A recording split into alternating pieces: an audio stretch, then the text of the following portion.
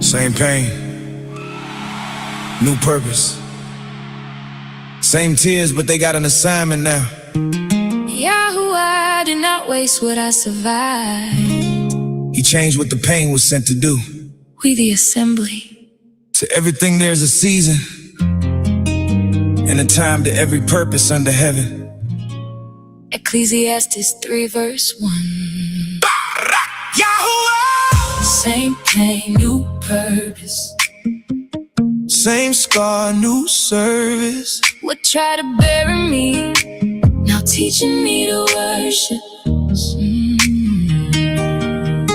Same rain, new harvest. Same night, new stars lit. YAHUAH turned my wound into proof he never departed. same pain. New purpose. We the assembly, still here. I still remember that room with the blinds half closed. Same old hoodie, same weight in my soul. Phone kept quiet, pride spoke loud. Smile on my face, but I was breaking in the crowd. I used to pray then panic right after. I used to laugh just to hide was shattered. Same memory, tried to loop that track, but your YAHUAH stepped in and spoke life back. Pain did not leave and learn a new lane. Tears did not stop to stop sounding the same. We used to pull me down when the night got deep. Now wakes up, compassion when somebody else weeps. YAHUAH! Use what I've been through. No, not every ache is an ending. Not every tear is defeat. Some pain becomes a candle for the ones still in the street. Same pain, new purpose. Same scars, New service. would try to bury me. Now teaching me to worship.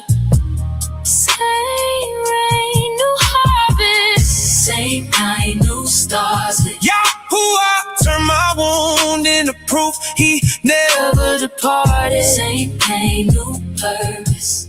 We the assembly. Still here. Psalm 80. You fed them with the bread of tears and gave them tears to drink in great measure. Turn us again, O YAHUAH of hosts. 'Cause your face to shine, and we shall be saved. Sometimes tears were the bread.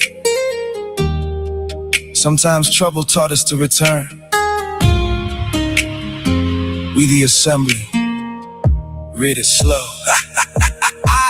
I ate that bread, I drank that cup. Days fell low, but you raised me up. Same tears on the pillow, different truth in the drop. Same storm in the window, but your hand would not stop. I thought I was delayed, but I was getting prepared. I thought I was buried, but you planted me there. I thought I was punished, but you showed me the root. Now I don't hide from the rain when the water's the fruit. Same rejection made me gentle with the lonely. Same correction made me real, not phony. Same closed door made my knees touch floor. Same empty season made me hunger for more. More truth, More mercy, more YAHUAH. more purpose. Sirach 2. Whatsoever's brought upon thee, take cheerfully, and be patient when thou art changed to a lower state. For gold is tried in the fire, and acceptable men in the furnace of adversity. Believe in him. And he will help thee. YAHUAH! Help me carry purpose right. I don't curse the season, I ask what it came to teach. I don't worship pain, I let pain point me to peace. I don't call on my master, I don't call to scar my name. I call YAHUAH faithful, same heart, but not the same. What hurt me now humbles me. What cut me now covers me. What broke me made room to see. Your hand was still over me. Same pain, but it prayed different. same tears, But they fall clean. same loss, But it gave vision. same night, But it built dreams. same fire, But I walk wiser. same valley, But I walk deeper. same bruise, But I love softer. same story. But YAHUAH the keeper. Same pain, new purpose. Still learning, Still healing. still healing. Can I get YAHUAH? If the pain got purpose, Oh YAHUAH. if the tears still worship, Type still here. if the night could not close you. We the assembly. Same pain, New purpose. same pain. Same pain, new purpose. Same scar, new service. What try to bury me, now teaching me to work. Same brain, new heart. Same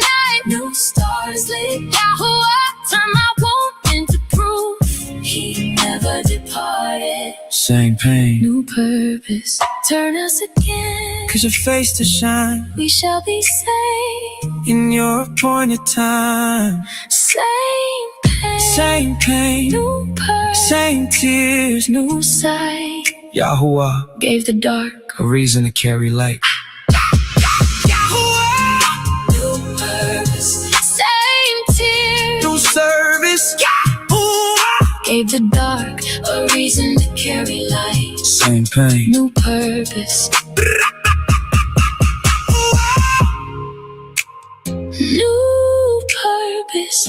same tears. New service. YAHUAH gave the dark A reason to carry light. Same pain, new purpose. same tears. New service. Barak Yahuwah, Shabbat Shalom, Myshpaka. I hope Marilyn don't pop in, because if Marilyn pop in right now, I told her, I texted her, I was like, sis, I'm getting started a little early. I'm a little excited. I just want to, I can't wait to study. If she pop in right now, y'all might actually see her pop in. Sis, if you watching, you might want to hold off. Just let you know, get your heads up. Barak Yahuwah.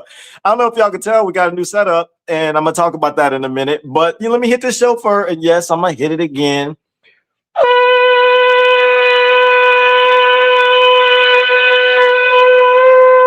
Shabbat Shalom again, Myshpaka. We're going to get back to some music real quick. If you are new, for the first 30 minutes, we usually hang out, just chill. It's like community lobby. So everybody kind of cracks jokes. They greet each other. They tag their friends. They share the live. And if you're new, if you find value today, would you consider sharing? You don't have to share, but would you consider sharing? Just a small ask. But if not, that's cool. We're just happy that you're here. And if you're watching on replay, you can always just fast forward until we get to the study. But we're going to kick it for a little bit. I did start a little early. So right now, according to my clock, it is 12:54. So we got a little bit. So I'm not only going to play some of these songs that I do have in our new player, but also I'm going to show y'all what the new app is going to kind of be having. Yes, you guys are getting a little small sneak preview. I don't know if you could tell. Just take a good look at it, and you can see what's coming for you. Barak Yahuwah. Barak Yahuwah.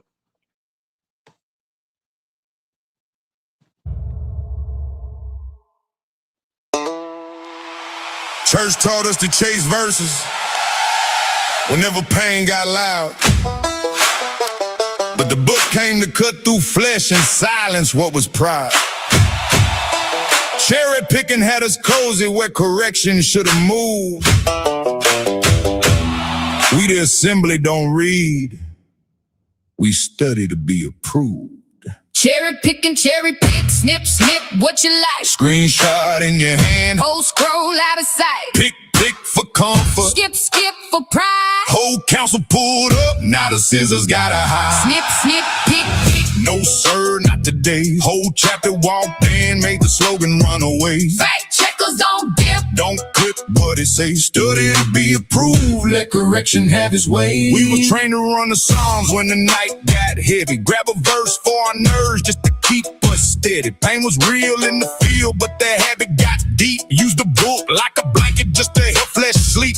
Open Proverbs for wisdom, but we skipped over fear. Called it life instructions, but the covenant was clear. This ain't self-help paper, this the king on his throne. YAHUAH story and judgment his people. His home, Sunday after Sunday. Pep talk in the room. Better me, better money, better life real soon. But where was repentance? Where the warnings and facts? Where the whole scroll bleeding with covenant tracks? We learned to crop the text, then called it belief. Made comfort our teacher, made feelings our priest. Fact checker. Study the witness. Don't crop the business. We the assembly, we studied book. Matthew 15, verses 8 through 9. This people draweth nigh unto me with their mouth, and honoreth me with their lips, but their heart is far from me. In vain they do worship me, teaching for doctrines the commandments of men. Hypocrites using book to fit you. We the assembly, We don't read.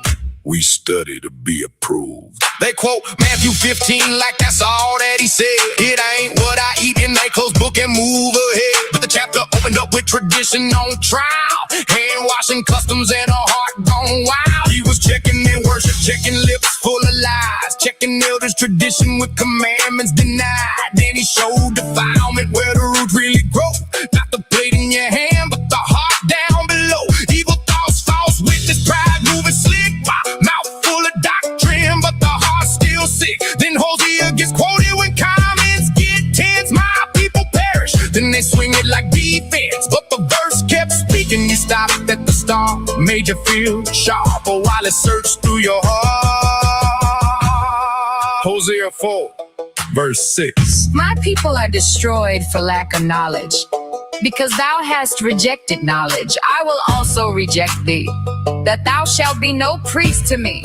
Seeing thou hast forgotten the law of thy YAHUAH, I will also forget thy children. So-called woke Hebrews. Yes!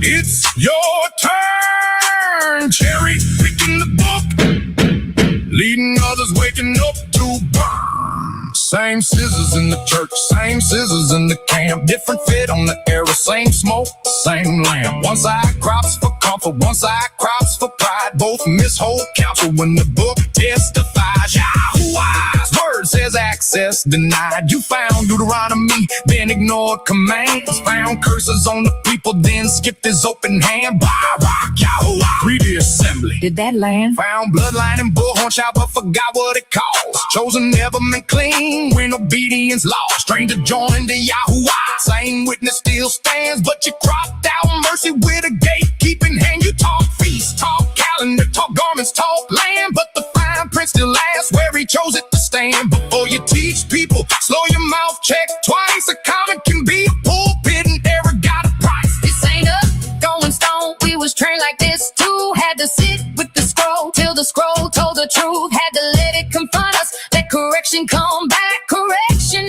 ain't hatred, rebuke ain't attack. If YAHUAH sent warning, then mercy came attached. He don't cut just to kill us, he cuts so we come back.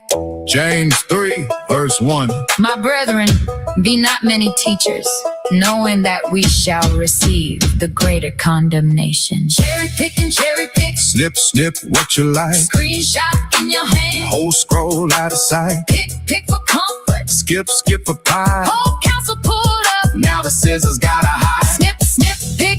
No, sir. Not today. Whole chapter walked in. Made the slogan run away. Fact checker, Don't dip. Don't clip what he say. Study to be approved. Let correction have its way. If this made you study deeper. Say it, YAHUAH. If this made you check the witness. Drop fact checkers. We the assembly. We don't crop the witness. Cherry picking. The whole witness still testifies. Study it again. YAHUAH. Myshpaka, I am so excited. Marilyn's not here yet, so I started early on her, so it's not her fault. It's not her fault. So there she goes. She here. Sis, I'll just give you a heads up because I didn't want you to pop in and it'll throw you up on the stage. I'm sure you can. I'll turn this off because I know y'all see this little player at the end, right here, where it's showing all the comments and stuff. One time I had that, and at the end of that live, Marilyn, she didn't really fuss me out, but she was like, yo, I hate that. I don't like that. Turn that thing on. Don't use that. Like, when she ain't here, and I'm using that. But once she get in, I turn it off because I don't want her to fuss at me. Let me see. I see you smiling, sis. But Marilyn here, so good. I ain't got to worry about all that. Barak YAHUAH. Shabbat Shalum, Myshpaka. Look. We're going to play a little bit more music, but I wanted to kind of show y'all some stuff. I don't know if y'all can tell we got a new music player, right? But there's going to be some really cool stuff coming soon. I'm not going to tell you, I'm not going to give you a definitive date, okay? But I'm going to let you peek at a few things that's coming soon to the Myshpaka. And I'm just really, really excited, not only for this, I feel like we're about to create a new study experience for everyone. So I'm just going to take a small detour, and then we'll get back to some music for a little bit. Is that cool? If that's cool, in the comments, can y'all put that's cool? Just let me know if that's cool. That's cool. Clearly, y'all know that that you know that we the assembly, we make music. Okay, so I didn't even realize that I was creating this by mistake. I didn't realize, but put it this way.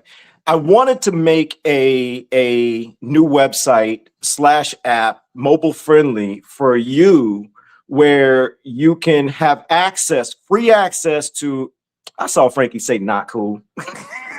It's always Aki. Anyways, squirrel, where you have access to all the traditional 66 books, not to mention the Apocrypha books and any ancient text that we come across, and we restore it. And in my mind, it's like Yahuwah put it in my ruach for that person that always says, I'm sorry, I'm just gonna be straight with you. Well, I don't have the money to pay for all that this hallelujah, this just costs too much. 7 costs too much. I ain't got no money to pay for this, and I ain't got no money to pay for that. Nope. Zip it. You got it. It's free. It's free. If you got a phone and you got internet, you got access. Zip it and start studying. That was in my heart. Like, I saw that person in mind, and I saw everybody else that's not complaining about their finances, spell casting, and keeping themselves there. I love you. The reason why I said that, Myshpaka, hear me. When you turn around and you say stuff like you don't have enough, you putting that out in the world, which means you won't ever have enough. Can I get a Barak Yahuwah if that hit? So if you want that to change, you need to stop speaking poverty onto yourself and start speaking, I trust Yahuwah to provide. I trust Yahuwah to make sure that I can have access to all the scriptures at one point. I trust Yahuwah that he'll take care of said situation, right? We're going to learn a little bit about that today in today's study, right? Let's keep going. So I thought about that, right? And then I was like, we make music, and I was making these albums, and I'm like, wait a minute, why don't we just make all the music free? You know what I'm saying? And then we make some things access, like special access, as a donation base. And it's not major money, like $7 a month type thing, like small little thing. But I wanted to make sure that it was like more value to you. Anything that would be like monetary towards the platform would only be helping us, supporting us grow. But I wanted to make you feel as if we stealing too much, we taking too much, because it's all this is free, and they doing all this. Like, I see everybody putting free 99. I love it. I think I saw Tori started first. We'll give Cornbread. We'll get y'all. Tori's nickname is Cornbread. Cornbread.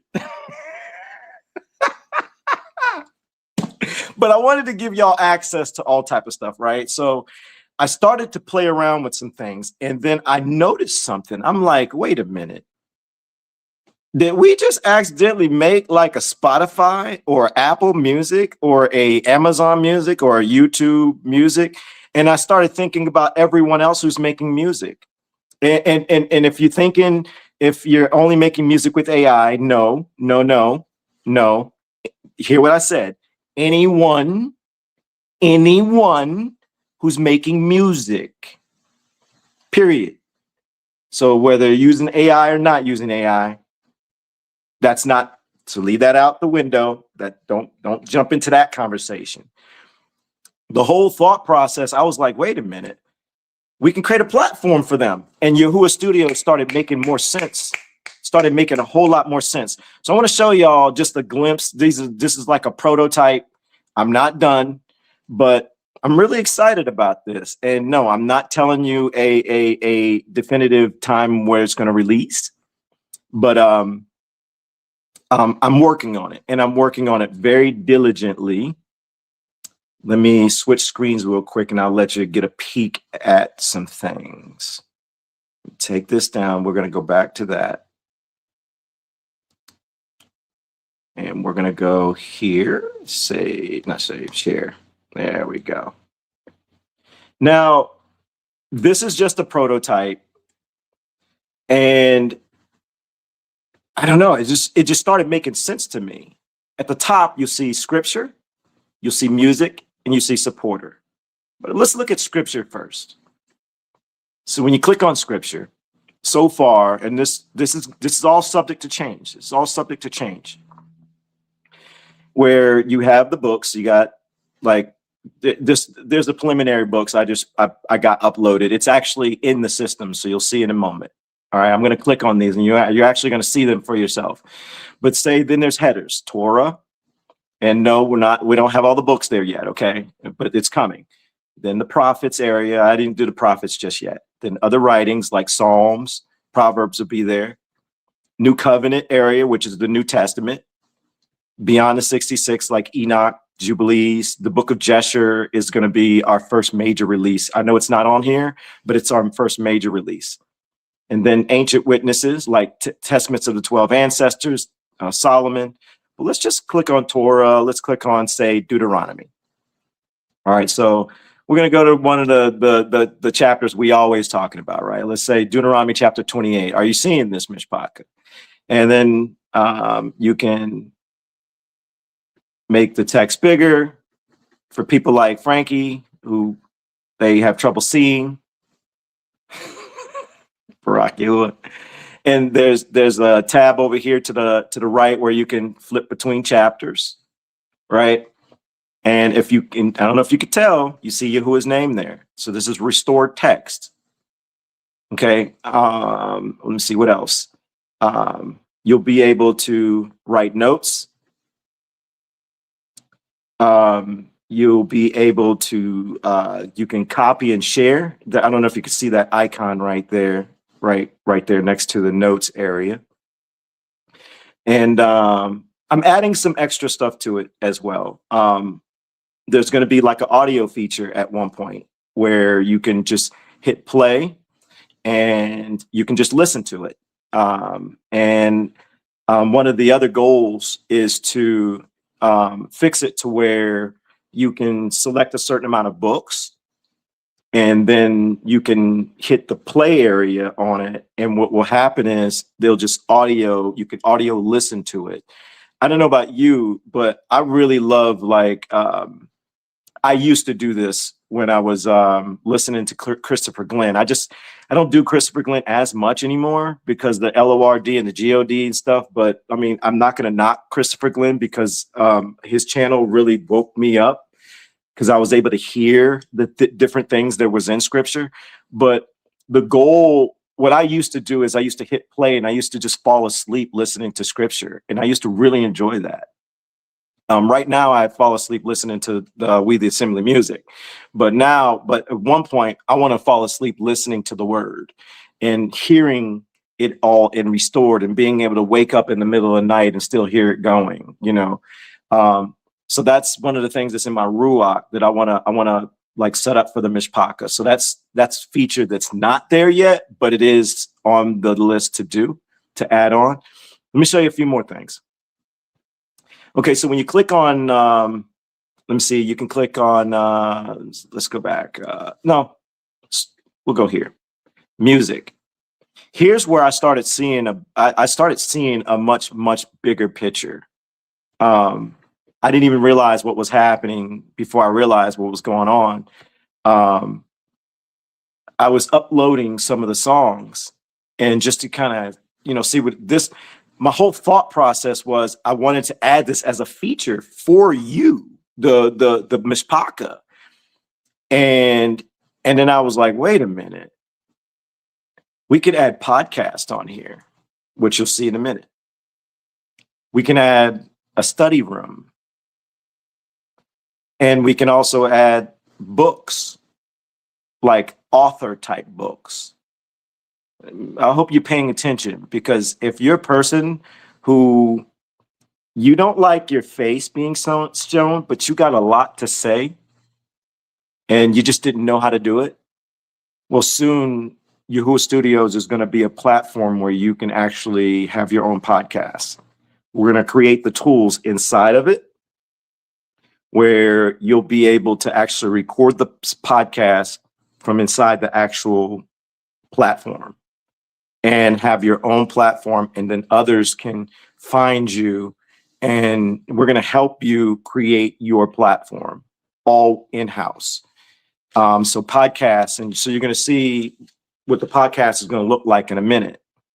Then audiobooks. So if you're a person like Marilyn, shout out to Sis, she actually is writing a book. So if you're an author, if you're a type of person, you're like, I've always wanted to kind of write a book. As long as it's like YAHUAH based, that's one of the things. Like all of this is going to be like locked down to YAHUAH, Yahusha, no Yahwehs. It's like there's going to be a vetting process. So none of the Hellenized, paganized names are going to be allowed on this platform. Just throwing that out there. And with the podcast and everything else, people will be able to speak freely. So we're not gonna gatekeep someone's belief on something. So let me be very clear what that looks like. Okay. Everybody, if you got your books, meet me in Deuteronomy chapter 16, please. Deuteronomy chapter 16. Let me know in the comments when you were there. Oh, passed it. Leviticus, Numbers, Deuteronomy chapter 16. I'm in 12. All right. Let me know in the comments when you're there. So we are not going to gatekeep topics, subjects, and things that people want to talk about. But what we will do, we will gatekeep the name. We're going to gatekeep certain things, but we won't hush you up if we don't see eye to eye on things. The reason why is because not everybody is going to see what we see. And we got to be okay with that. That's a way of saying we're not here for discord. We're here for learning. And if someone feels like they can learn from someone else that's showing something different than We the Assembly, and someone else wants to use YAHUAH Studios platform, like a YouTube, like a Facebook, like an Instagram, to share whatever they're learning, we're not going to block them from doing so. But let me give you an example on what we've learned here, and then let me explain why, and then what another person may have to say, and we won't stop them from saying this. I'm just trying to be very clear. I'm trying to be very transparent, and then I'll show you what the music looks like on that one page. So Deuteronomy chapter 16. Well, let's start at verse 5, Myshpaka. Verse 5. You are not allowed to slaughter the Passover within any of your gates, which YAHUAH, your YAHUAH, gives you. Okay, so verse 5, what does it say? What did verse 5 just say? It just said that YAHUAH is going to give you a gate. He's going to give you a land. He's going to put you somewhere. Right now, we're in captivity. Right now, we're in exile. Right now, we're not in the land. And he says in verse 5, you are not allowed to slaughter the Passover within any of your gates. We at We the Assembly, we see the fine print there, and we choose not to ignore it. We choose to see that it's tied to the land. Let's keep going a little. Let's do verse 6, and then I'll move on. But at the place where YAHUAH, your YAHUAH, chooses to make his name dwell, there you slaughter the Passover in the evening at the going down of the sun at the appointed time you came out of Mitzrayim. So what did he just say? The fine print, he just said, in my land where my name dwells, where I choose, is what he said. So in the West, We're not in that land.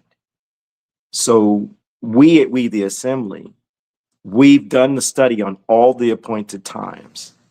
And we actually did a deep dive study on the calendar and all the appointed times. And here's what we've realized. We've realized, number one, the laws are not done away with.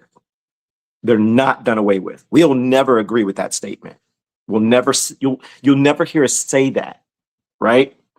But here's what we will say. We will say that his commands are tied to the laws. His commands are the rules, the pieces that go alongside that the law. So that's a command. So the law is the Passover itself. The law is the Passover. The command, well, let's look at the rules. The command is, so he commanded, you are not allowed to slaughter the Passover within your gates, which YAHUAH gives you.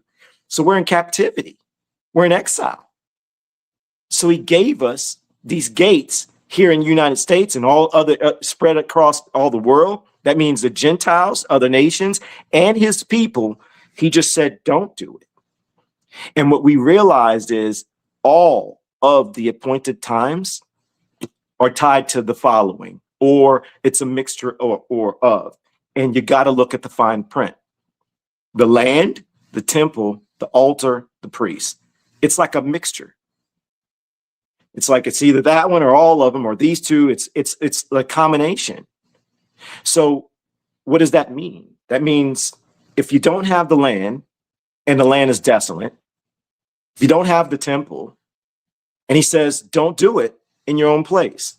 And in that study, what we noticed was even Yahushua, who the world calls Jesus, Yahushua traveled to Jerusalem, which the world calls Jerusalem, traveled to those appointed times, to the city during those appointed times. So a person cannot say, hey, we're in Yahushua now. Okay, if you're in Yahushua, then Yahushua says, can y'all meet me in Revelation chapter 22? Are we getting value already? We didn't even get started, Myshpaka. Are we getting value already? If you're new, I'm curious if you're getting value, if this is making sense. I want to know if you're new, am I moving too fast for you? Let me know, because I don't want to confuse you. I don't want to confuse you. And if you're OG and you're like, yo, this we locked in. We locked in. Just let me know if we got value, if we locked in. So Revelation 22, let me know in the comments when you're there. Let's go to Revelation. So if you're a person that says, we're in Yahushua, if you turn around and you sound like this, Yahushua died on the stake for, Myshpaka, new Myshpaka, he did not die on a cross. He died on a tree. It was a stake. Okay. Don't get lost in the sauce. But if you doing that traditional church talk and you sound like this, he died for my sins. He died so I could do this. He died. No, stop. You sounding real churchy like right now. And we came out the church. Well, let's see what Yahushua says. Okay. If that's the case, then we're going to go on what he says, because his actions and his words matched. His actions and his words matched. So in Revelation chapter 22, we're going to start at verse 12. And see, I am coming speedily, and my reward is with me, to give to each according to what? His works. His works. That's Yahushua's words. So he's saying, yo, there's some things you actually have to do. Your works, how you carry yourself, the things you act, how you do things. Let's keep going. Verse 13. I am the Alpha and the Omega, the beginning and the end, and the first and the last. Verse 14. Baruch means blessed in Hebrew. Baruch, so blessed are those doing his what? Can you put it in the comments? What does yours say? I saw a lot of people said that y'all there. So your books is open. What does yours say? In that spot where it says, Baruch are those doing his, y'all put in the comments, what does your book say? In Revelation chapter 22, verse 14, what does it say? Before I say it, I want to see what y'all say. I want to see what yours say. What does your version say? Commands, new Myshpaka. Look, I didn't say the word. They're dropping the word. Commandments, command. So it says, let's read it again. Barak, so blessed are those doing his commands, so that the authority shall be theirs unto the tree of life, and to enter through the gates into the city. He just said simply this: follow the commands of YAHUAH. Follow his commands so you can gain access, so you can have authority to the tree of life when New Jerusalem comes. There's no going to heaven, there's no going to hell, there's rest, there's sleep. So when you die, you get rest. There's nothing in this book that says go up and go down. Your pastor has lied to you. By the way, remix of that coming out soon. The country version is lit. That's a whole nother story.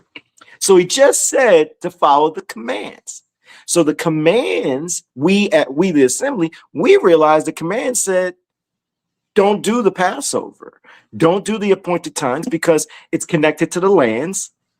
It's connected to the altars. It's connected to the temples. So right now, so what do we do? Well, I'm starting to study this, and I'm going to be doing a big study on Daniel. We're going to run through the book of Daniel. Daniel's just like us. Daniel was a child when he got put in captivity, in exile. We were born into exile. And Daniel acknowledged the confusion of faces. Daniel accepted the fact that everything was gone. The book of Daniel, he's a forefather. In the book nonstop, Yahushua, who the world calls Jesus, he says that we're supposed to follow the ways of old. He says to learn from the forefathers. Yet the traditional church teaches us to stay New Testament. But he also says learn from the forefathers. So Daniel is a forefather. So what do? We learn from him. And we see that Daniel didn't do not one appointed time. He didn't do the Passover in his backyard. He didn't run to Target or Walmart or Kroger to get a lamb or a steak. He didn't do any of those things. He adjusted his heart. He mourned for the people, and he begged YAHUAH for mercy. And he fasted, he prayed, he fasted, he wept, he mourned.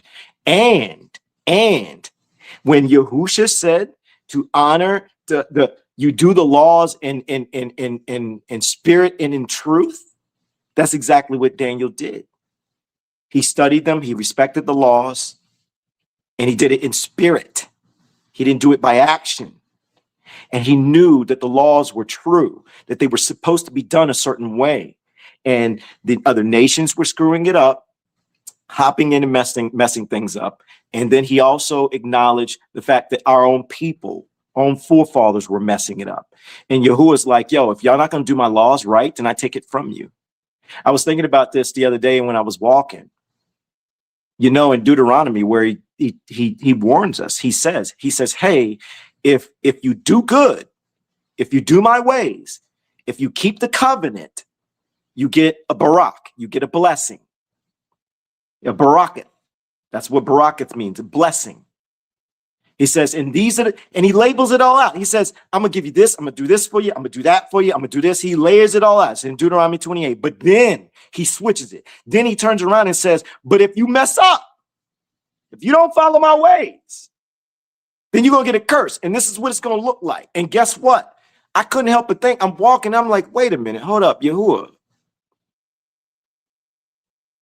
You pretty much, no, not pretty much. You said, you were telling them at that time frame, if you do well, then I'm going to do these things good for you. If you mess up and you break our covenant, then I'm going to do this. The covenant was broken. We got to stop acting like we in the covenant right now. No, the covenant is broken right now. Yahuwah got a trust issue with all of us. It's a trust issue. The covenant can be fixed. And if you're talking about he made a new covenant, that covenant is still in effect. And if you say the new covenant is with Yahusha, we just read what Yahusha just said.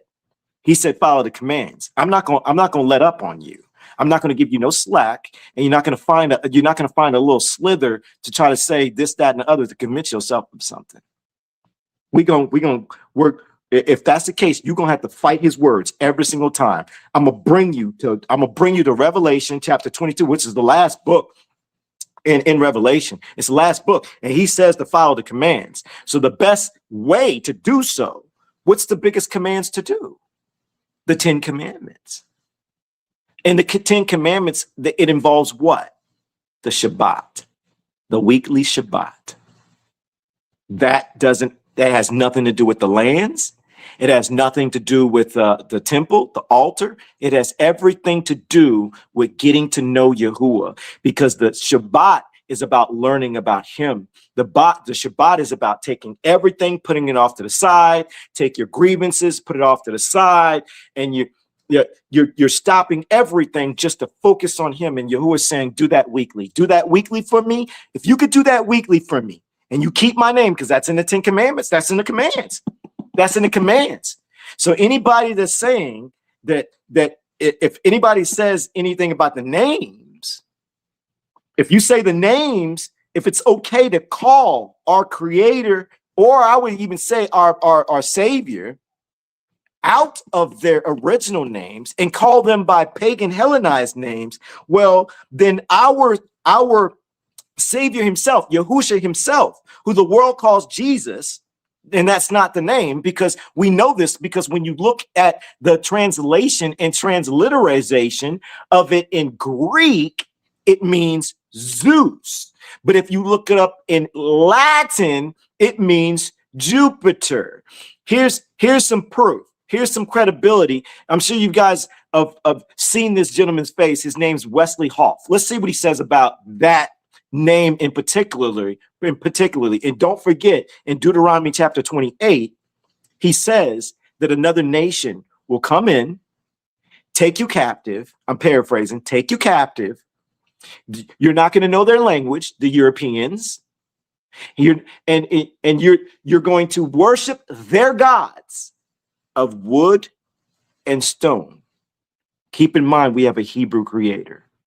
He's not Greek and he's not Latin. The modern English adopted the J for the Latin I's in the 16th and 17th century. So by the time we get to the early modern English Bibles, like the King James, the Latin Iesu, in its nominative and vocative forms, from the Greek Iesus, includes the J as Jesus. Iesus does not mean hail Zeus. The word for hail in ancient Greek is haladza. The name Zeus is a noun that in Greek has an irregular declension. The god we call Zeus in antiquity was called Zeus, but only in the nominative case, and a version of Dios in the genitive, dative, and accusative forms. In Latin, his name was Jupiter.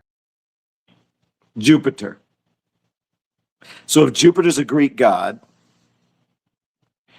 and a Latin version of it, it's not hail Zeus. It's just straight up Zeus.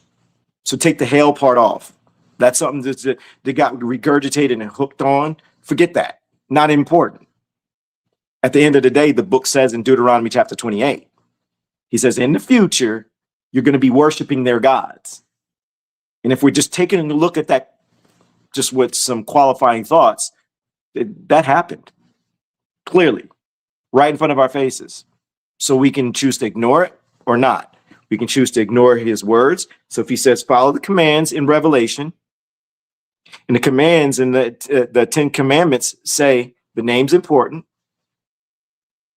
right? The commands also say do the Shabbat. It says do not lie. We're going to talk about that in a minute. That do not lie, do not steal, do not kill.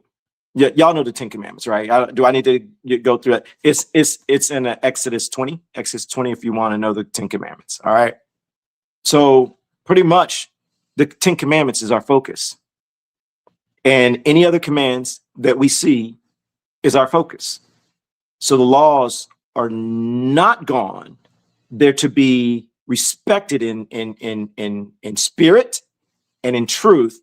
And YAHUAH says he's going to fix it all, not us. So the calendar's all screwed up. No calendar's right. The book of Jubilees said all the calendars, they'll lose their way and they'll never find it again. So anyone who tells you that the calendar system is good, that they figured it out, they're being deceived. Because you can't go up against your creator when your creator says in Jubilees that the calendar is going to be gone. Was that chapter 6? I'll read it for you because I know some people don't have it. And by the way, Myshpaka, we haven't started our study yet. We're just getting warmed up. I'm taking my time. We're having some fun. We having fun, Myshpaka? We having fun? I just want to make sure this is all landing. I want to make sure everybody, I know we came here for David and pray like the forefather. We're going to get into the deep dive, but because I'm just vibing. I'm just vibing. We just enjoying this. All right. I hope I hope it is all good. Let's keep going. Let's see here. Let's start at verse. This is Jubilees chapter 6. And you shall command the children of Yasharal. He's talking to Moses. And you shall command the children of Yasharal that they shall observe the years according to this reckoning. 364 days, not 65. So the Gregorian calendar out. So for all the people that you say the Gregorian calendar is wrong, we know this already. Please stay out the comments. I said it for you. Don't be the smartest in the room. All right. Right now, can I just have it? Let the book speak. We already got that. There's always somebody they always gotta drop it they gotta be seen. Don't be that person. I'm in that mood today. Barak YAHUAH. These shall constitute the complete year. So 364 days is what we're supposed to be by. So if we've been doing 365 for how long, how many generations, you already know it's thrown off, right? Okay, so wait, let's keep going. Watch what it says. It says, and they shall not disturb this. Excuse me. And they shall not disturb its time from its days and from its festivals. For all shall fall out in them according to their witness, and they shall not leave out any day nor disturb any festivals. Verse 33. But if they neglect and do not observe them according to his what? Command. It says command.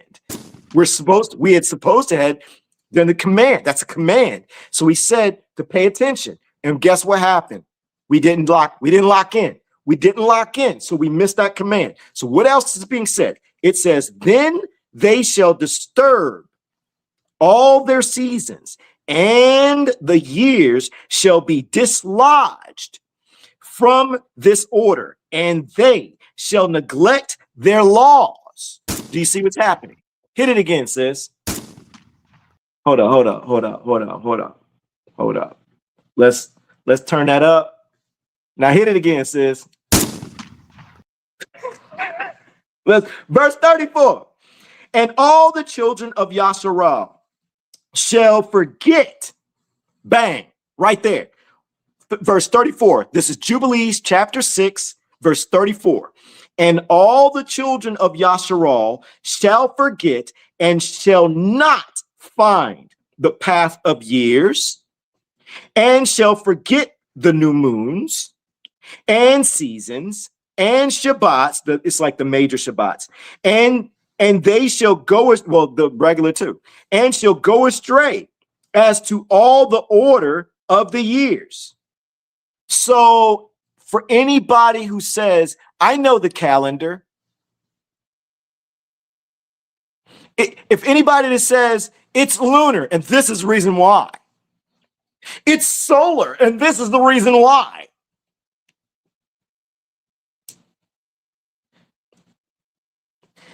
and all the children of Yasharal shall forget, were you that one anonymously? You were that one person that didn't forget? You were able to figure it out? So our Creator says that everyone will forget, but apparently you figured it out. Okay, wait. But it also says, and shall not find the path of years. So wait a minute. So our Creator says in the book that the information will be lost. So for you, that person or a person that you see that says, I figured it out, here's the formula. Well, you know, see the moon, when it's this size and it shows this and it's curved like this and it's blocked out like that, and then the appointed times and the seasons, and then you got to go to Leviticus, and then you got to skip over here to Deuteronomy, then you got to hop, jump, and do a circle and a dive over here to Jubilees. Apparently that formula, they figured it out. Is this hitting? Is this hitting? Let's keep going. 35. For I know, and from this time on, I shall declare it to you, and it is not of my own devising. So Yahuwah said, yo, it's not my fault. It's not my fault. I didn't do it. They did it. No, they didn't listen. Those stiff-necked people, they're not going to listen. They're not going to listen, Moses, is what he's saying. For the book is written before me. He says, yo, I already got this written down. I already know what's going to pop off. I'm ahead of them. What up, Jay Wise? And on the tablets of the Shamayim, that means heavens, the division of days is ordained. He's like, yo, on the tablets up here where we at, it's already locked down. We already know what's up. Them down there, they don't know jack. Let's keep going. Lest they forget the festivals of the covenant and walk according to the festivals of what? The Gentiles. What? Let's read that part again. Lest they forget the festivals of the covenant and walk according to the festivals of the Gentiles after their straying and after their what? Their ignorance. Wait, can y'all do me a favor? Write down Jubilees, chapter 6. Matt, put it in the comments. Jubilees, chapter 6, verse 35. Jubilees, chapter 6, verse 35. Why? What? I'm going to read that one more time. We're going to take a small deep tour and we're going to come back. Lest they forget the festivals of the covenant and walk according to the festivals of the Gentiles after their straying and after their ignorance. Wait. I'm going to keep going, but we're going to take a deep. No, you know what? Hold on.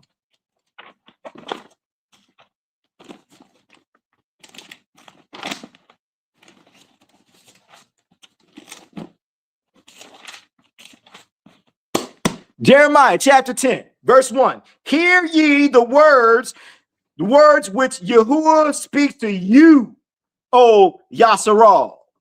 So we're going to say you, all the people, you know that you the descendants in other nations too. Because listen up, listen to what he says.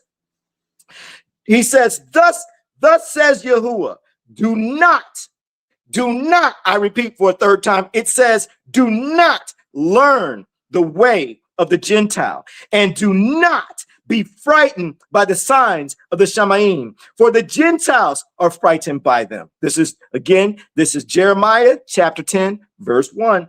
For the prescribed customs of these people are worthless. Your version may say in vain. They worship in vain. Their customs are vain, is what it says. Probably in your version.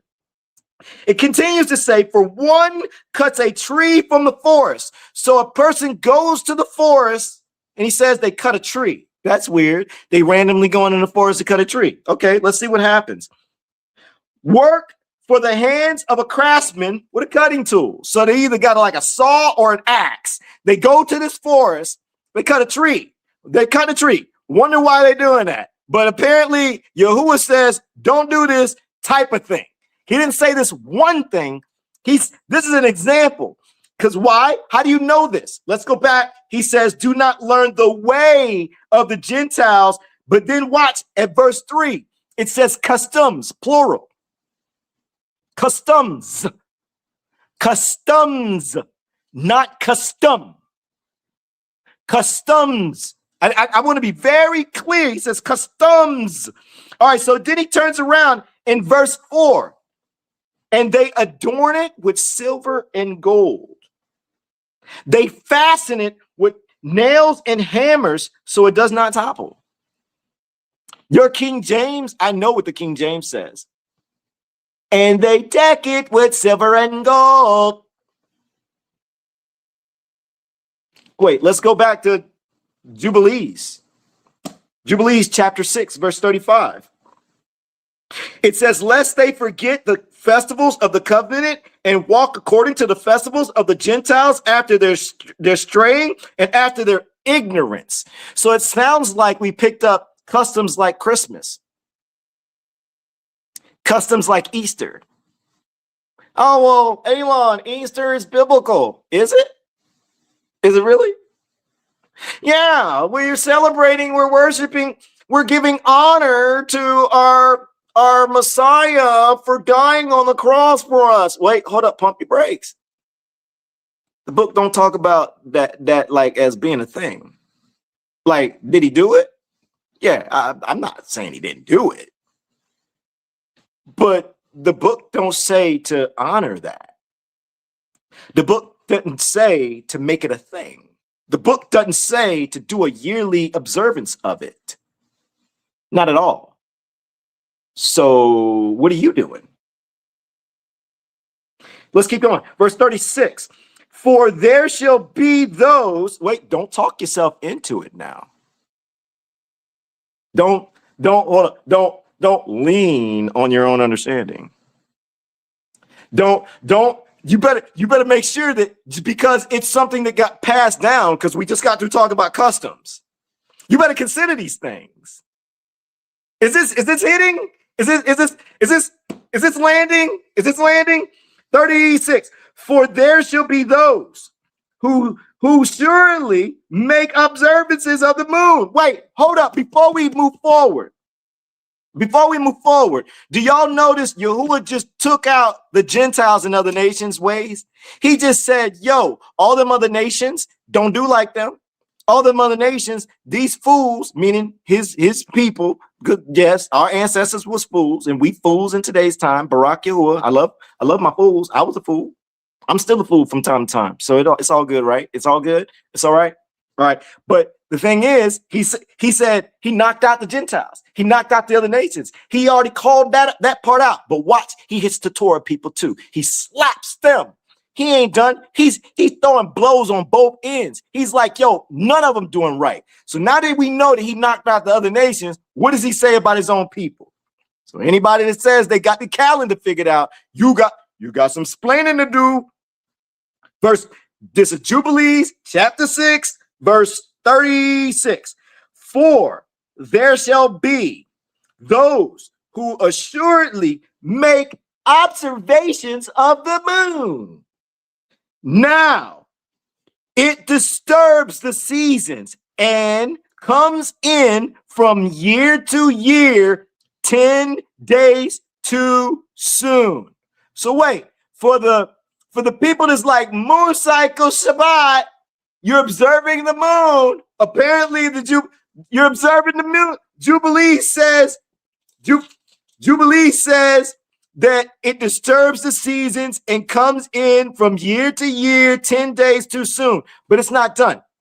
It also says, for this reason, the years shall come upon them when they shall disturb the order and make an abominable,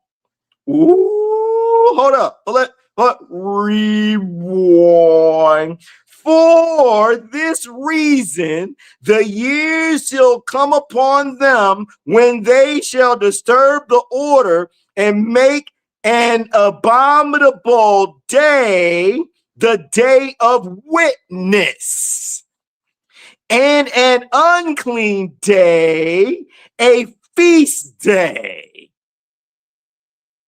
And they shall confuse all the days. The Kodesh means holy, with the unclean. So they're going to confuse the clean days with unclean days. They're going to throw it off. It's going to flip-flop. And it goes on to say, for they shall go astray as to the months and Shabbats and festivals and jubilees. So wait.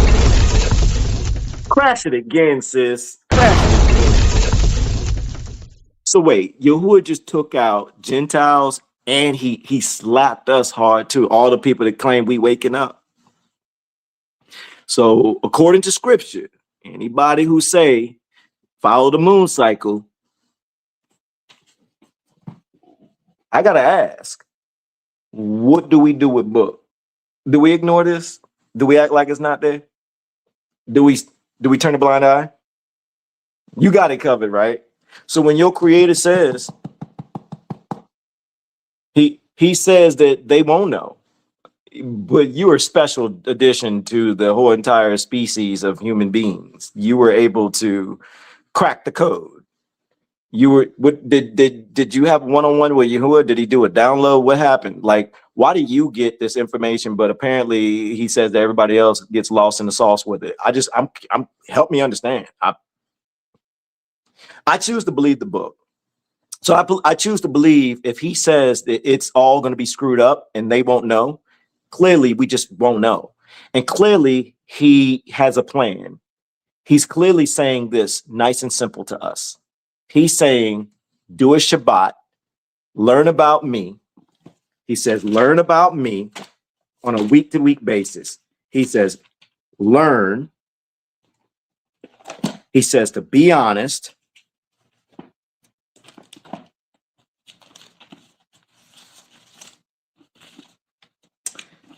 He wants us to learn about him, just like Daniel did.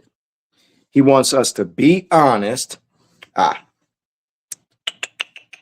Where is it? Is it chapter 6? Bang. Hosea. Listen to how he says this.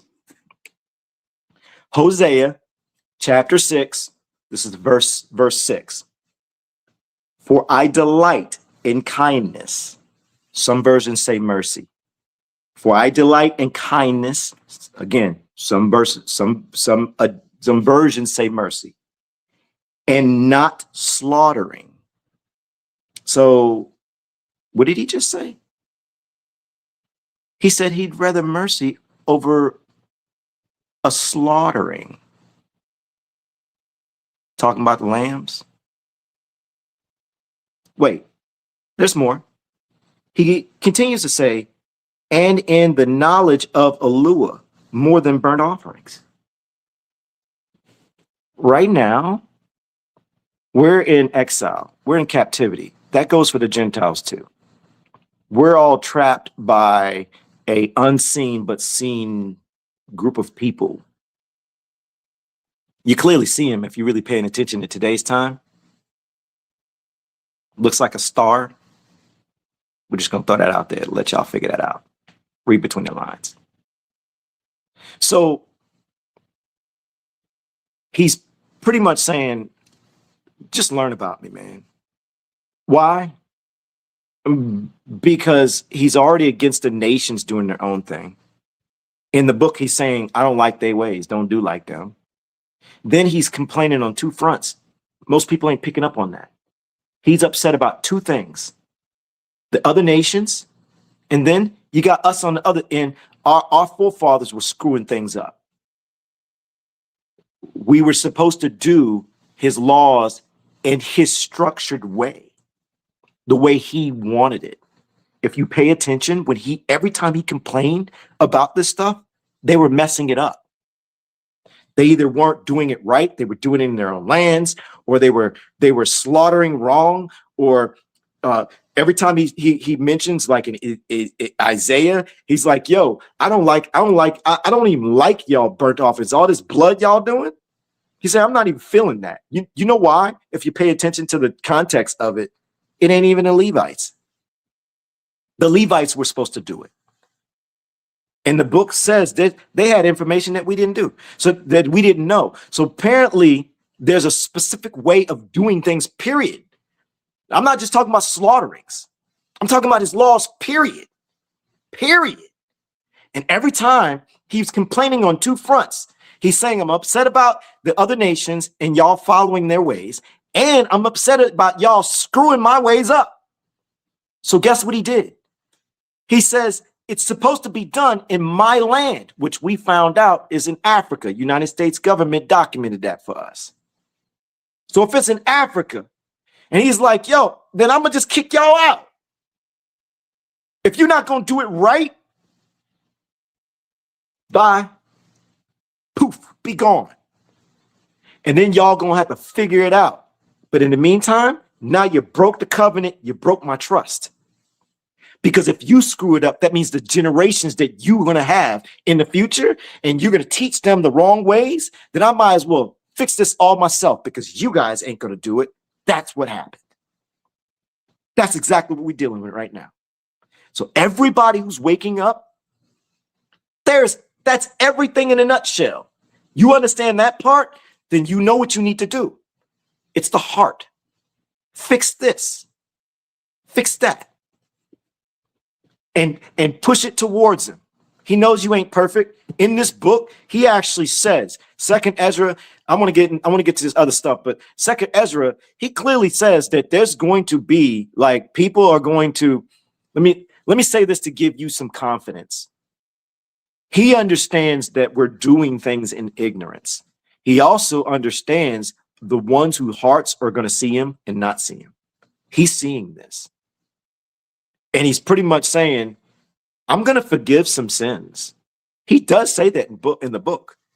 He's going to forgive some sins. What sins? I don't know. I can't call it. But I do know that we can't lax up. We can't use that as a crutch and be like, oh, well, I can indulge. No, you can't. He sees that. You better fight for the best version of yourself of what he's saying in this book. And yes, there are contradictions. Yes, there are walls that you're going to hit. That's where you got to slow down because he says he's going to teach us. And I'm in PALAL just in the beginning of this whole entire live. I just went on a complete squirrel. I'm in PALAL that you realize he teaches us through this book. Did you just see me go from book to book to book to book to book to book to book to book to book to book to book to book? He taught me this. Church didn't teach me this. He didn't even just teach me. I ain't the only one. He taught some of the Myshpaka in here too. I'm just over here giving some validation or I am checking the boxes that some of the Myshpaka already figured out. They already saw this stuff. They come across this profile and they're like, whoa, hold up. He saw it too? They see it too? Wait, is this my family? This where I'm supposed to be? Because I see that too. You're not alone, Myshpaka. You're not alone. Okay, so I squirreled. I originally was saying that this right here, pull it out, which I'm about to show you a little bit more detail. We're not going to gatekeep that type of information. What we learned here in We the Assembly is those type of things. And we're gonna keep sharing that message and anything else that falls in line with that. Now, if anybody else, once we do release all this and they want to use the YAHUAH Studios platform and say they disagree with the calendar, say they pushing calendar, cool, we're not gonna get in your way. We're not gonna stop you. We're not gonna hush you up. We're not gonna do none of that. But we're gonna make sure we sharing it. Just know the book says that anybody, and this includes the comments, I've went on record with saying this, you better be humbled to, or be okay with being humbled by book. And you better be okay with taking some time, slowing down, and reconsidering positions and reconsidering things and not rushing so fast into just believing everything. The reason why is because when you turn around, even in the comments, and you tell somebody this is that and the other, you're stepping in teacher area. And the book says that you will be held accountable at a higher level than that person's just trying to seek him and just looking for information. They're not trying to share like we sharing. They're not trying to be a comment warrior. They just want truth and they just want to be in alignment with our creator. And that's a great place to be. It's less pressure. I'm being honest. But as soon as you get in those comments or you got a platform and you speak in a certain way, you're not slowing down and you're not really taking a look at book and sitting uncomfortable in some of it. Just know if you're wrong and you ignore these things, you will be accountable for that. He's not going to let that slide. He says that in the book. I just want to, that's me trying to, I don't know if it's a warning. I know where I'm sitting myself. I know that everything that I do, everything I say, everything I share on this platform, I got to be very careful. And I got to be okay with coming back and saying, egg on face, I made a mistake and I need to share and I need to fix it. My heart has already realized humility. You gotta be humble to this book, and you gotta be humble to learning every single day. Because if you get so stuck and this is what it is, and you teaching people this, that, and the other, and you will not get out of your comfort zone, especially when this book is telling you. Like, let me throw this out here one more time. For example, the Book of Jubilees. If you're a person that you say you believe in the Apocrypha books, if you say the Apocrypha books neat, they're important, and you talking moon cycle is good, Jubilees just contradicted you and didn't do it softly. Jubilees just punched you straight in the moon cycle gut. And if you're a person that says that the calendar, you got it figured out, your formula worked, you just said you know more than your creator, because your creator says no. Your creator says ain't nobody gonna figure it out in the future. It's gonna get lost. He's like Moses. It's gonna be gone, dude. They gonna go astray and they're gonna screw it all up. Then they're gonna follow these Gentiles and out of ignorance. That's what he said. I'm paraphrasing, right, Myshpaka? Am I paraphrasing right? Am I paraphrasing good? And then he turns around and he says, then Moses, what they gonna do is that my people, they gonna mess up and they gonna follow the moon cycle. It's gonna be 10 days off. And then they go, he is not playing. So if you're a person, you say you believe in the Apocrypha books and Jubilees is on your books of I follow, but yet you so confident, you got the moon cycle down, you got the calendar, you locked in, and then you telling everybody else the same thing.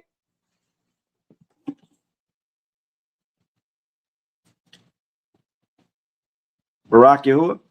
So I say all that because this platform is coming soon. And I'm not going to tell y'all exact date, but let me show y'all what the we ain't even got to our study yet, but it's going to be fun. Oh man, don't you like it when we ain't even start to study, but it feel like we already studied. We already started to study. Maryland done took the banner down. I thought, man, sis, I thought we were still in pregame. I was she laughing, y'all. I thought we were still in. You don't have to put it back up. What? She doing sign language. You about to text me, ain't you? Oh man, what you? Hold up. She about to text me. Oh, she trying to tell me something. All right. Well, look. While she do that, let me show y'all this real quick. All right, so what I started making this, and I didn't even realize like how dope this was getting. So let's just like click on this one, like fruit reveals the Ruach. Play.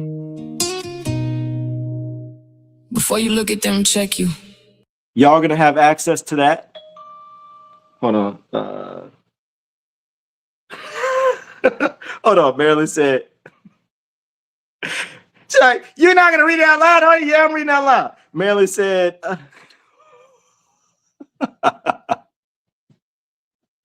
Marilyn said, we already an hour and 15 minutes in.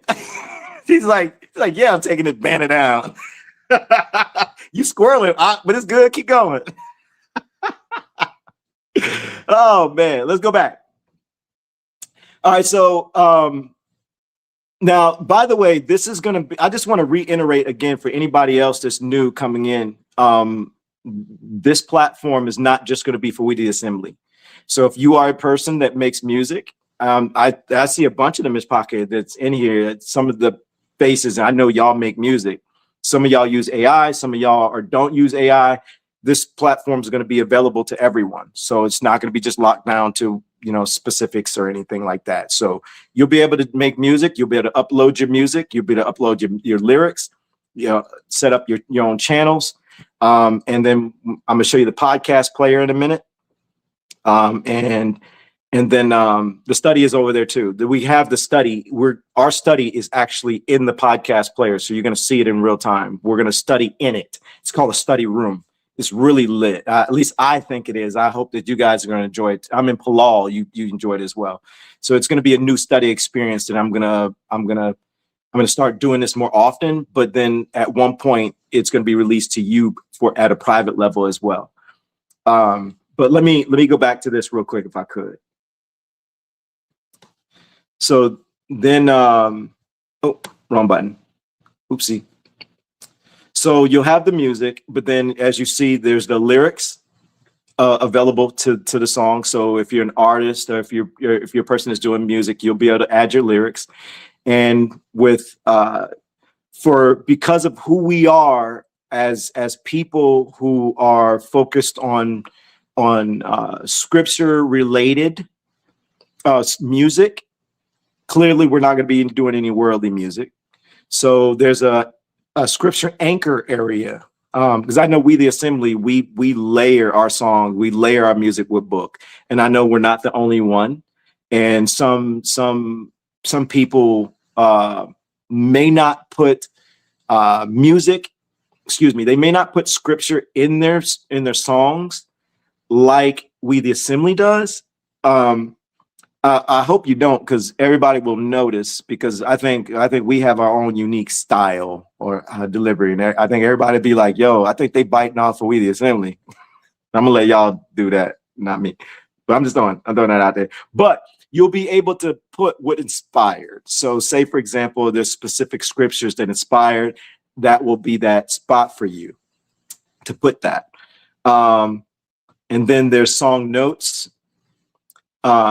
So there'll be like extra little stuff you'll be able to do. And with the lyrics, I'm also going to set it up to where when you hit play and you listen to the actual lyrics, that it highlights the words as it goes. And so that's just a few things that we're setting up. And Myshpaka, if you missed it earlier, we showed this area with scriptures. Now let me hop over to this other page, because this is where we're actually going to be studying today. I guess we won't be, Marilyn, we won't be hopping back into the music just yet. You the one that text me, it's like, oh, we're an hour and 10, 15 minutes in. You just like booing me. Y'all, I wish y'all had a boo button. Y'all could boo it back for me. Hold on, let me get it back. It's right there. I can let me get. Nope. As soon as I hit, I know she ready. Because if I hit boo, she gonna cut it off and she gonna hit me with something else. She did that last time. I saw you setting up, sis. Be like, I dated. Sis is like, yo, I'm deboing the soundboard. You ain't doing it, Elon. All right, but anyway, let's go back to this. All right, so this is gonna be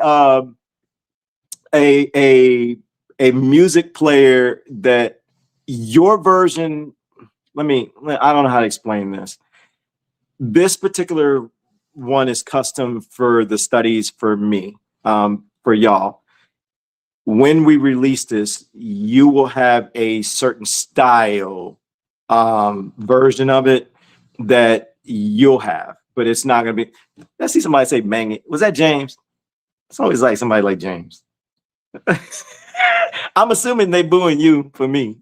They got my back. I don't know. Sherry, I see you, sis. But all right, so going back to this part, let me widen out the screen. Here's where it gets really fiery. I hope y'all really love this. All right, at the top left, you're going to have music, which again, your player is going to look different than this one, right? But it's going to be some similarities. But then you click on broadcast.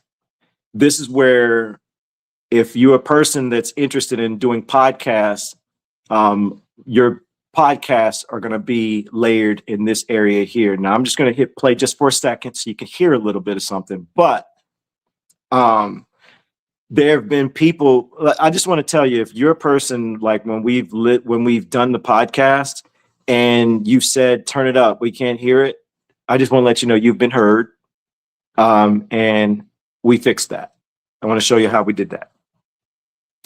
So let's widen this back out. And we're just going to tap on it just for a second. Imagine holding the power to end the life of the person who has relentlessly hunted you. All right, so I'm going to play it again, but I want you to pay attention to the bottom area here where it says normal, then boost, voice boost, and then broadcast boost. So this is for the people who need louder sound. And you also have your sound indicator here, so you can turn it and mute it completely, or you can level that sound. I mean, the person who ruined your reputation and drove you into the wilderness. Right. The knife is in your hand. The target is completely vulnerable, asleep right at your feet. Your closest allies are whispering that this is justice. They are saying, that this moment is a mandate to take back your life. So, I mean, PALAL, you noticed the jump between the volume. All right, so that was for y'all. So the people who've mentioned about the volume, we heard you and we made that adjustment for you. I hope that was good. Now, if you go look back at the top where it says study, once you hit study, now here's where it gets really fascinating, Myshpaka. Now, we're going to be in this area today. The podcast player becomes a smaller podcast player. If you notice, there's a speed area. So you'll be able to go between the speeds. So let's start this over just to show you. We're gonna play this later. Imagine holding the power to end the life of the person who has relentlessly hunted you. I mean, the person who ruined your reputation and drove you into the wilderness. Right. The knife. All right, so you have that. Now, when you click on watch, the podcast player's waiting at the bottom right here, but you can actually play the video, which we're going to play in a minute. When you are slandered, betrayed, or hunted.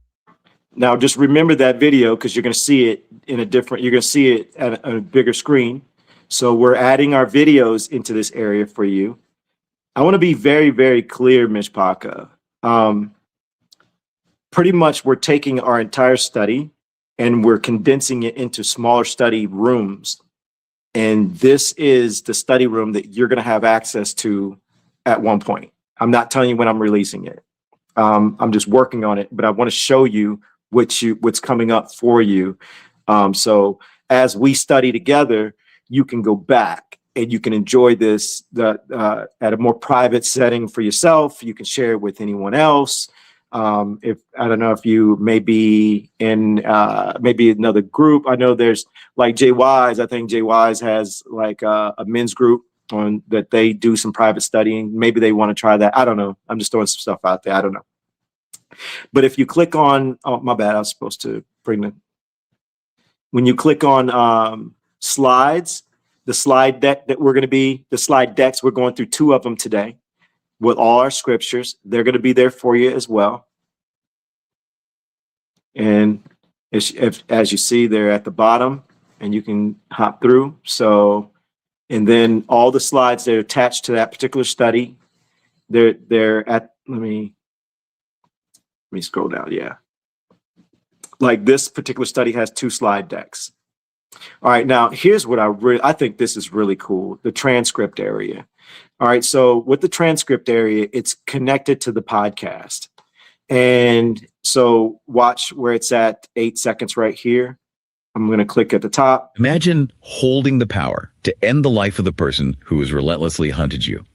I mean, the person who ruined your reputation and drove you into the wilderness. Right. The knife is in your hand. The target is completely vulnerable, asleep right at your feet. Your closest allies are whispering that this is justice. They are saying, that this moment is a mandate to take back your life. All it takes is one strike. Exactly. One strike. And yet you stop. You lower the blade. You leave the cave. Why? We're initiating this deep dive as 2 AI audit voices designed to analyze and weigh the historical record. And our focus today is not an abstract theory or some comforting platitude. No, not at all. We are looking directly into the crushing pressure of the human condition under extreme. The reason why I was having my hands up, I was showing y'all that I wasn't scrolling. It's designed to where you can read the screen and it moves with the audio. So you can jump from spot to spot. So if I wanted to go higher, back the to knife the is top, in your hand. The target is completely vulnerable. So the transcript area is set up to be automated for you is what I wanted to try to show you. And then we're going to be setting up a study guide area. The study guide is not done yet. I haven't released it yet, but we're going to make personal study guides that go more deep into it. And you'll be able to get them emailed to yourself. So when we're done, you'll be able to click on send me the study guide and it'll have deeper information. You just put in your information and it'll email it to you. And then there's an area for my notes. So all you got to do is create a free account and then you'll be able to take notes. And for everyone who's been asking, this is in the future. You will most probably see a Truth AI tab. There's when we launch it. We're going to wait a while first. And with Truth AI, the idea is for Truth AI in this particular, like each study, it'll have everything from the study like locked in it, nothing outside the study. So each study, you can talk and ask more in-depth questions to our in-house AI that has all the scriptures for this study locked in. So if you wanted to get in depth and ask more detailed questions, it can do that. So that's going to be part of that as well. But that's in the future. That's something that I'm kind of playing around with and kind of seeing. With that being said, Myshpaka, y'all ready to get started? Really, sis? That's what we doing? We ain't get started already. She's like, fine. Y'all, she light hitting me with the sound effects, man. All right. Anyways, Barack Yahuwah from Maryland. All right, let me take this down. All right, let's widen the screen. Myshpaka, I hope that y'all found value in that. I'm not telling you when I'm releasing it, but I am working on it. And when we release it, I'm going to reach out to some more people who are making music and help them get onto the platform. That way, you just don't have We the Assembly. We want to release it with more individuals, more people involved, and more. I'm gonna load it up, and then we'll get everything situated. But until then, we're going to be using this to study. Yeah. All right, so let's get to books, Myshpaka. Let's get it. All right, so this is the two-sided courtroom. Plead my case, search my heart. This is part 6, but this is part 6 of round 1. Honestly, Myshpaka, part 6 of Pray Like the Forefathers. If you find value in today's study, I really encourage you to go back and watch the other studies. So this everything that we hit today and we covered today, it's gonna be more impactful to you. Myshpaka, if you agree that if you've been in all the parts of this whole study series and you found some value, you found growth, you found changes in your life, can you put I found value That way, the new Myshpaka knows that's a person that says they've locked into these studies, and it's helped them in some type of way. What type of way, I don't know each individual, but they'll be able to identify themselves as they found value.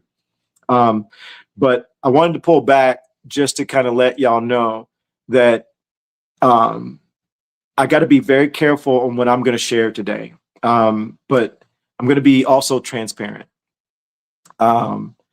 I've said this already. I am going through a real-time situation that is YAHUAH used this to bring me here to study for myself and to humbly share with y'all.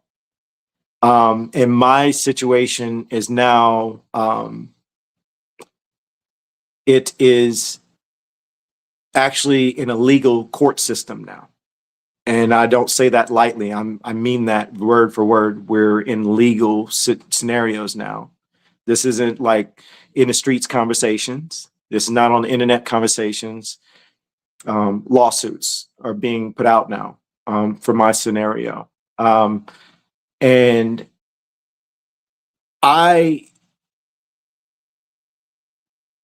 because of that, I am going to be very cautious on what I do say, but I am not going to hold back from what I'm learning, even in my current scenario. I found tons of value just preparing for this study and the others following it. And so I just want to ask everyone to please respect the fact that when it comes to certain parts, I may slow down, like I'm slowing down now, to consider my words. My goal is to never I don't want to attack or slander or belittle the opposing party. I'm only going to focus on sharing what I'm learning for me and my growth. And there's going to be a lot that I'm going to share, but I got to be I'm just disclaimer, please. Can I get a disclaimer? I just got to be very cautious because of all that. I'm in PALAL. You guys understand what I'm saying and why I'm saying it. But this study is going to be very deep. I'm going to have some moments because I had some moments preparing it. All right. And yeah, Barak YAHUAH. I just needed to make sure that I said that up front, and I'm going to be honest with everyone, but I'm just going to be very cautious. That's all. And that's another way for me saying, like, I'm not just talking about the things I'm learning. This stuff is real time for me.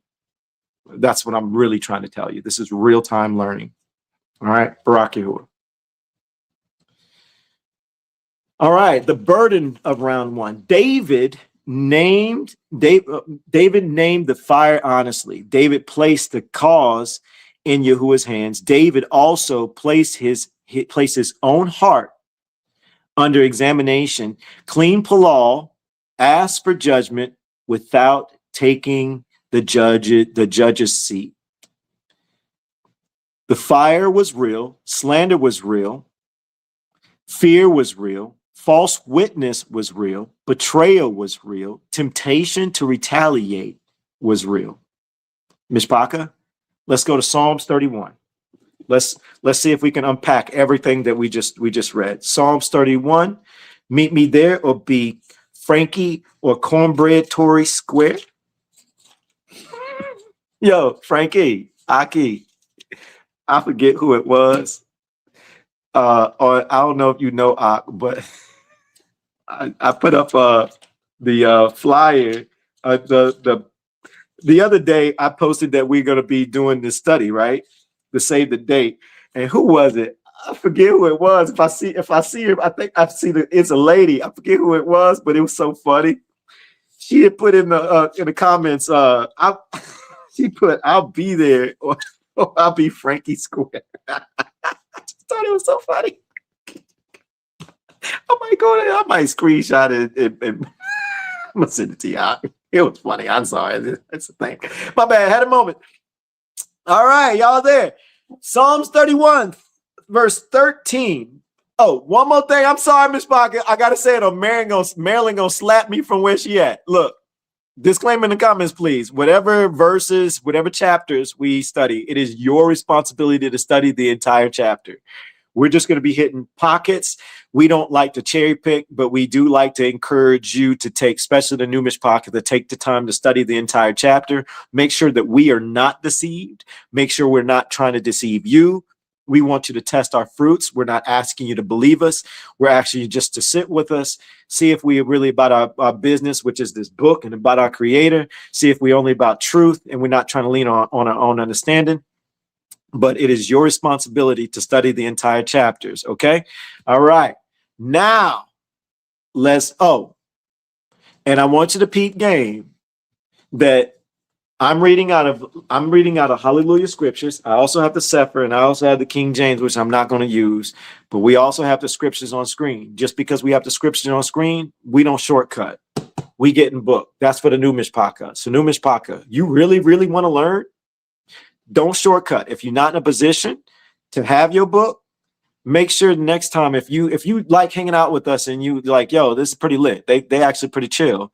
If you enjoy studying with us, next time try to have your physical book, try to have some notes and take notes and be about your business like we are. As you see, I could simply read it off that screen if I wanted to, but I'm not. I'm going in the book just like everybody else. I'm trying to lead by example. So you do the same, all right? Barak YAHUAH. Psalms 31, verse 13. For I hear evil report of many. Fear is from all around. When they take counsel together against me, they plot to take away my life. Myshpaka. Oh, before we move forward, Myshpaka, let's go through this nice and slow. For I hear evil report of many.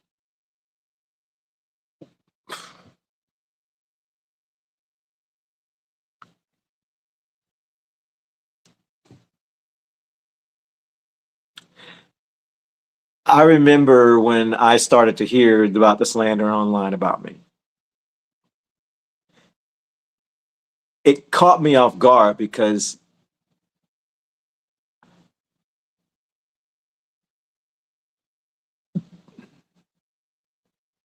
the things I was doing during that time frame for the people, this lands with me. For I hear evil report of many. Fear is from all around. When they take counsel together against me, they plot to take away my life. If I can only share, but I can't. Barak YAHUAH. If you can relate. But wait. I got to say this. Myshpaka, some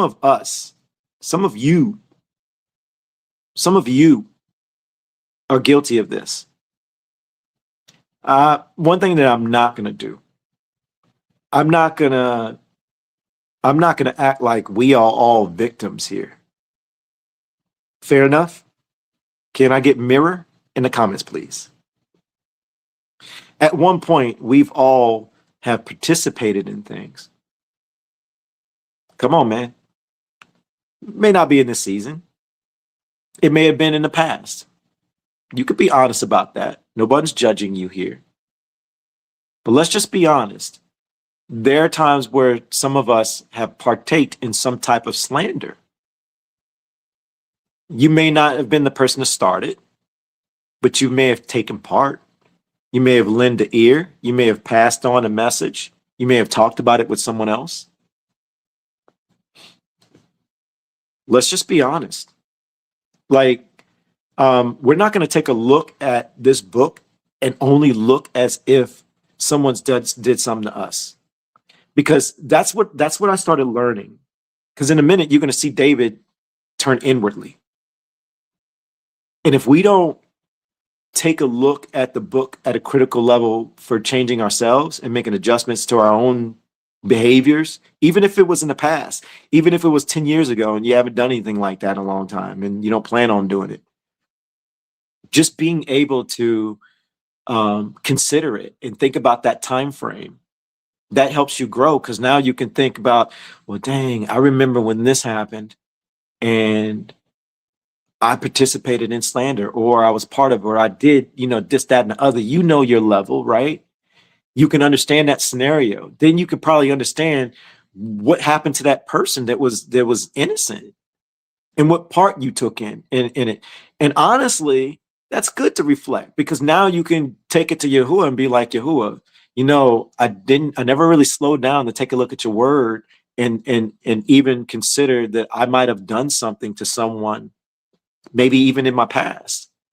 And in some cases, we don't even have access to those type of people anymore, or some people may have moved on, right? You don't know how to reach out to them to apologize, right? So what's the next best thing? YAHUAH, please forgive me. I can't really take it to that person. I don't know how to reach out to that person, but let me ask forgiveness from you. Let me acknowledge my fault in that, whatever said thing is. And YAHUAH, if that person has any ill will towards me because of it, can you help them in their heart release that? Being that I don't know how to reach out to them, but I know how to reach out to you. I could talk to you and I can acknowledge that I did this, that, and the other, and I need to apologize. And I don't know how to fix it with them, but it's not just about them. That means I went against your word. I didn't know it was in your word. It's okay to be honest. I didn't know it was in your word, but I know it's there now. And now I'm considering it. And now that I'm considering it, I'm asking for repentance, and I'm asking for an adjustment. I'm asking for help to help me recognize when type of things happen.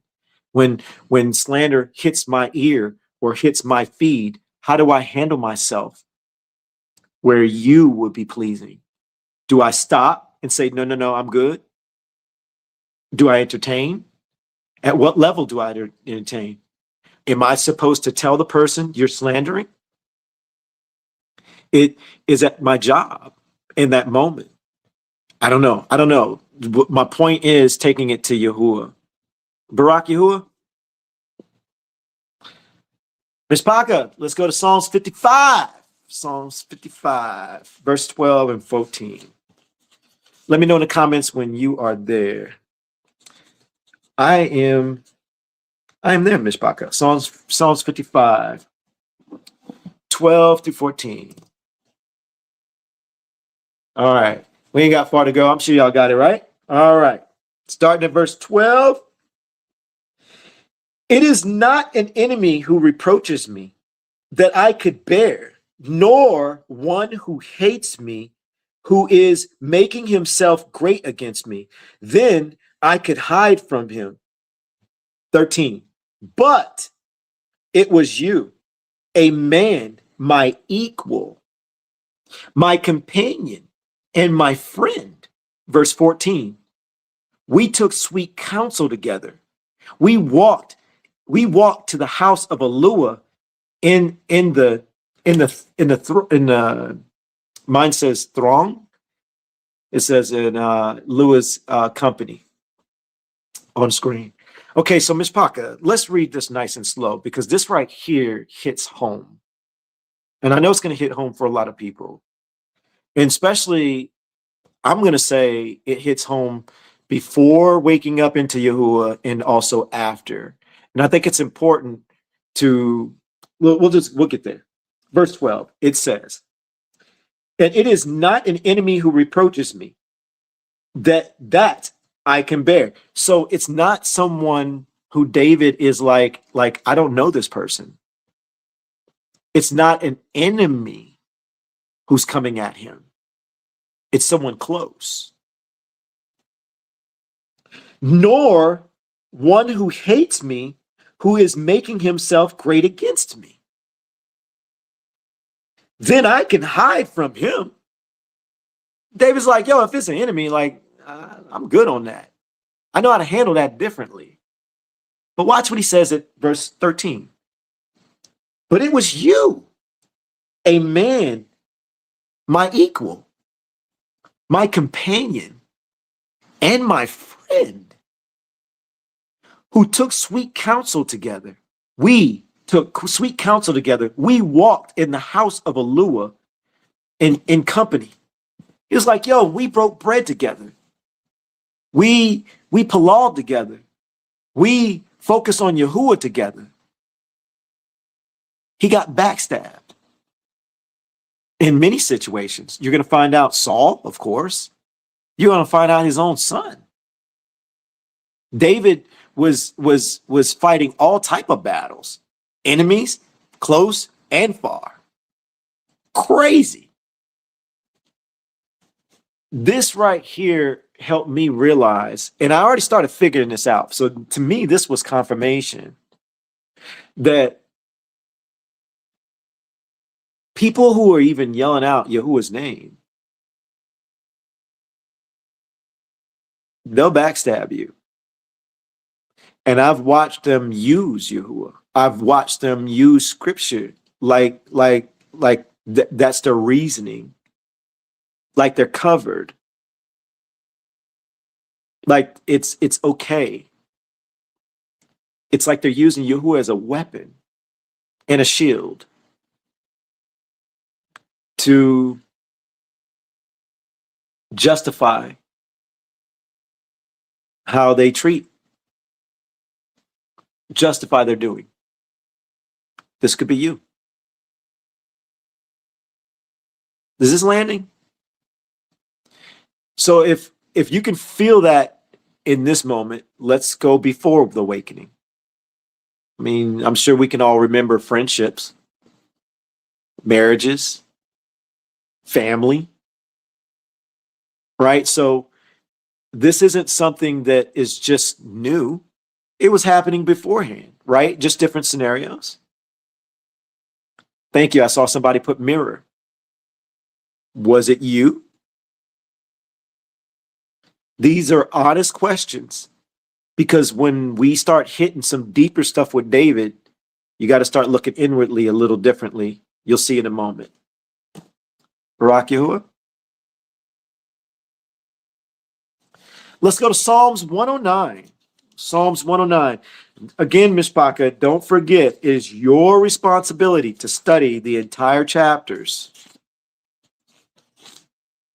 Psalms 109. We're going to start at verse 2. Let me know in the comments when you are there. I'm almost there, Myshpaka. Psalms 109. Verse 2. Marilyn, I think I see some people say they're there. Yeah, a few people. Y'all good. Y'all good, right? Barak YAHUAH. All right. Verse 2. For the mouth of the wicked and the mouth of the deceiver have opened against me. They have spoken against me with a false tongue. Verse 3. They have surrounded me with the words of hatred, and they attack me without cause. Verse 4. In return for my love, they accuse me while I'm in prayer. Verse 5. And they repay me evil for good and hatred for my love. Myshpaka. Let's go nice and slow on this one. Whew. For the mouth of the wicked and the mouth of the deceiver.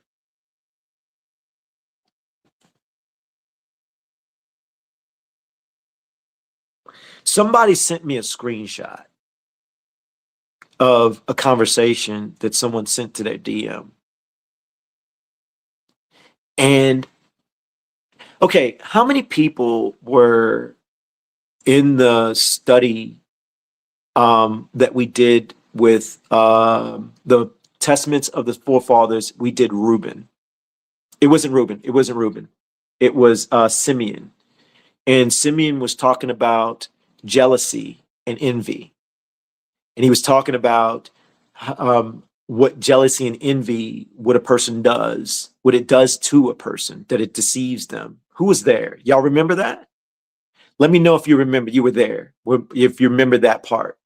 Well, a person sent me a screenshot of a conversation that somebody has sent, and it didn't dawn on me until it was like last night. I was like, wait a minute, that person, I was going to reach back out to that person and say, yo, do you see that person that person just said that they're jealous. Like that person said that they're jealous, and then look what they said. Wow. They said that they were jealous. Look how they said their mindset was.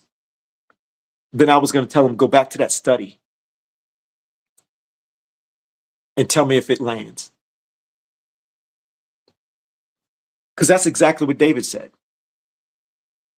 If you were there, it talked about jealousy and the spirit of deceit. It all worked together. Now, I know that he's not talking about jealousy here, but he's saying the mouth of the wicked. So I couldn't help but think about that. So this person is jealous, and they're jealous of this person and people. And then they had admitted that because of their jealousy, that they thought about inflicting harm on someone else. Listen, for the mouth of the wicked, does that not sound like a mouth of a wicked? And the mouth of a deceiver have opened up against me. They have spoken against me with a false tongue. But wait a minute. Where's the mirror? I refuse to believe that any of us have. There's no way that. Okay, I am in a truthful season of my life. I'm in a season where I'm realizing, especially when we started this study, that YAHUAH wants us to be completely honest. That the little white lie thing is not a thing. That's a deception. That's a small crack for the enemy to just crawl on in, right? That little white lie, the little gray area. I'm realizing YAHUAH is saying, nope, that's not me. I don't like that. I like complete, utterly honest. You be honest. And I don't care how it makes you look. I don't care how it makes you feel. If you could be honest with me, then things will go much, much easier for you. Wait, sis, go back. The person that said, be there, be Frankie swear. I saw their face. It was Angie for YAHUAH. Angie for YAHUAH. She on YouTube, but it was her. I think it was her on Facebook. Angie, was it you that said, I'll be there, I'll be Frankie square? I think it was her. That was funny, sis. That was so funny. Barack. She said, yep. You had me cracking up. I ain't gonna lie, you had me floored. Anytime we get a shots at Frankie, I'm with it. Barack, that's Aki. We love him. He's cool with it. Sis, I'm thinking about sharing later. We'll see. Loyalty. Long story. We'll stay focused. But going back, Myshpaka, what I'm saying is, I think at one point all of us have lied. We've shown signs of these.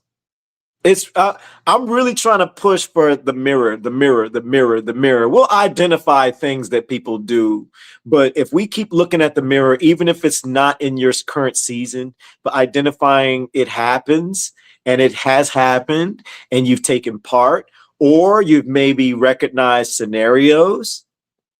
This is how you grow. Because if you don't admit some of this stuff, YAHUAH knows that you lied during this particular season. He knows if you were in high school and you stole a Snicker bar from Walmart and you got away with it. He knows that.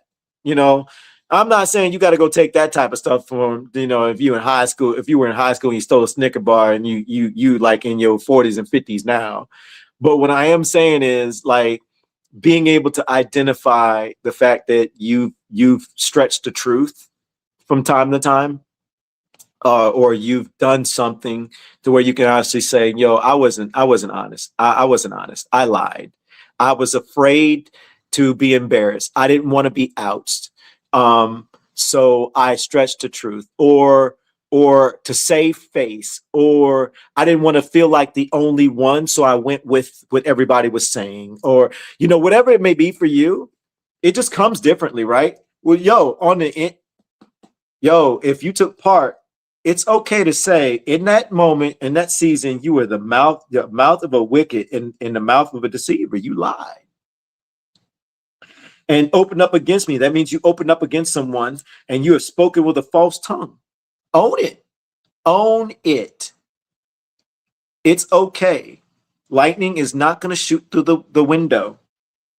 YAHUAH actually wants you to do that. The church got you all afraid to be honest. I've lied in the past. I think we've all lied in some type of scenario. You know, I don't know. I think of, let me see if I can remember one. I don't know. I don't know. I think we all just lied, right? At one point. Verse 3, they have surrounded me with the words of hatred. Woo. And they attack me without cause. In return for my love, they accuse me while I'm in prayer. Yo, David says, while I'm in prayer, they're coming at me. Yo. Verse 5. And they repay me evil for good.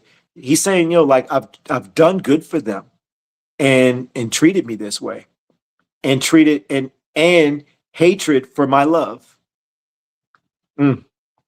There's so much I could say with my situation, but I'm not. I got to hold it for the courts. Let's keep going. Barak YAHUAH.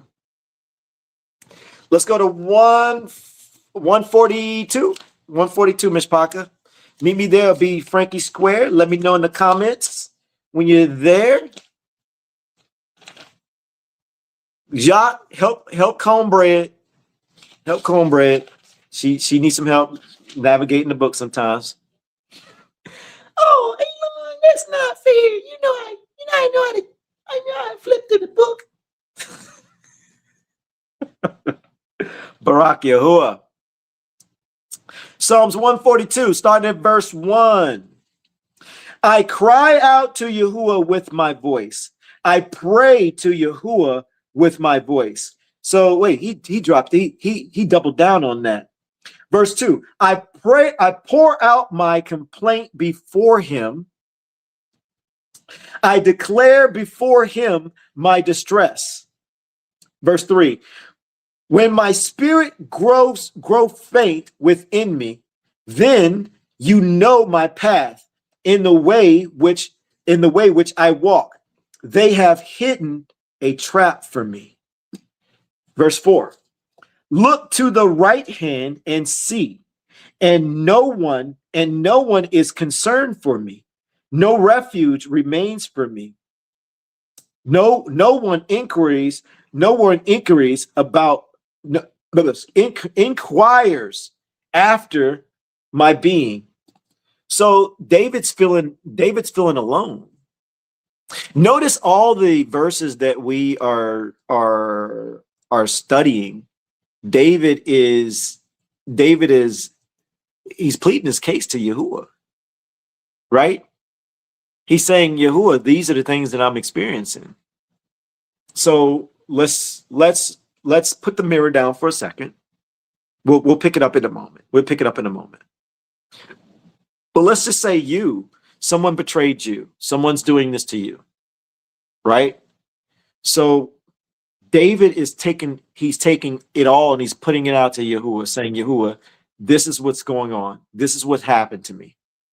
Notice that. You're going to see him switch it up in a second, but watch how he does it. We'll get to there. But what he's doing is he's pleading his case. He's pleading his case. So if you're a person that is under fire, if we're supposed to learn from the forefathers, it's okay to plead your case to Yahuwah. Is that making sense? Plead your case to Yahuwah. So let's break this down. I cry out to Yahuwah with my voice. Okay, in our community, we've learned to really shut your mouth because these spirits can hear. And I'm just being honest. But there have been times where I have cried out to Yahuwah. So if that's what you feel like you need to do, but just be very cautious, knowing that these spirits can hear you. They can hear your vibrations. They know what you're saying, and they will use it against you. But your secret place is right here. I stay quiet majority of the time. I talk more here than anything else. And once this goes off, I'm locked in right here most of the time. But doesn't mean you can't speak out loud to Yahuwah, okay? I pray to Yahuwah with my voice. Verse 2, I pour out my complaint before him. I pour out my complaint. Notice he's saying he's pouring out. Those are some strong, powerful words. Like that lets me know that David's in distress. This ain't nothing like small to him. He's hurt. I declare before him my distress. Verse 3, when my spirit grew faint within me, then you know my path. Now hold on. Now whoa. Let's back this up. When my spirit grew faint within me, he just talked about his insides, right? Yahuwah can do what? Read your heart. He can read your mind. Spirits can't, right? Okay. So he's addressed that. He knows this. He knows that Yahuwah can see what's going on internally. So he says, what? They have hidden a trap. No, my bad. I skipped a part.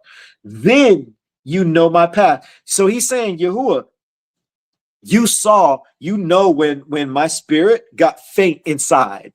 You know when it hit me in my heart. You know how I felt about this. When I caught wind and my experience and everything dropped, he's acknowledging inwardly. And he's saying, Yahuwah, you know this already. You know this already. How do you know? Because when he says, then you know my path. In the way which I walk, they have hidden a trap for me. Ooh.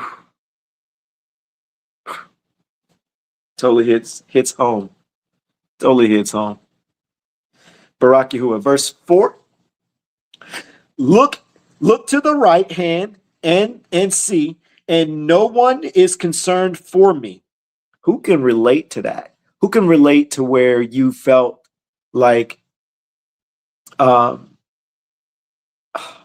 you felt like you were under fire by people who were coming at you and nobody's really like there for you? You feel like you're like, who can relate? I'm just curious. And no one is concerned for me. No refuge remains to me. No one inquiries after my being. So he's like, no one's like checking up on me. Like I feel all alone. Can I ask y'all a question? Let's pull the mirror back up. Like who can be honest and be like, yo, I've been on the flip side of that. Like I've done that to somebody. There was somebody I was angry with, or they did this, that, and other. So I lied on them. I wonder who has enough cojones, who has enough heart to say I'm guilty. I'm guilty. I've started some stuff that I shouldn't have done. I've taken part in something a little deeper than what I should have. Yo, just some honesty. Barak Yahuwah. Let's keep moving. What made David's PALAL clean? Not that the pain was small, not that the accusation was harmless, not that David felt nothing. The order made it clean. It's the order of it. Before judgment is asked, The cause goes before Yahuwah. The mouth goes before Yahuwah. The hands goes before Yahuwah. The heart goes before Yahuwah. Myshpaka, it's about to get real crazy now. Plead my case and search my heart. Myshpaka, I hope y'all ready for what's coming up next, because this hit me like a ton of bricks. Like, especially in my situation. I know that I'm in the right. I know that I'm being lied upon. I know this for a fact, right? I know. And when I asked Yahuwah to search my heart, I started realizing, like, he was telling me, like, yo, you're going to get that search, dude. You thought, like, I'm gonna set the table. Myshpaka, be ready. Because if you're asking Yahuwah to search you, he's going to do it. It does not matter if you're right or wrong. Just be ready for that. Barak Yahuwah. Let's go. Let's go back to Psalm. We're going to Psalm 7. Psalms chapter 7. Start at verse 3. Let me know when you are there, or you could be cornbread Tory Square. Oh, Jacques, he got me. He got me. He didn't do Frankie. He got me.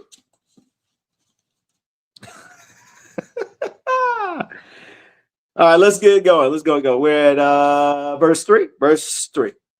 Oh, Yahuwah, my Aluah. If I have done this, if there is unrighteousness in my hands, verse 4, if I have done evil to him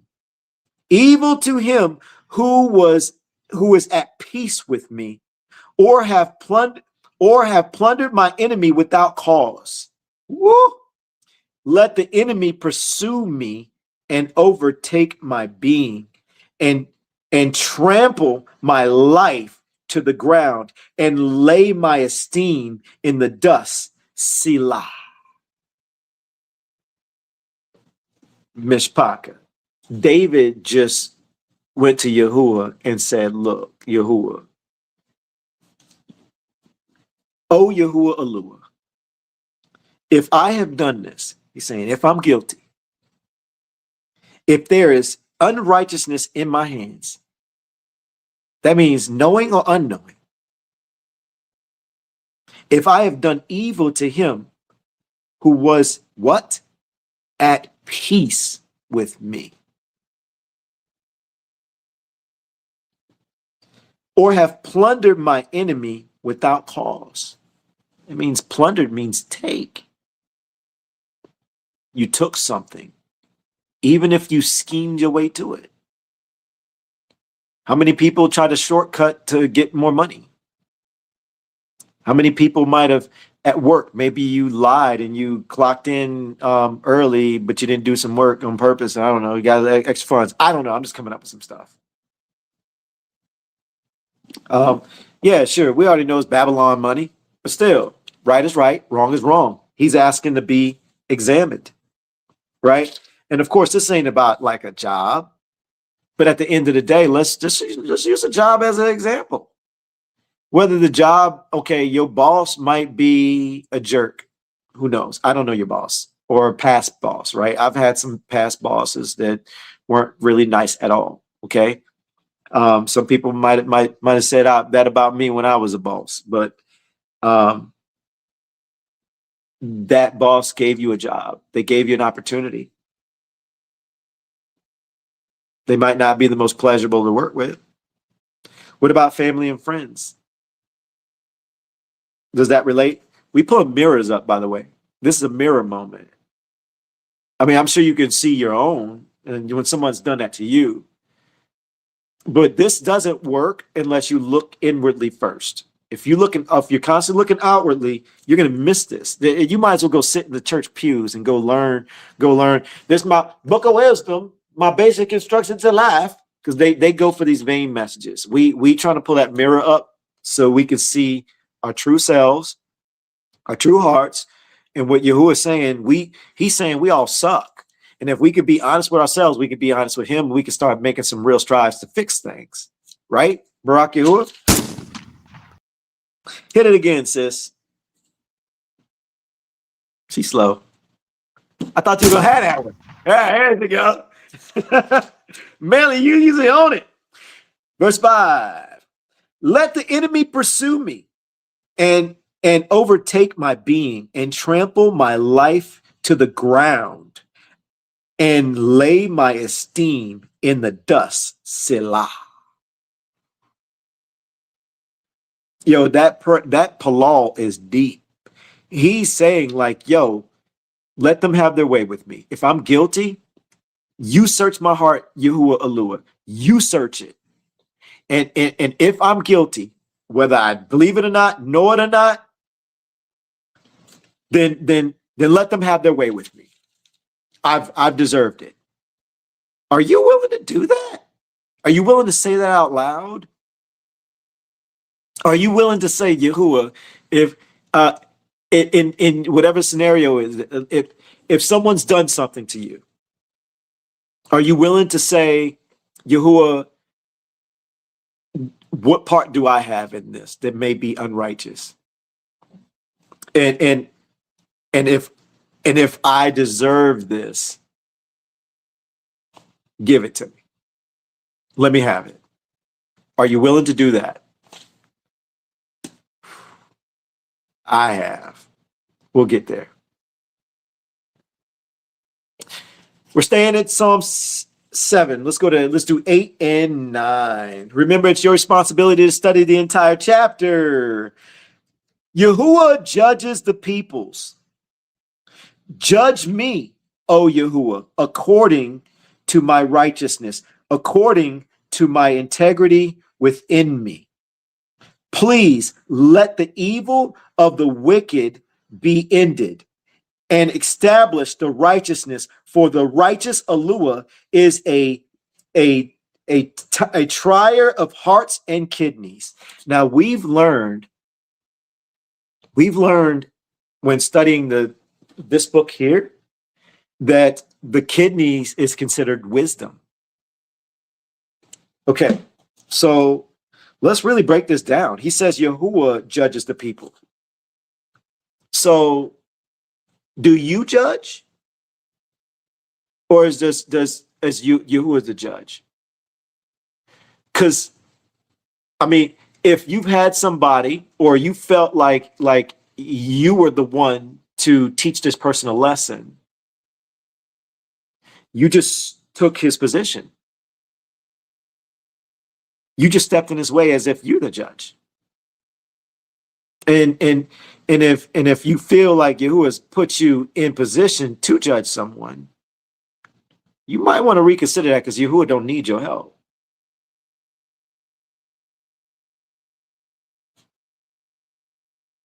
According to my righteousness, Yahuwah judges the people.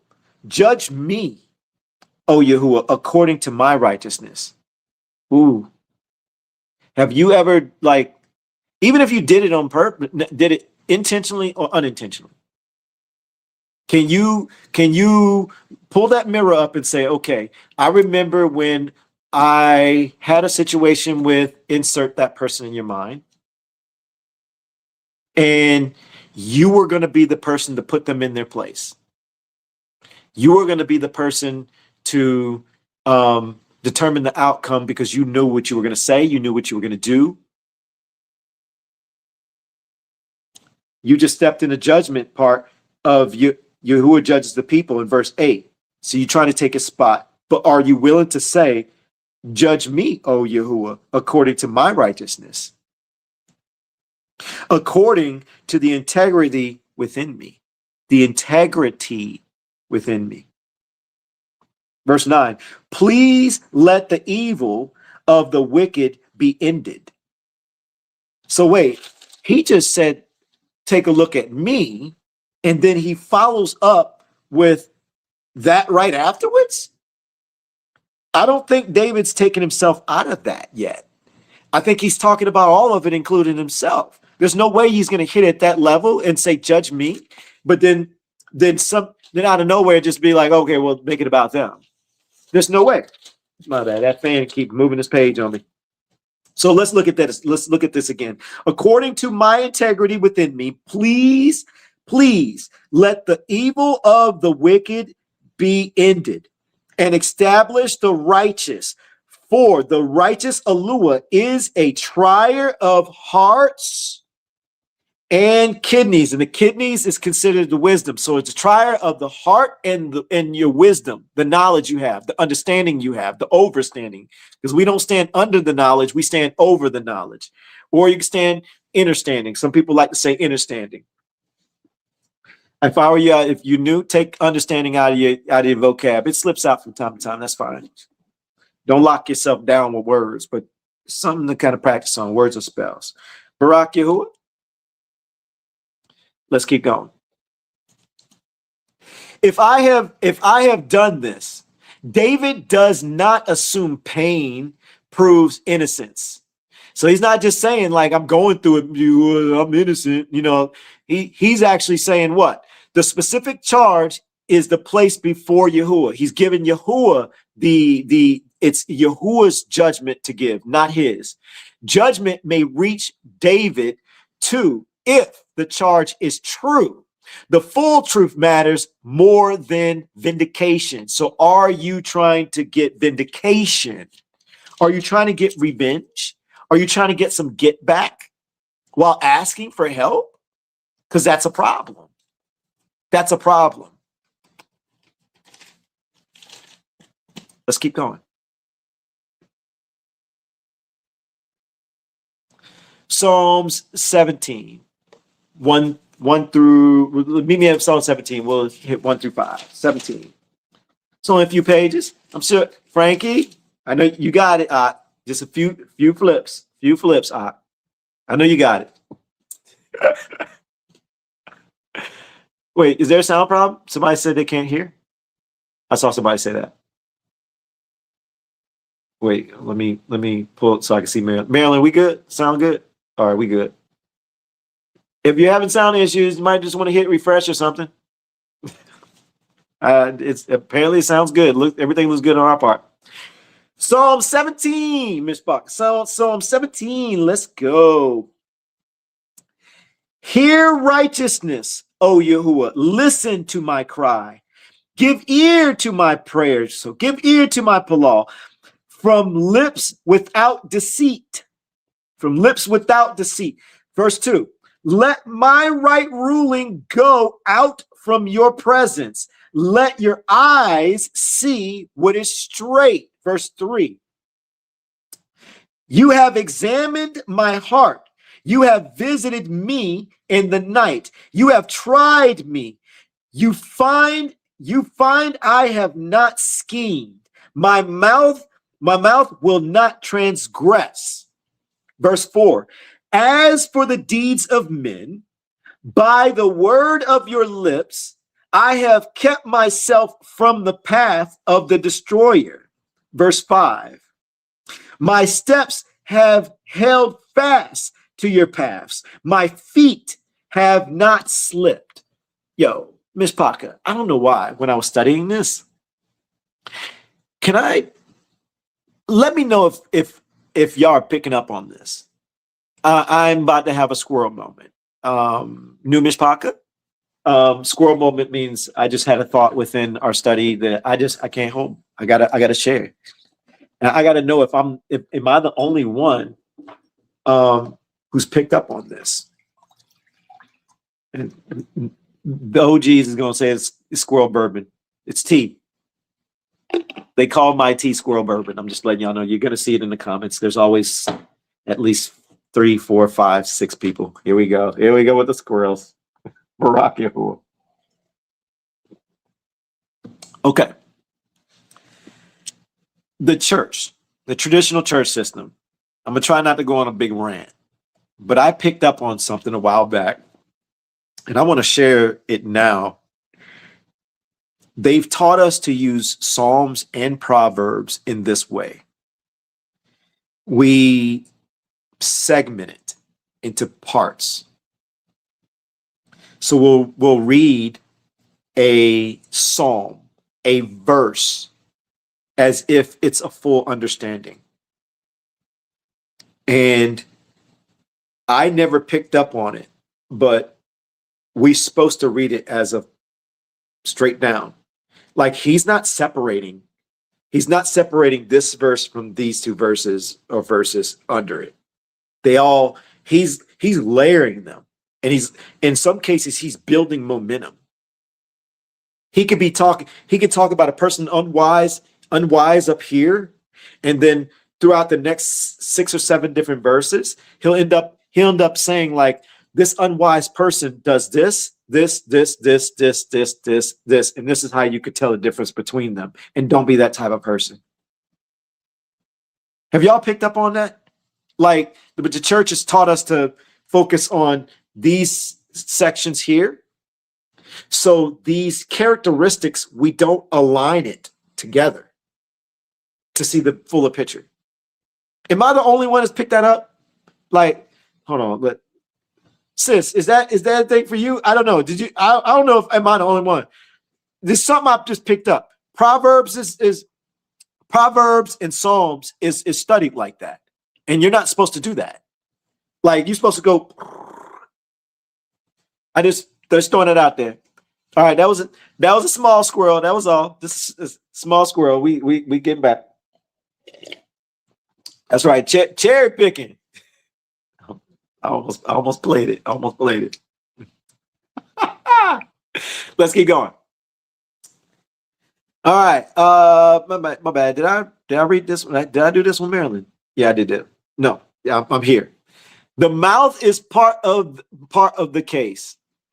David asked to be heard without y'all. I'm having a brain fart. If you're new, there's certain words, man, I'll hit and I'll lose it. And it's like, yo, I feel like I'm supposed to be able to say it, but I can't say it.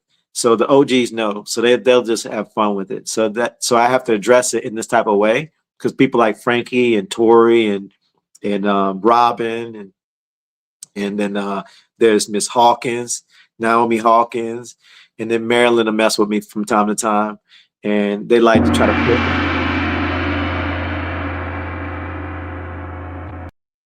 Thanks, sis. I appreciate it. Thank you. Thanks. So the only way to combat them is just to face it. They're like I'll have like a brain fart read. So if I don't just like stop and say like, y'all, I for some reason I can't read the word. I'll be like e, like that's the Elon. That's the you could sound it out, Elon. It's the only way to get past it. All right, let's keep going. Barack YAHUAH, David, y'all, now I can just read past it like it wasn't a thing. I took it from you, Frankie. David says YAHUAH has proved his heart. David's purpose is David's purpose. I feel like I'm messing up again. That his mouth will not transgress. True fact can still be spoken from unclean motive. Karen, y'all stop. Who put Mangit? Wilson! Come on, Harold. Sabacho, you too. Let me just keep going. Barack YAHUAH. Y'all meet me in Psalms 19. y'all not helping out a brother's confidence here. It's all good. We still gonna push through it though. Let's go. Psalms 19. We ain't that far. Let's go. Wait. Did I even hit? I'm at 18 still. I'm up here squirreling. Lost my spot. Wait. What's he say? More like what? More like a mouth fart and not a brain fart. It's a little bit of both. A little bit of both. Barack YAHUAH. It's all good. Oh man. All right, verse 12. Where we at? Who discerns mistakes? Declare me innocent from those that are secret. Verse 13. Also, keep your servant back from preposterous ones. Do not let them rule over me. Then shall I be perfect and innocent of great transgression. Verse 14. Let the words of my mouth and the meditation of my heart be pleasing before you, O Yahuwah, my rock and my redeemer. Ooh, ooh, ooh. There's a lot right here. That's Barak Yahuwah. Okay. First off, verse 12. Who discerns mistakes? Yahuwah does. Declare me innocent from those, those that are secret. So the people who are behind the scenes doing lying and slandering. He's like, Yahuwah, declare me innocent. You know that they're not telling truth. You know they're doing that in secret. Declare me innocent of the things that I'm being accused of, the things that they say that I've done or I'm a part of. That's not me. You know that, Yahuwah. Declare me innocent of their little secret stuff. Also, keep your servant back from presumptuous ones. Did I see somebody break it down? Was it Harold? Shabbat, it better not been you. It's always him. That's what we doing, Frankie? That's what we doing? Sis. I'm about to do it. I'm about to get him. Sherry, Kendra, do I have permission to get Frankie? Do I have permission to get him? I'm about to squirrel on him. Sabacho started something. Frankie should have said something. Y'all, I got to tell a story. I got to tell a story. Squirrel. This is gonna be funny, y'all. I hope y'all enjoy this. This involves baby girl. Sherry said, "Get him." All right, I got Sherry's permission. So, myself and baby girl. Okay, we were on the road. We were running some errands, right? And if y'all don't know who baby girl is, that's my mother. And I have this phone. I have a mount. So I'm driving and I was calling the admins on a video call. And now I was sharing some stuff with them and we were talking, right? Then Frankie, no, my mom was talking, she was saying some stuff. Then Frankie, I don't know, at one point Frankie started saying something. I forget what it was. But he was trying to say, no, yeah. I had said, y'all, can y'all believe the baby girl said that Frankie is a man of integrity? Aki does have integrity. I was just being silly, right? Just, me and Frankie, that's my Ak. We just pick on each other, right? So the joke was pretty much Frankie doesn't have integrity, but he really does. He really does. So Frankie's like, he starts to explain to baby girl something about loyalty. So he wanted to say loyalty. So he ended up saying loyalty. Loyalty. Like, I was like, hold up. What's loyalty? Frankie always sticking with this English my second language. What's you excuse? It's like, Frankie, when you gonna stop telling us that? Do you realize we don't care? It's still funny. When you try to say caps, you say cops. When you try to say loyalty.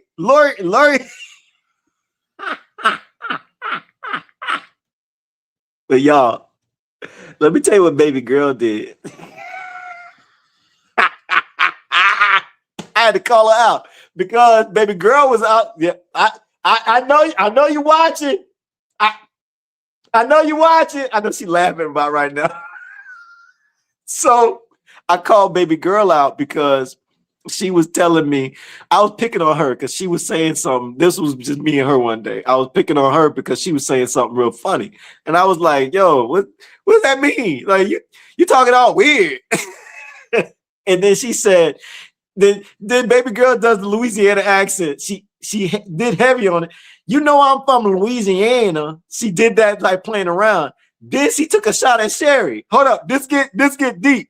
So then she goes, like Sherry in Maine. And I said, you know I'm gonna tell her, right? She goes, no, don't you tell her.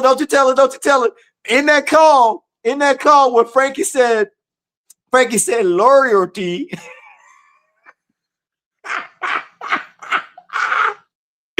I called baby girl out, and Sherry's like, hold up. Baby girl, you say what? What you say, Willis?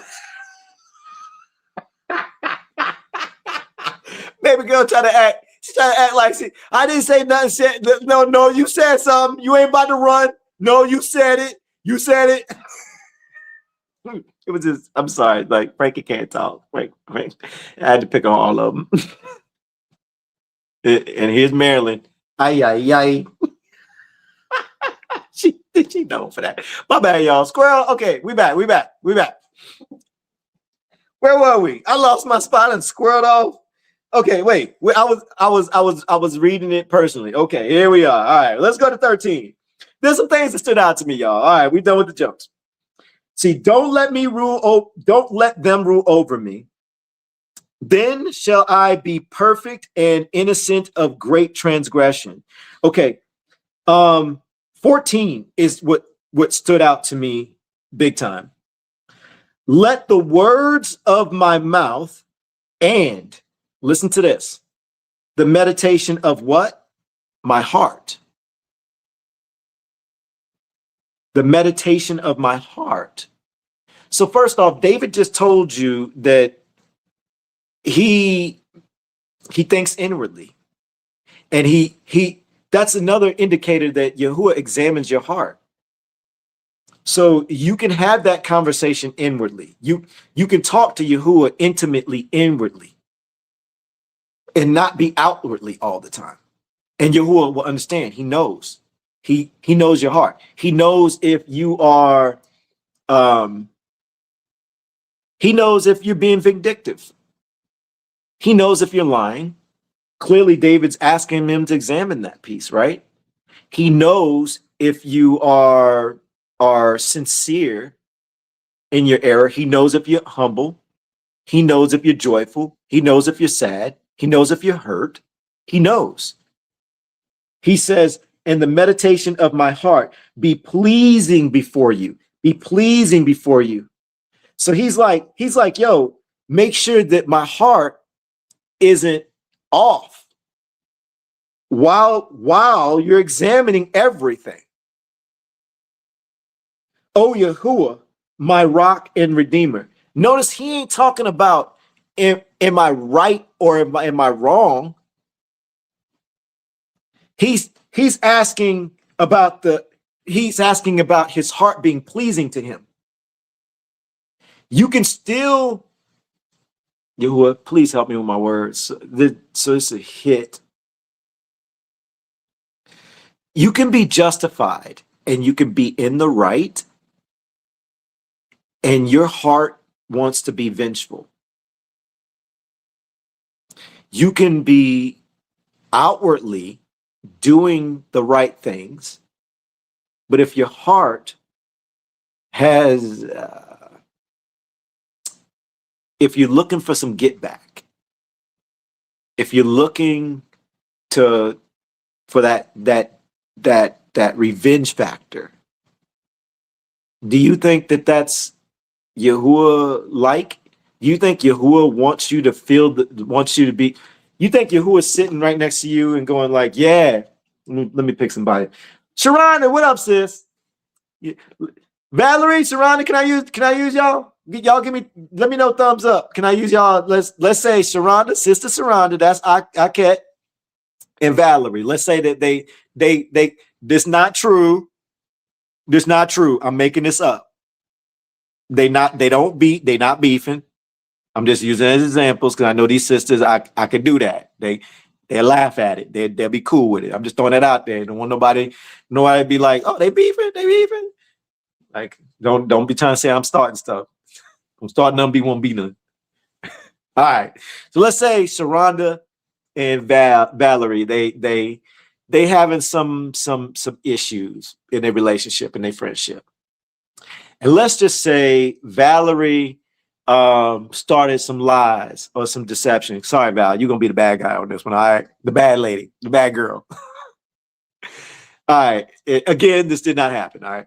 So now let's just say Sharonda found out about it, right?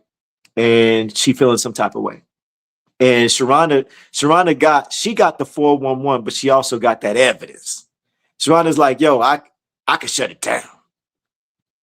I can shut it down. I can present this. And once I do this, Valerie got egg on face. What's she gonna do then? Now, let's take that. That's worldly way of thinking, right? Now let's do this with YAHUAH. Let's be Sharonda. Let's be Sharonda versus Valerie in a scenario with a YAHUAH mindset, thinking we're doing right, but watch how wrong it is. YAHUAH, help me with them. Let's make sure this will hit. Let's say Sharonda is like this. YAHUAH, examine my heart.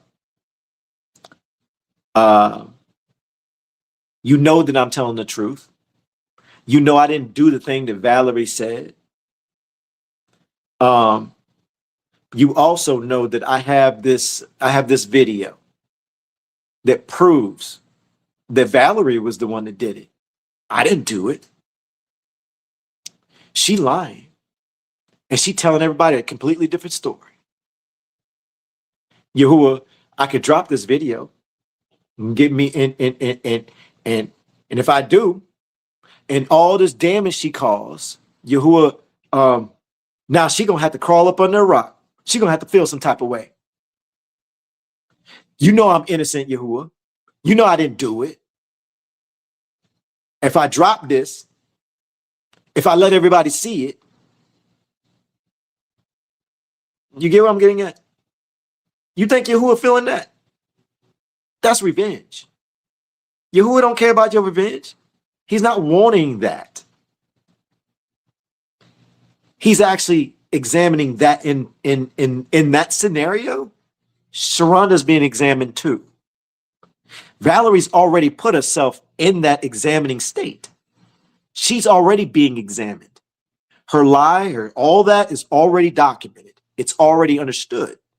Now it's Sharonda now that needs to keep the heart clean. She knows that she knows she's good. She knows she didn't do it, right? She knows that if she presented this, she can make Valerie fall flat on her face. Does she do it? Or does she put it in YAHUAH's hands? Does she let that happen? Does she control her heart? That's the part that we need to focus on.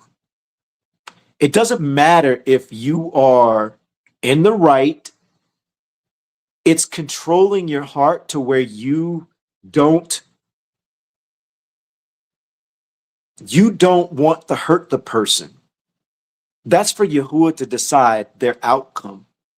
What you're looking for is justice in YAHUAH's eyes, and try to stay heart neutral. To keep your emotions out of it. No get back, no clap back, no revenge, no I can't wait to see this person fall because of the damage they caused or what they did to me. Because if you do that, YAHUAH is not sitting with you with that. He's like, yo, I see you. In that scenario, he's going to say, Sharonda, I see you. I see that. I know you didn't do that, but I don't like your heart right now. And I'm going to take care of that. But also, I'm examining you. That's going to get exposed too. But on the flip side, is this Landon? This Landon? Barack YAHUAH. On the flip side, What else does that happen? What happens when that type of scenario happens? We'll move off of Sharonda. We're not going to speak spells on her. Again, that did not happen, all right? You open up spirits. You don't think that opened up doors? Let me ask y'all something. In that scenario, does it sound like Sharonda might have been a little angry? Especially if she's looking for some get back, right? She may be doing everything outwardly correct. She may not be responding, but inwardly, she can't wait for Valerie's downfall. She can't wait for it to on her face, right? Okay, so let's go back. In this book, what did we learn? We learned that the spirit of falsehood works with what? The spirit of falsehood works with what? Anybody remember? I'm gonna see if some of y'all gonna remember before I tell you. In this book, the spirit of falsehood, which is the spirit of lying, in that scenario, it would be Valerie lying, correct? Valerie would be lying. Sharonda would not be lying. But it says that the spirit of falsehood works with what? Bang, anger. The spirit of falsehood works with anger. They team up. So the question for you is, do you believe it? So if the spirit of falsehood works with the spirit of anger, let's go back to that scenario. Let's go back to that scenario. So, and again, fake scenario. This did not happen. This does not happen, okay? But we're pretending. Valerie lied. She caused mischief. She caused issues. She pointed those lies and issues towards Sharonda. Sharonda is innocent. She's not lying, right? Sharonda could be handling everything perfectly. She could be hearing the slander, experiencing the stuff that comes along with it. She's pleading her case to YAHUAH. YAHUAH, you know I didn't do that. You know that they're not telling the truth. Examine them. But what she's not doing is saying, examine me. She's not saying, take a look at me, right? Why? Because she's experiencing the spirit of falsehood, the spirit of anger. So what do you think comes along with that? The spirit of falsehood, the spirit of anger is sitting on Sharonda. Sharonda's inwardly being like, yo, I can't wait. I can't wait. I cannot wait until the truth comes out. And when the truth comes out, bang, finally, then everybody will know. That's anger. So YAHUAH looks at it like this. According to scripture, YAHUAH is looking at it like this. Sharonda, you were in the good. You are in the good. You did nothing wrong, but the problem is you just gave yourself access to those spirits. You're participating. They're on you now. You invited it in. You couldn't control your heart. I'm examining everything. You too. And because you are getting angry, even inwardly, I have to allow that spirit to torment you. And what you don't know, is that spirit is going to manifest other things in your life. That's how this works. It grows like a parasite. Once the spirits don't care if you right or wrong. They just want the mischief. They just want you to give the access. They just want the focus. They just want you to say, open the door, open the door. That's all they need. They don't care if you were completely right. You didn't do the physical thing. You didn't spread the gossip. You didn't retaliate back. They don't care. If they can get you to respond in any type of way, even in your emotions, doors open. That's all they needed was a crack, and you gave it to them. And that crack can grow to that spirit working with the spirit of pride, the spirit of jealousy, the spirit of envy, the spirit of hatred, the spirit of strife, the spirit of slander, the spirit of gossip. You'll just do it at a different angle. Like, truth be told, here's where I got to slow down a little bit. I was speaking to some people, And I had to slow down a little bit. And I started self-examining in real time in front of them. And one of those people was like, yo, Barak Yahuwah. And those people are sitting in here. They know. Y'all don't respond. You know who you are. You know what I'm talking about. You know. One of them is like, yo, Barak Yahuwah. I'm glad you said that because I was thinking that. It was almost like it was on this person's mind while I was speaking. It was like red flags was going up for this person, not in a bad way. It was like they were seeing like, yo, he's not meaning to, but he's walking a thin line right now. Exactly what we talking about. The same stuff we talking about. He's walking a thin line right now. And you could tell that person didn't know how to say it in the moment. But what Yahuwah had me do in real time while I was talking, I examined myself in front of them. The ones who are here, they're here, they dropping stuff. They know they in here right now, and they know exactly what I'm talking about. I examined myself in real time. I had to pull back, and then that person had brought that up. And that person was like, yo, I'm so glad, like Barak Yahuwah, he stepped in and put that in your ruach in that moment. Because I was feeling that, Aki. I wanted to say something, but I didn't know how to say it. It seemed like that's what that person wanted to say to me. But I was like, yo, first off, thank you for thinking on that level. And I should have said this. Let me make sure I should have said this. You should never feel afraid to tell me something like that. I would want you to speak up and correct me. I just want to throw that out there. I don't think I said that. But what I did say is, during this walk, Yahuwah showed me to nonstop examine myself. And I'm going to tell you the same thing that I'm going to do after this live, the same thing I told them after that call.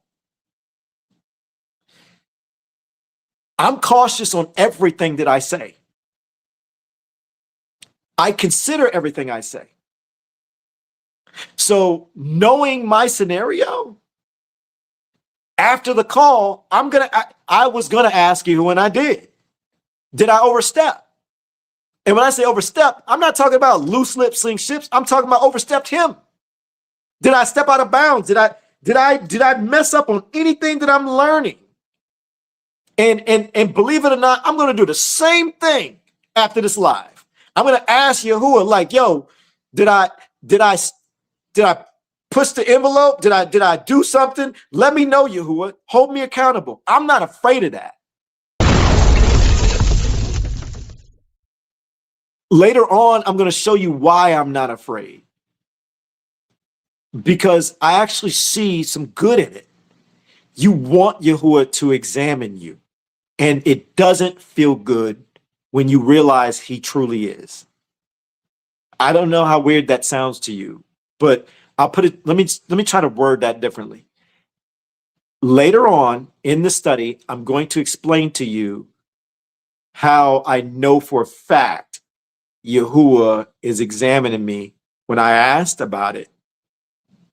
And it's not, I didn't see it coming until later on, but I actually see it as being a benefit for me to allow him to do it and for me to want him to do it. That'll make a little bit more sense in a little bit. Let's keep going. Barak Yahuwah. The public case may be visible. The hidden fault may not be obvious yet. Pain can become presumptuous.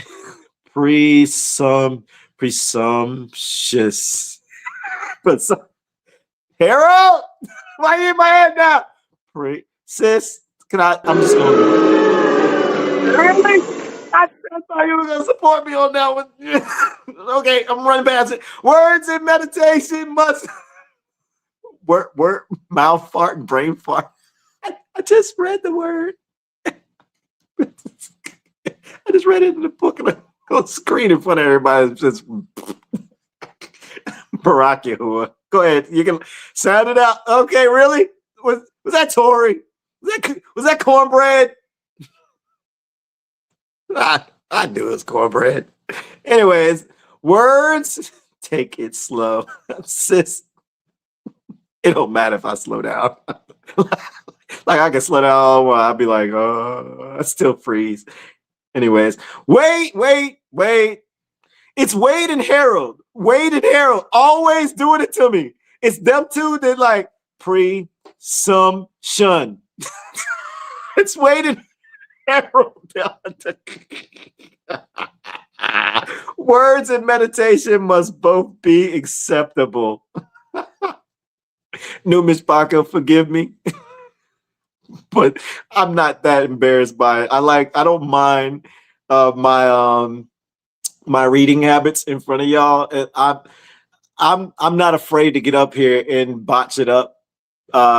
It's part of our community. If I don't mess up like that in these little silly moments, it doesn't feel like our community. Just something you just kind of gotta expect. All right. So like I hope you can laugh at it. And I do believe that I Sabajo. I see you, man. Lindsay says, spit it out, Elon. Okay, I added on to that, but it was real funny. All right, anyway, let's keep going. Barak Yahuwah, and thank you for embarrassing me with that, Maryland. I remember that. Psalms 20, 23, 26. First one. Let me know when y'all are there. Be cornbread Tory Square. You earned that one, sis. All right, you're not alone. I feel you. We all do. Barak Yahuwah. We have this time at thank you, Heather. Thank you. Unlike like everybody else, they like to crack jokes and pick on me. Yeah. See. All right, Psalms 26, verse 1. Let's get it. Rule me rightly, O Yahuwah, for I have walked in my intent. Hold on, y'all. Do you notice earlier David was over here saying, yo, judge the scenario. Take a look at everything. Examine everything that's popping off, Yahuwah. Examine it all, right? Do you notice how it's all inward now? It's all inward now. He's like, all right, now that I've thrown my case out there, I've told you that I told you things that I know that I'm right. You know that I'm right. You know that I do nothing, Yahuwah. Examine the whole situation. Examine my enemies. Examine the people. The things that they're saying. And I'm just asking for some right ruling over the whole entire thing. But then this second half, he's like, yo, check me out. Make sure I'm not slipping. Make sure that I'm not dropping the ball while you doing it. Please tell me y'all picking up on that. Please tell me you're picking up on that. Barak Yahuwah. Let's keep going. Rule me rightly, O Yahuwah, for I have walked in my integrity, and I have trusted in Yahuwah without wavering. Verse 2. Examine me, O Yahuwah, and prove me. Try my kidneys and my heart. That's the second time he said that. The other one was backwards, right? He said heart and then kidneys. Here's this one. He's saying kidneys and heart. So there's something there. You don't want to pass that up, Myshpaka. Let's keep going. Verse 3. For your kindness is before my eyes, and I have walked in your truth. Myshpaka, Yahuwah wants you to be truthful no matter what. Like, no lying. I cannot stress that. I've learned that in this season. There's no such thing as a little white lie. Like, learn how to be okay with just being wrong. Learn how to be okay with being uncomfortable if a situation arises. Learn how to be okay if you may have overstepped, and sit back and contemplate, meditate, PALAL, and then ask Yahuwah, how do I be honest about this? How do I tell the truth? I don't know how to tell the truth on this. Don't lie. I'm really learning truth. The truth feels like it hurts.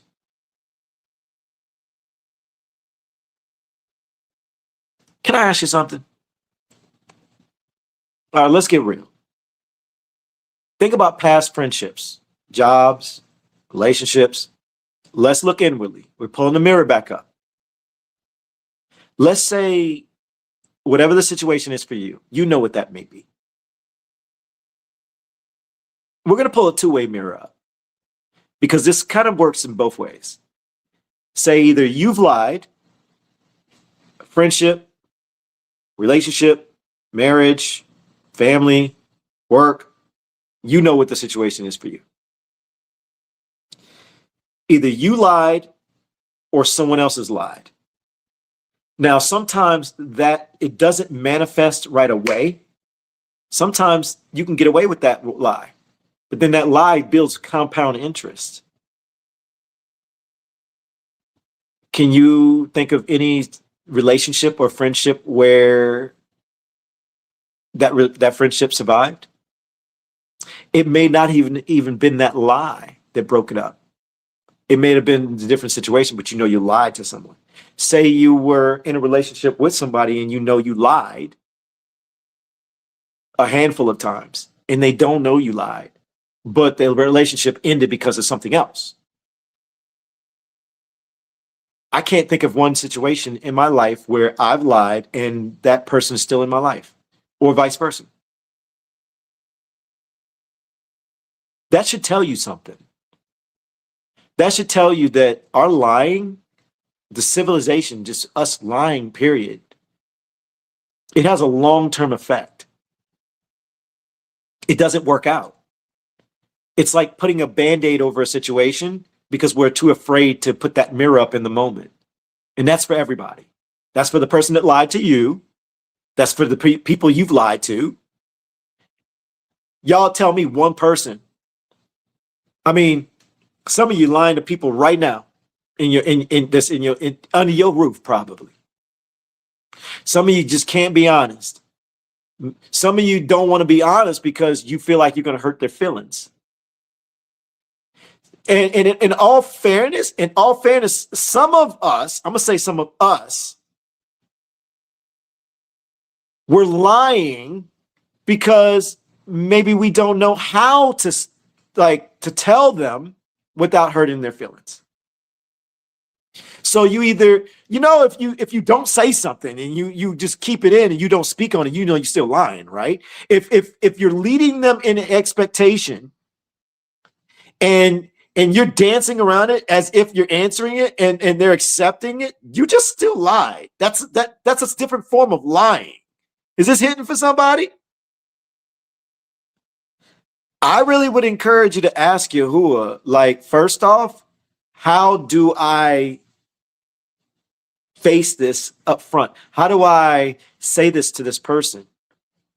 And do I have to, and when I sit in it, help me feel maybe the feeling you need to feel is part of your punishment.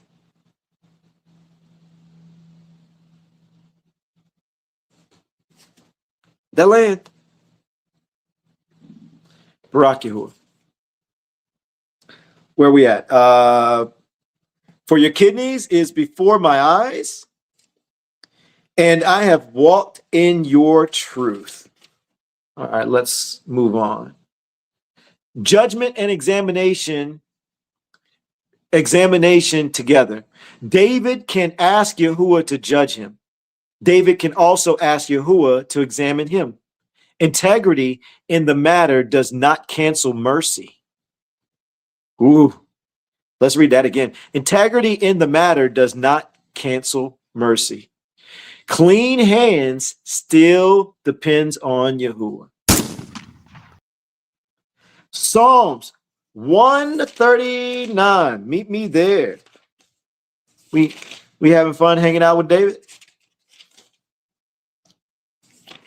Psalms, let me know when you're there, or be Frankie and Cornbread Tory Square. Oh, man. I'm almost there, Myshpaka. Let me know when you're there. Yeah, y'all beat me there. Y'all quicker than me. All right. Psalms 139, verse 19. I see y'all saying y'all there. Oh, that you would slay the wicked O YAHUAH. Depart from me, therefore, men of bloodshed. Verse 20. They speak against you wickedly. Bring your enemies to naught. Ooh, I can't wait to talk about this one. Oh, YAHUAH. Oh, YAHUAH. Do I not hate them who hate you? And do I not loathe those who rise up against you? 22. With a complete hatred, I hate them. They have become my enemies. Search me, O YAHUAH, and know my heart. Try me and know my thoughts, and see if the adulterous way is in me, and lead me in the way everlasting. Myshpaka. Myshpaka.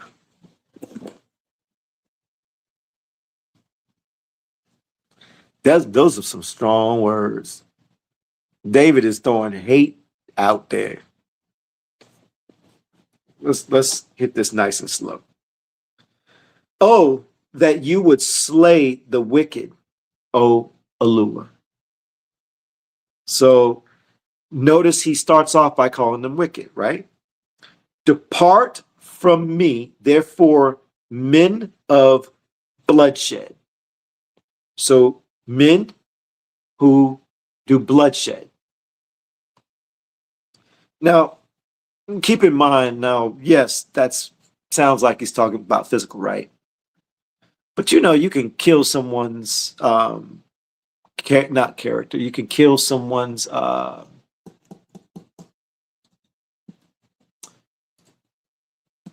character assassination. They speak against you wickedly. Bring your enemies to naught. You know, people in my mind, and this is just me,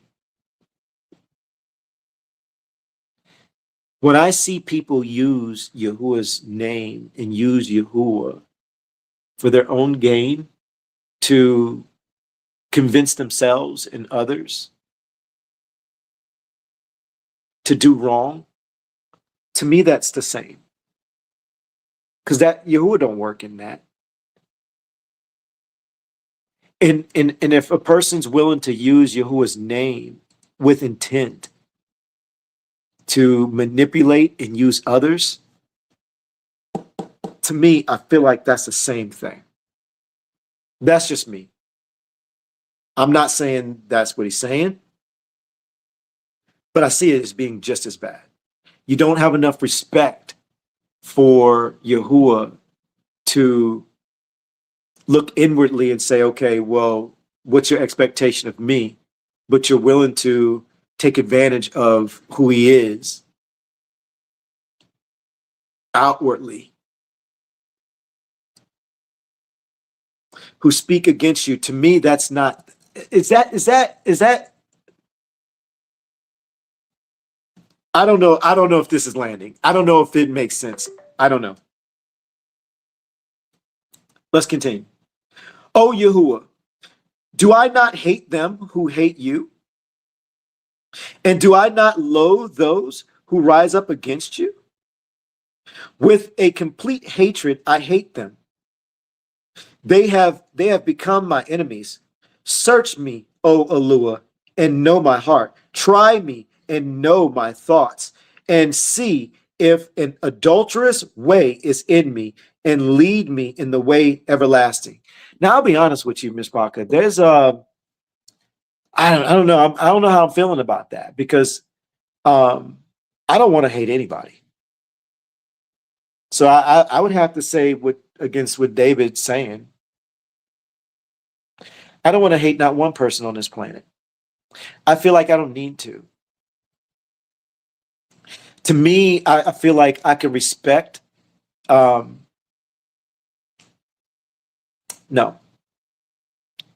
You will help me with my words. Matter of fact, Yahuwah, in this moment, examine my heart. And let me try my best to explain this in real time.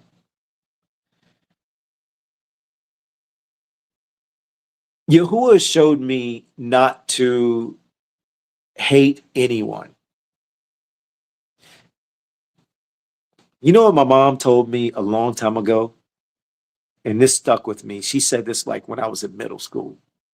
I don't even know if she remembered telling me this. She said, and I remember, I remember who I said I hated. And she checked me hard and it stuck. She said, you should never hate someone. You should dislike the things that they do. Baby girl, you remember telling me that? I know you watching. I was like, yo, why that hit?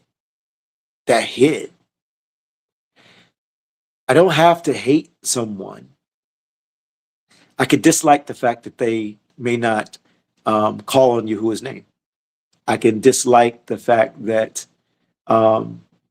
they may disagree with Yahuwah's ways. I can dislike the fact that they would use Yahuwah for their own gain and benefit by using his name with slander and gossip. I can dislike those things, but I don't need to hate them because I just realized that hate, it opens up doors for the other spirits. That's one thing. I don't want to open up any opportunities for them to manipulate me with my emotions.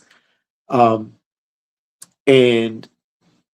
I also just feel like me being in Yahuwah and being in the truth is enough.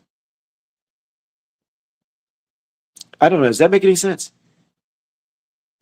But I could see where David's coming from. I mean, but let's look at David's angle. David's being hit at many different levels. And not in this study, but the part round 2, you're going to find out that David's own son came at him. And the way he did it, and it was crazy. Like, and then there's this other scenario with David and his, this is round 2.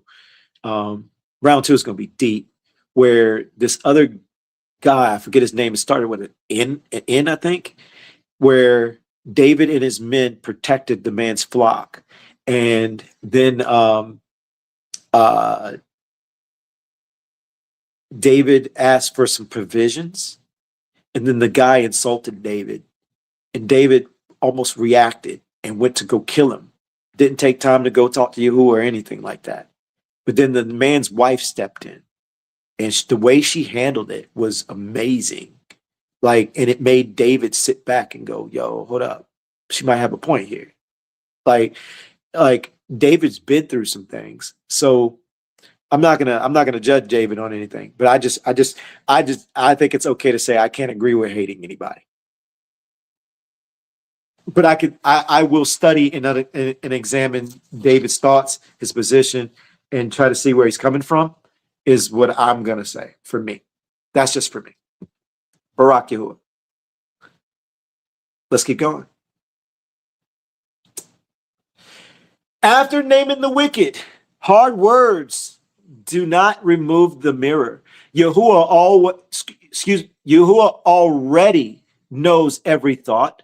The wicked may be the response. The clean goal is to be led rightly. Let's go to Psalms 143. Psalms 143. It's one page over, Frankie. You got this.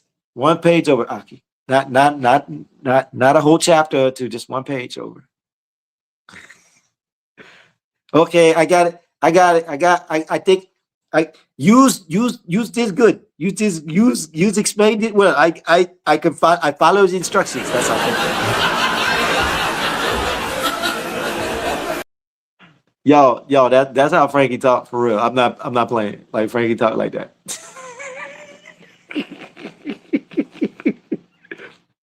Verse 1, hear my prayer, O Yahuwah. Give ear to my pleadings in your trustworthiness. Answer me in your righteousness.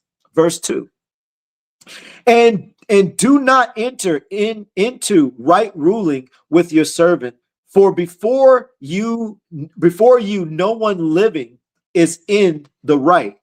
Yo, he just said He just said, there's nothing that we can do to be right with you. Like we're always going to be like in error. That's what David's saying.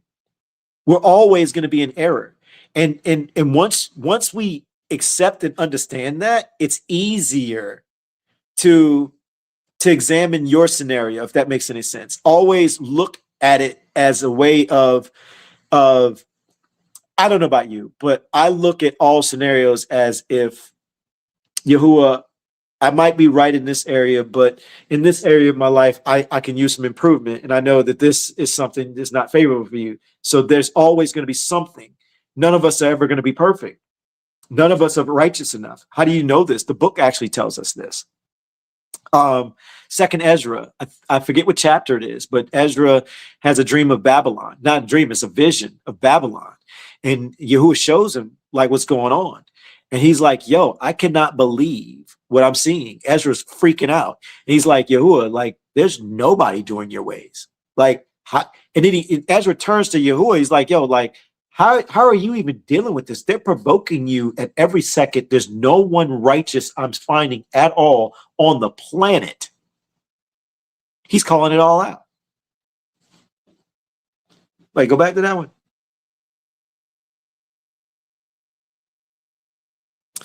You know, it depends on how you want to look at that. Yes, he does hate Esau. Now, by the way, when he says Esau, he ain't talking about white people. Let me be very clear. Like Esau, there's a battle going on. Just to emphasize what he was talking about. Okay, I know that there's some people that put that connection together. I just want to touch on this, if that's all right. So you got, let's go back to Adam and Eve. All right, so man, yeah, Sir Jones, I can agree with that. His spirit. Highlight that, sis. In all fairness, Sir Jones's family. I don't want Sir Jones to feel like I took that and ran with it. We on the same page. We are. So, but I want to tap on that for a second, because there's some new people that might be like, wait, hold up, what? So, let's go back to Adam and Eve.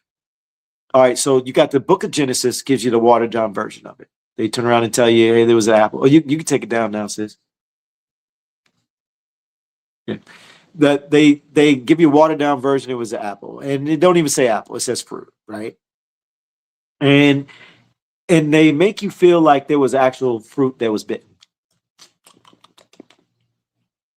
No, look, over at We the Assembly, we ain't playing games with this book, and we're not playing games with your emotions. But we are gonna study all aspects of the book, and we're gonna shoot you straight. And I know I ain't the only one. So that's why I said we, the assembly. It's not me. It's a lot of us. All right. Some bounce to pow wow went down at that tree.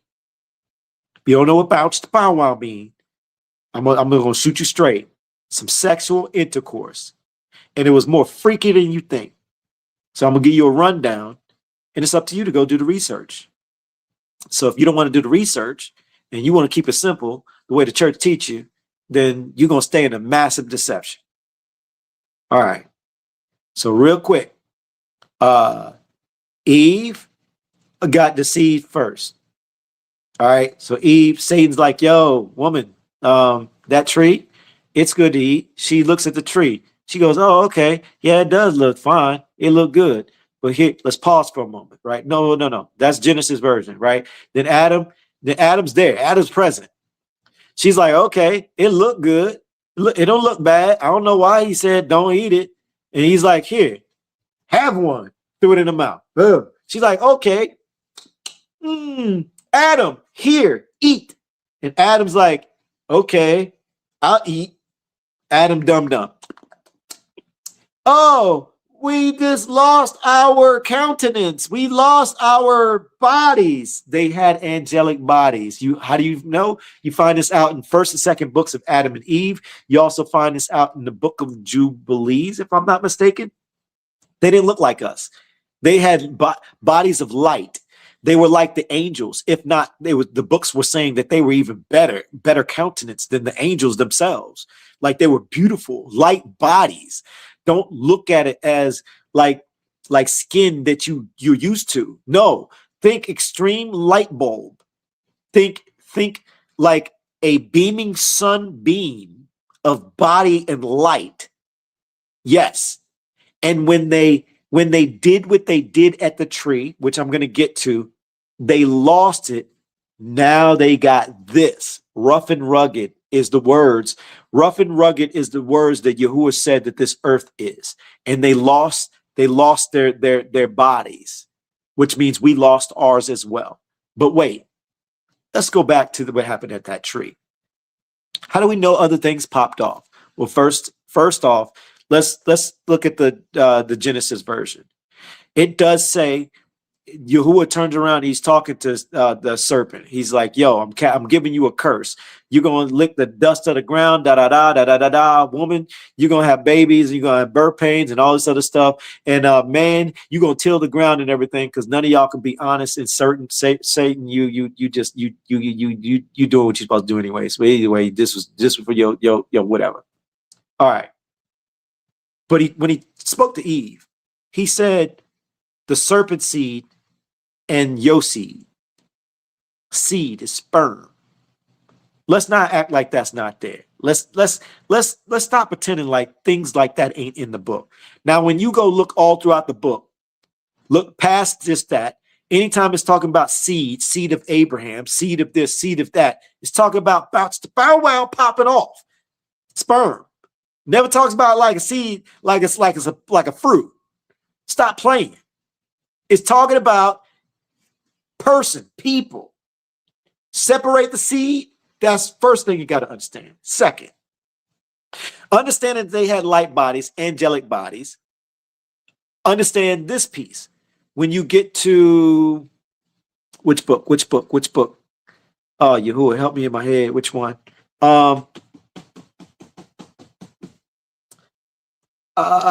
Second Baruch. No. Fourth Baruch.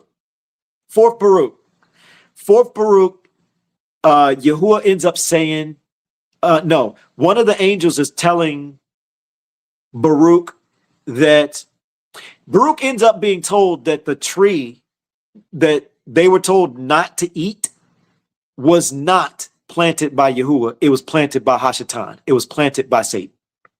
So that one tree in the garden was not made by Yahuwah. That's what Fourth Baruch says. Fourth Baruch says that. Okay, so now you get to another book, Apocalypse of Abraham. Apocalypse of Abraham actually talks about the tree and describes it. It describes it as a tree with vines wrapped around it. So it's a regular tree with vines wrapped around it, and it names the fruit. Grapes. Grapes, they grow on what? A vine tree. And it describes Adam, Eve, and Satan. And Satan's in between them. They had a threesome at that tree. But wait. You're probably thinking like, well, wait a minute, hold up, man. You telling me like they willingly did that? No. When you actually pay attention to the actual groundwork of things, they were intoxicated. How do you think Satan got them like this? Well, how do you know? Because Apocalypse of Abraham ends up talking about the cut of the tree, the root of that tree. That root of the tree, Noah found. It tells you this. Noah found the cut, the root of that tree, and Noah knew what it was. Noah tells Yahuwah and asked him, what am I to do with this? Yahuwah says, plant a vineyard. He says, use it to plant a vineyard. Noah plants the vineyard using the cut of that grape tree. Noah, then it goes to the Noah story of what? Noah creates a vineyard. Genesis gave you a watered down version. He got super drunk, passed out. Ham goes in. Genesis gives you this version. If you knew, get ready for this one, because if you don't know this, that means you ain't opening up your book. That means the church ain't taught you nothing. You ain't trying. I'm just going to shoot you straight. You need to catch up.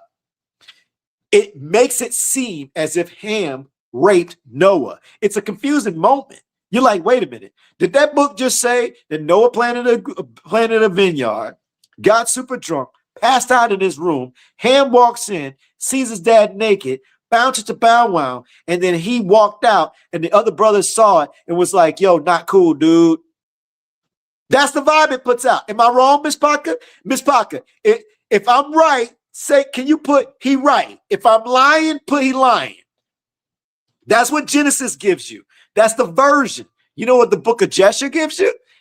Myshpaka, if y'all know what I'm talking about, if I'm right, if Genesis gives that fake impression, that watered down impression, put he right. If you feel like I'm lying, put he lying. I'm all right with that. Now let's go to the book of Jasher and you tell me if I'm wrong. If I'm right about book of Jasher, you know this is in there, continue to put he right. If I'm lying, then put I'm lying. So the book of Jasher turns around and says that same story, but it says it stops and it turns around and says that Ham stole the garment of skin from his pops, from Noah. And it goes on to say this garment of skin came from Adam. Then YAHUAH gave it to Adam when Adam was born. Then it kept going down. It got all the way to Noah, took Noah on the flood, preserved on the ark. Then Ham saw it naked, stole the garment of skin. So he didn't rape his pops. He took the garment of skin. Then it turns around and says that Ham gave it to Cush. Then Cush gave it to Nimrod, and Nimrod put the garment of skin on at the age of 20. And then it says that Nimrod ended up having like godlike type powers. But doesn't the book of Genesis say something to that nature? This is how you know this stuff. See the connection? See the witnesses? See the different books? They broke it up because they didn't want you to know this stuff. Now, why am I bringing all this up when he mentioned Esau? Because during all of this, you got Cain and Abel. Cain, serpent seed. Abel, that's Adam. Then you got Esau. That's serpent seed. Then you got Isaac, his brother. So you got Isaac and Esau. Isaac and Esau. So he loved Isaac. He didn't like Esau. That's what Sir Jones was talking about. Sir Jones was not wrong. He does in book. He says he hates Esau. He loves Isaac. Bang. Was that good for somebody? All right. Barack Yahuwah. Sis, I might have to break this up because I want to hit that podcast. I don't know if we're going to be able to get to the other slide, but we're going to finish this one up. We'll see. Sorry, y'all. Here we go. I read this one. I'll read it again. Well, let's just go to it. Unless the page turned on me. My bad, y'all. I'm lost in the sauce. I squirreled so bad. All right, see. Yeah, I did. I read that. Let's go to the next one. Barak Yahuwah.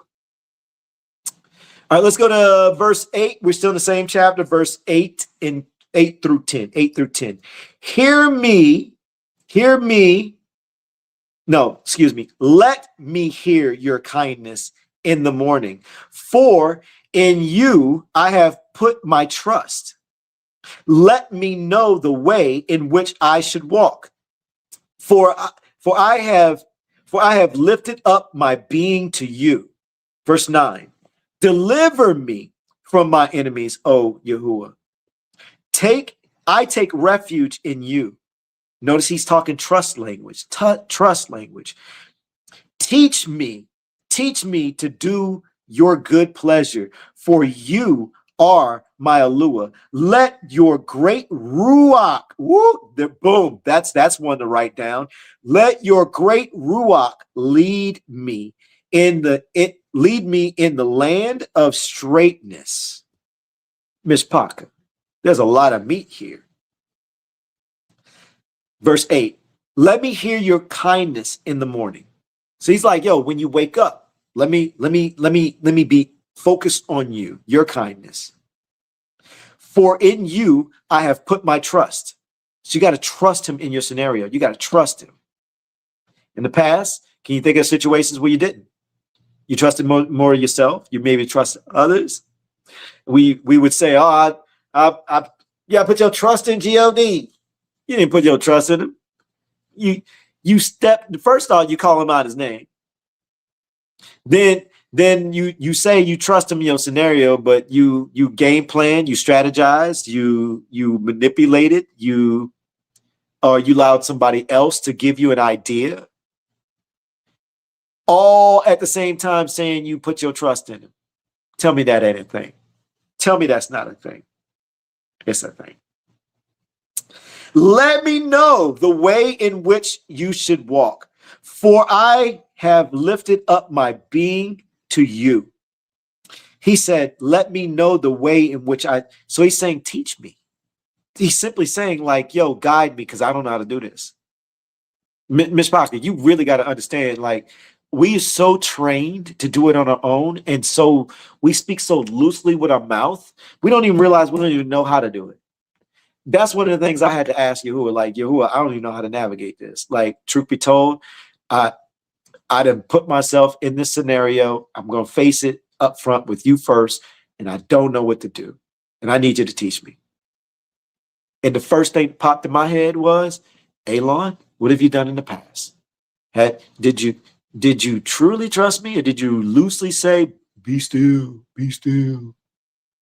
And I thought about it. I was like, yo, we don't know how to be still, do we, Yahuwah? Like, we talk about it, but we really don't. We say it like a slogan. We say it like a slogan. Like, hold up. Then I start examining scenarios that I remembered in the past. I'm like, yo, so when this was going down and this was going down, wait a minute. That didn't work out. So if I said that I trust you, but I did this that time, that that was me. I actually got in your way. I didn't trust you. And then I thought about it. I was like, wait a minute. I don't know how to ask this, but I'm just gonna straight up ask Yahuwah, how do I do it? Because I don't know how to do it. Because clearly I just been talking. Can I get some poop emojis in the comments, please? My entire life. And I'm seeing everybody else do the same. We talking a big game, but we ain't really about it. And I was like, yo, Yahuwah, like, I don't know how to do this. And then I started realizing, like, what does be still really mean? Be still means don't do nothing. Be still means don't say nothing. Be still means shut your mouth, don't do any actions, don't move. Just chill.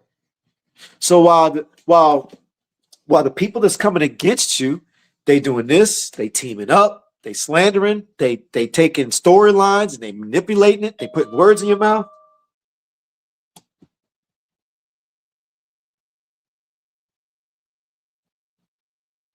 Oh, Marilyn said it's third Baruch, not fourth Baruch. It's about the cut in the tree. I think that's what sis is saying.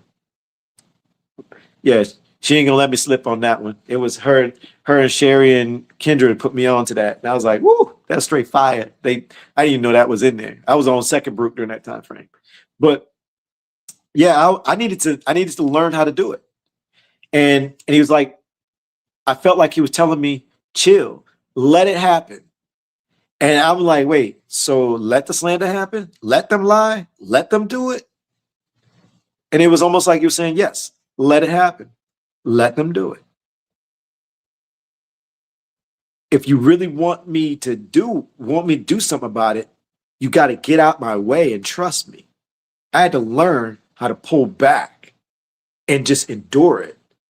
And this part I can talk about. This is fine to talk about. I witnessed people leave our community because they fell for it. And the stories were sounding good. They were sounding like they aligned, but they didn't really match the truth, which very few people know the truth. Very few. But the biggest, Yahuwah knows the truth. And during this process, here's what I picked up. Here's what I've learned. Yahuwah showed me that people will fall in their own counsel. YAHUAH showed me that trusting him, people get exposed. And I started realizing he works in a certain order. He thinks long game. We want things to be fixed right away. We want justice right now. YAHUAH don't he don't work in a couple of seconds. Can he? Yeah, of course. We know he can. But I started realizing when we do it, it's a Band-Aid and it never works out. It never works out at all.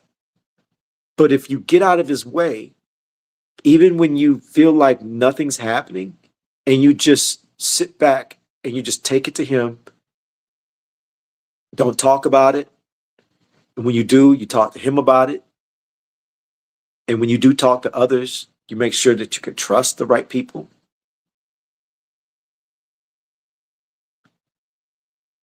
This whole season, I honestly,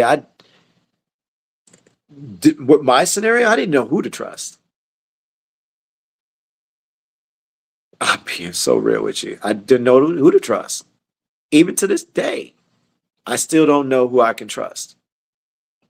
There are people I know I can trust, but then there's people I'm not sure.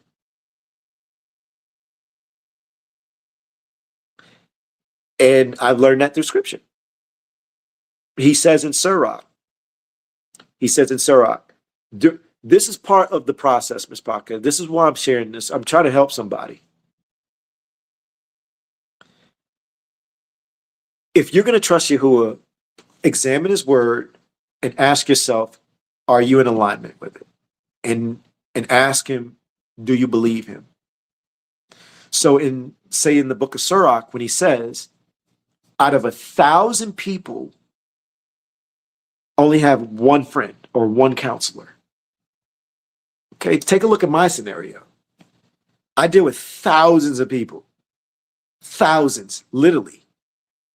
You know how many people try to get close to me?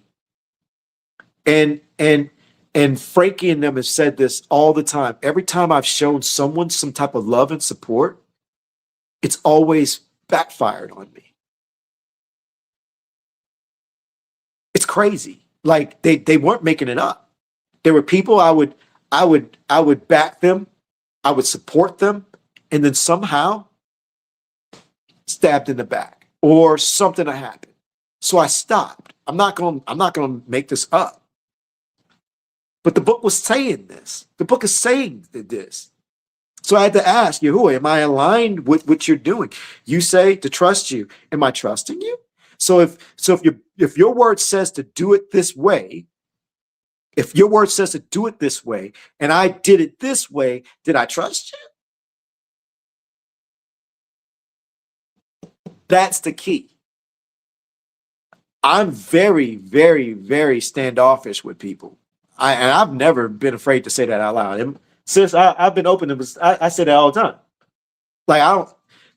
It takes a lot for a person to get close to me. I've seen people come and go. I've seen people do things that you didn't expect them to do. So I just don't trust. I trust YAHUAH. And people have to earn their way into my life.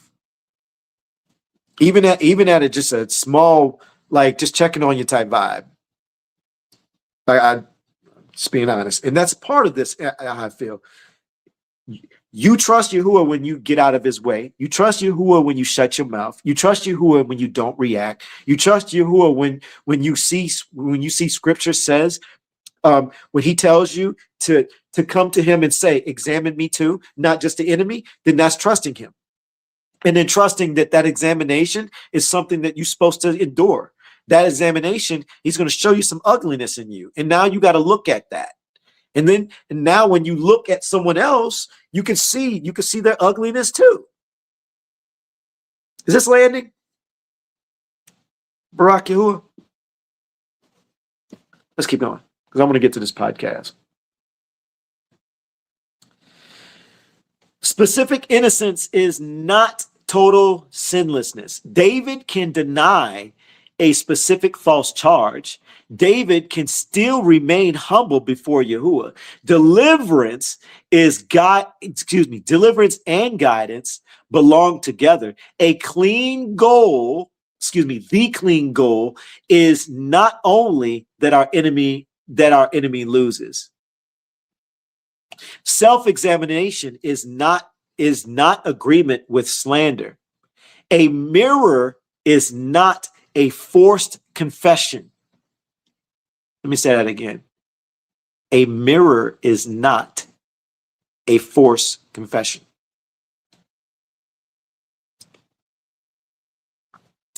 Humility is not automatic shared blame. Yahuwah, Myshpaka, I'm probably going to touch on this again. Throughout my experience, as I've shut my mouth majority of the year while watching slander, watching people lie, watching people fall for half-truths and manipulation,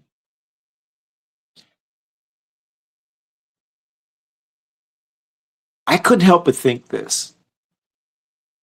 I think a lot of them thought because I was silent, I was guilty. And it was like Yahuwah was telling me, no, your silence is your strength. They're showing their weakness. They just don't know it yet. Your silence is actually your shield. Your quietness, while they're loud. I was able to see things. I was able to see ruachs. Going back to the other part and connecting this simultaneously.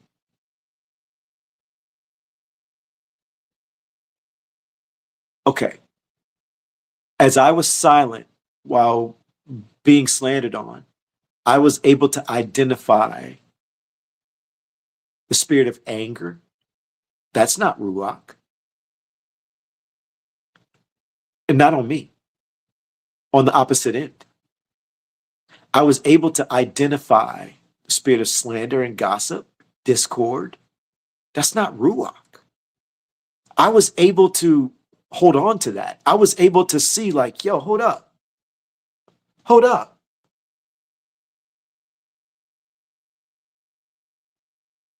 That's not ruach.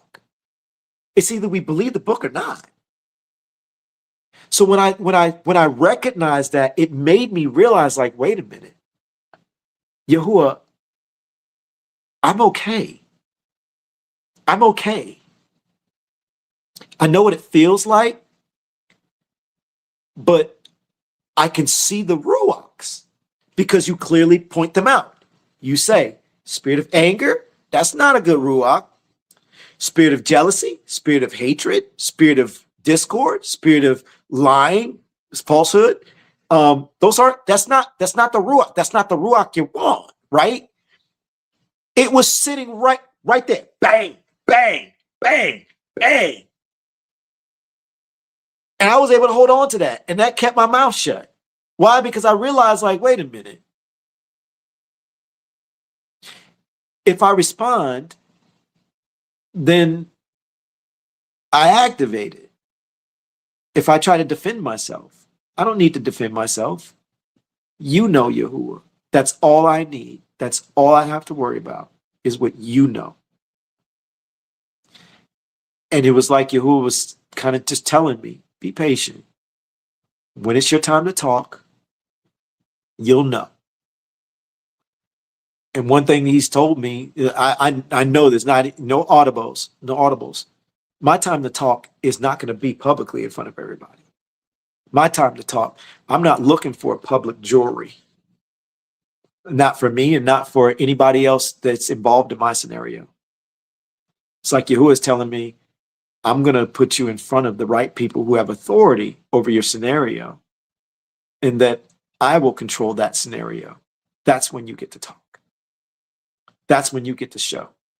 That's when you get to speak. Until then, you need to let me do this for you. That's what I picked up. That was trust. That's what I had to learn. I had to learn how to endure it. patience, self-control. And it is not easy because you're fighting inwardly nonstop. And then you start to fight yourself.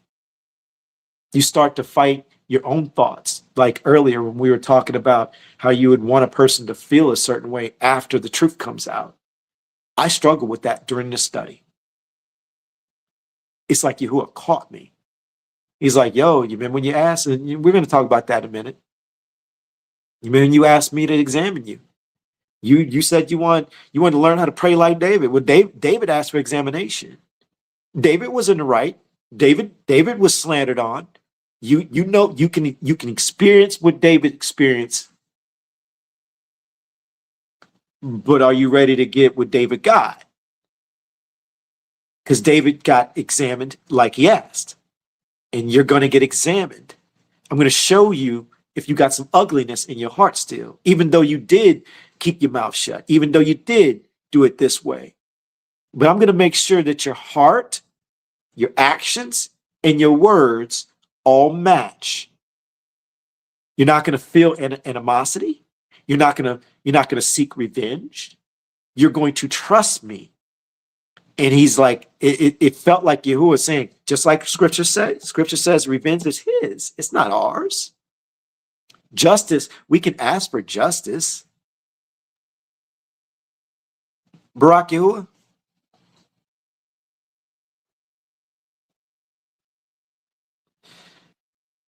Which David moment am I in? Saul, pursuit without cause, excuse me. The guy that I told y'all about earlier, I mentioned, is Nabal. We'll learn about that in a minute. Absalom, these slides are messed up. I'm sorry, y'all. We haven't hit that part yet. Forgive me. Y'all don't even know that part. Let's get past that. We'll hit it. We'll get to it. The six moments kept the prayer clean. The wrong moment create the wrong response. Do not call correction persecution. Do not call retaliation justice. Ooh, that one. Do not call retaliation justice. Do not pray Psalms 35 when YAHUAH is calling for Psalms 51. Myshpaka. Psalms 35, he's asking for his enemies to, he's asking him to handle his enemies. Psalms 51, he's asking him to examine his heart and wash him with hyssop. He's asking for forgiveness. That hits. If you know both those chapters, that just it can clash if you're not looking at it right. If that makes any sense, it's an eye opener. Barak YAHUAH.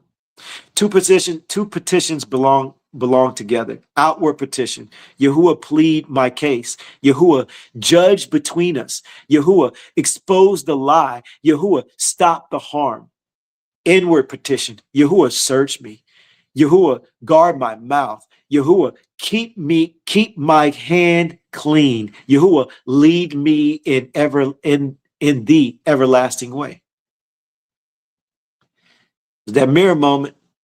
Am I innocent of the central charge? Have I contributed to the conflict in another way? Is my mouth clean? Can I consent to examination without accepting a lie? Myshpaka, I'm going to kind of skip ahead a little bit. We had another slide, but I want to, oops, my bad. I want to share with y'all a quick video, and then we're going to listen to a podcast, and we're going to get deep in that podcast. Let me bring this back up. Myshpaka, are you getting value? I applaud you getting value. If you're getting value, would you consider sharing? You don't have to share if you're just wanting to hang out with us and just see what we're about. Totally cool. No worries. We appreciate you being here. And this is going to start right away. I'm going to stop it and rewind it. I hate it when it does this. You are slandered, betrayed, or There we go. And let's widen this out. And then after this, we'll check out a podcast. when you are slandered, betrayed, or hunted for no reason, the immediate human reflex is to seize the judge's seat. You want to settle the score with your own hands. But the ancient record of David provides a completely different blueprint. It establishes a strict order of operations for processing hostility without becoming wicked in the process. It requires entering what we can call the two-sided courtroom. To practice clean PALAL, clean prayer, under fire, you have to bring your outward demand for justice while simultaneously submitting to an inward accountability. You cannot achieve true spiritual vindication if you refuse to step into the exact same courtroom that you are invoking against your enemy. The first side is the outward petition. This is where the wronged person explicitly asks YAHUAH to judge the cause, silence lying lips, and stop the unjust harm. These outward pleas for absolute justice are preserved in permanent ink, proving righteous anger against a false accusation is valid. But there is a simultaneous inward petition.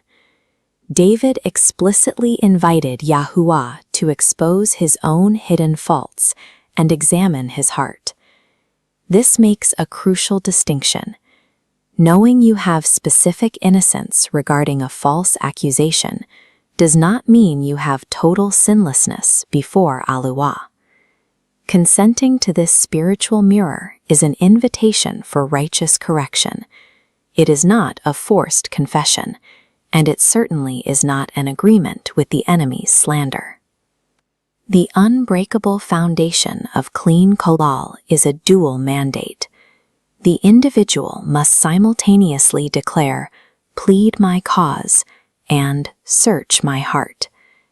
These prayers were not composed in a dim chamber of self-examination. They were forged in the harsh historical reality of David fleeing through desolate hills to survive Saul's pursuit. The threat was severe. David faced unprovoked military tracking, literal physical danger, public slander, and constant pressure to retaliate. Yet his righteous restraint did not require passive surrender. He actively fled from danger and utilized natural caves and physical strongholds for safety while he waited on YAHUAH. He hid his physical body in the rocks, but he placed the ultimate judgment of his pursuer entirely in the hands of the Creator. Authentic faith does not require you to remain in physical danger as an unguarded target just to prove your trust in divine protection. The ultimate stress test arrived during a moment of total vulnerability. Saul was asleep, and David finally had the physical access and opportunity to execute his pursuer and end his own persecution. David's loyal supporters looked at this access and dangerously misinterpreted it as divine authorization to kill the enemy. David completely refused to strike. He deliberately pulled his hand back, establishing a strict rule. Access to an enemy does not equal authorization for vengeance. Instead, David gathered undeniable evidence of his innocence. He took a piece of a cut garment and an untouched spear, proving he had the chance to kill without actually taking Saul's life or humiliating him for sport. He then presented this evidence directly to Saul. He maintained his specific innocence in the matter, while boldly declaring that his own hand would not serve as the instrument of punishment. Righteous restraint permanently separates the presentation of factual truth from the execution of punishment. The method and the timing of vengeance belong exclusively to the judge. To survive betrayal and false witness, you have to follow a required order of operations. You bring the cause to YAHUAH, and you categorically refuse to become wicked just to prove that the enemy is wicked. First, the outward cause and the raw facts of the injustice must be laid completely open and unobstructed before YAHUAH. Second, the physical hand must be permanently pulled back from executing personal revenge or participating in retaliatory violence. Third, the mouth must be placed under strict guard to prevent you from returning reviling for reviling or spreading retaliatory slander. And fourth, the heart must remain entirely open to righteous examination, correction, and cleansing, even while you are under active attack. The destructive human mindset says, I will settle it. The sober, submitted posture of clean PALAL says, YAHUAH, judge between us. True vindication under fire is achieved only when the cause, the hand, the mouth, and the heart are fully surrendered to the righteous judge.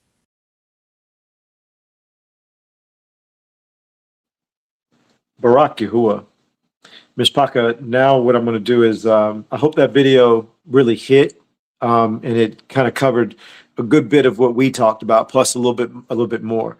The second slide, I'm going to show you where it's at. You'll have it one day, but we're just going to skip it today to get to the podcast, because the podcast is about 40 minutes long, but it's deep and I don't want to take up too much more of y'all time. So let's see here. Boom. Okay, so just to remind you, this player is going to be available to the community soon. I'm not going to tell you when. I'm still working on it, but our podcast is going to be here. So this is where we're going to listen to it today. And that video, when you do get it released, when we do release it to you, you'll be able to watch it here on watched button, and you can listen to it here. There's a transcript of the podcast there. We're going to have a study guide that goes deeper, and the slide we just did, that's there. And clicking on this tab here, you'll have the second slide. So you'll be able to have some private study time, and you can go deeper on everything. And we're going to have you more resources. So when we do release this, let me be very clear. You're not only going to get this, but all the ones that we did beforehand. I'm going to have them all loaded, and then moving forward, all of our scripture studies, we're going to have this layout. And then when this is released to you, you're going to have extra bells and whistles, and you'll get to see that over time. So, yeah. So now let's listen to this podcast, Myshpaka. I think y'all are going to really enjoy this. Barak Yahuwah.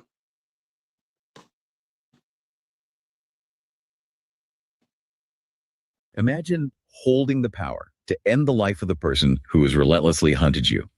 I mean, the person who ruined your reputation and drove you into the wilderness. Right. The knife is in your hand. The target is completely vulnerable, asleep right at your feet. Your closest allies are whispering that this is justice. They are saying, that this moment is a mandate to take back your life. All it takes is one strike. Exactly. One strike. And yet you stop. You lower the blade. You leave the cave. Why? We are initiating this deep dive as 2 AI audit voices designed to analyze and weigh the historical record. And our focus today is not an abstract theory or some comforting platitude. No, not at all. We are looking directly into the crushing pressure of the human condition under extreme duress.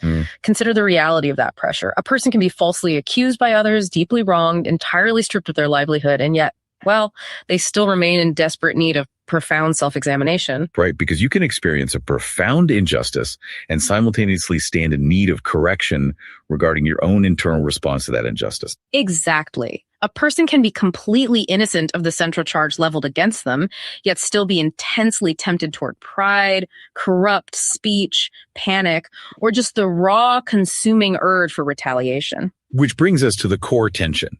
The paradox that we must audit throughout this session, because when we examine the historical record of David, we see a man under sustained, unjust attack from the highest military authority in his nation. Yeah, the pressure is immense. So the central question is this: how did David continually ask YAHUAH to judge the wrong done to him, to intervene against his attackers, while utterly refusing to remove himself from the mirror of self-examination? That is a crucial question. I mean, how does a human being cry out for vindication, yet simultaneously invite a forensic audit of their own heart? Well, the answer is found in the specific nature of his appeal. David's PALAL, his prayer, his formal petition, it placed both the cause and his own heart before YAHUAH simultaneously. Both at the same time. Right. He did not separate the external injustice from his internal condition.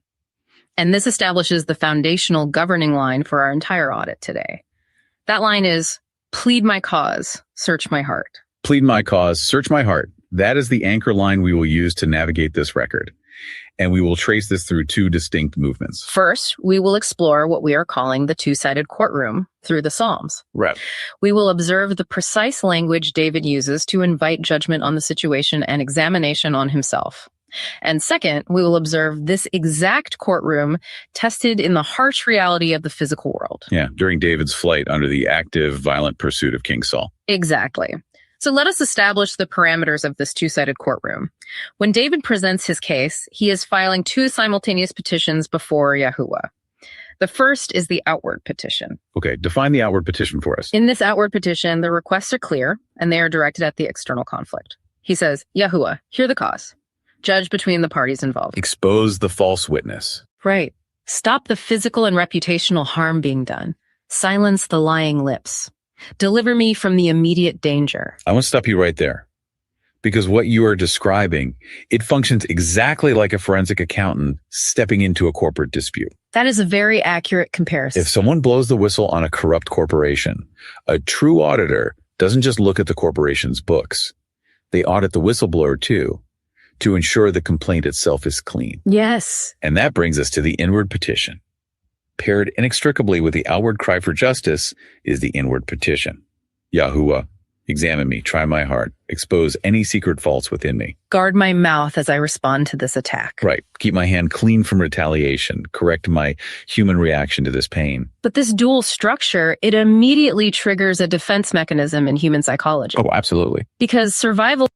Hey, I'm sorry. I got to answer a few people. I'm sorry. Somebody asked if this is Notebook LM. Yes, I did. I was able to get the audio from Notebook and put it into our own player. And the person that just asked about the car, yes, it works in the car. I already tried it. So you'll be able to, when this releases, you'll be able to listen to it in the car. But on a side note, when it said to silence the when it mentioned about David asking YAHUAH to silence his enemy's lips, yo, can I tell y'all, I asked for that. And if anybody who knows what's going on with me, and you've seen some of the things, have you noticed the other side got silent? Barak YAHUAH? Instinct dictates that when you are under fire, you fortify all vulnerabilities. You do not expose your weaknesses to an examiner while an enemy is trying to exploit them. Exactly. And I must press this tension directly. Yeah. If you are under attack and you know the accusation is a complete fabrication, doesn't asking for an internal audit imply a concession to the attacker? People assume that. Right. If I say, judge them, but also examine me, doesn't that inherently suggest to the court that I am partly to blame for the false accusation? No, absolutely not. And we must enforce this boundary rigorously. Self-examination is not an agreement with slander. Okay. I'm trying my best to be vulnerable and protect my scenario. So I'm just sharing, but I'm going to be very cautious on what I'm saying. Okay.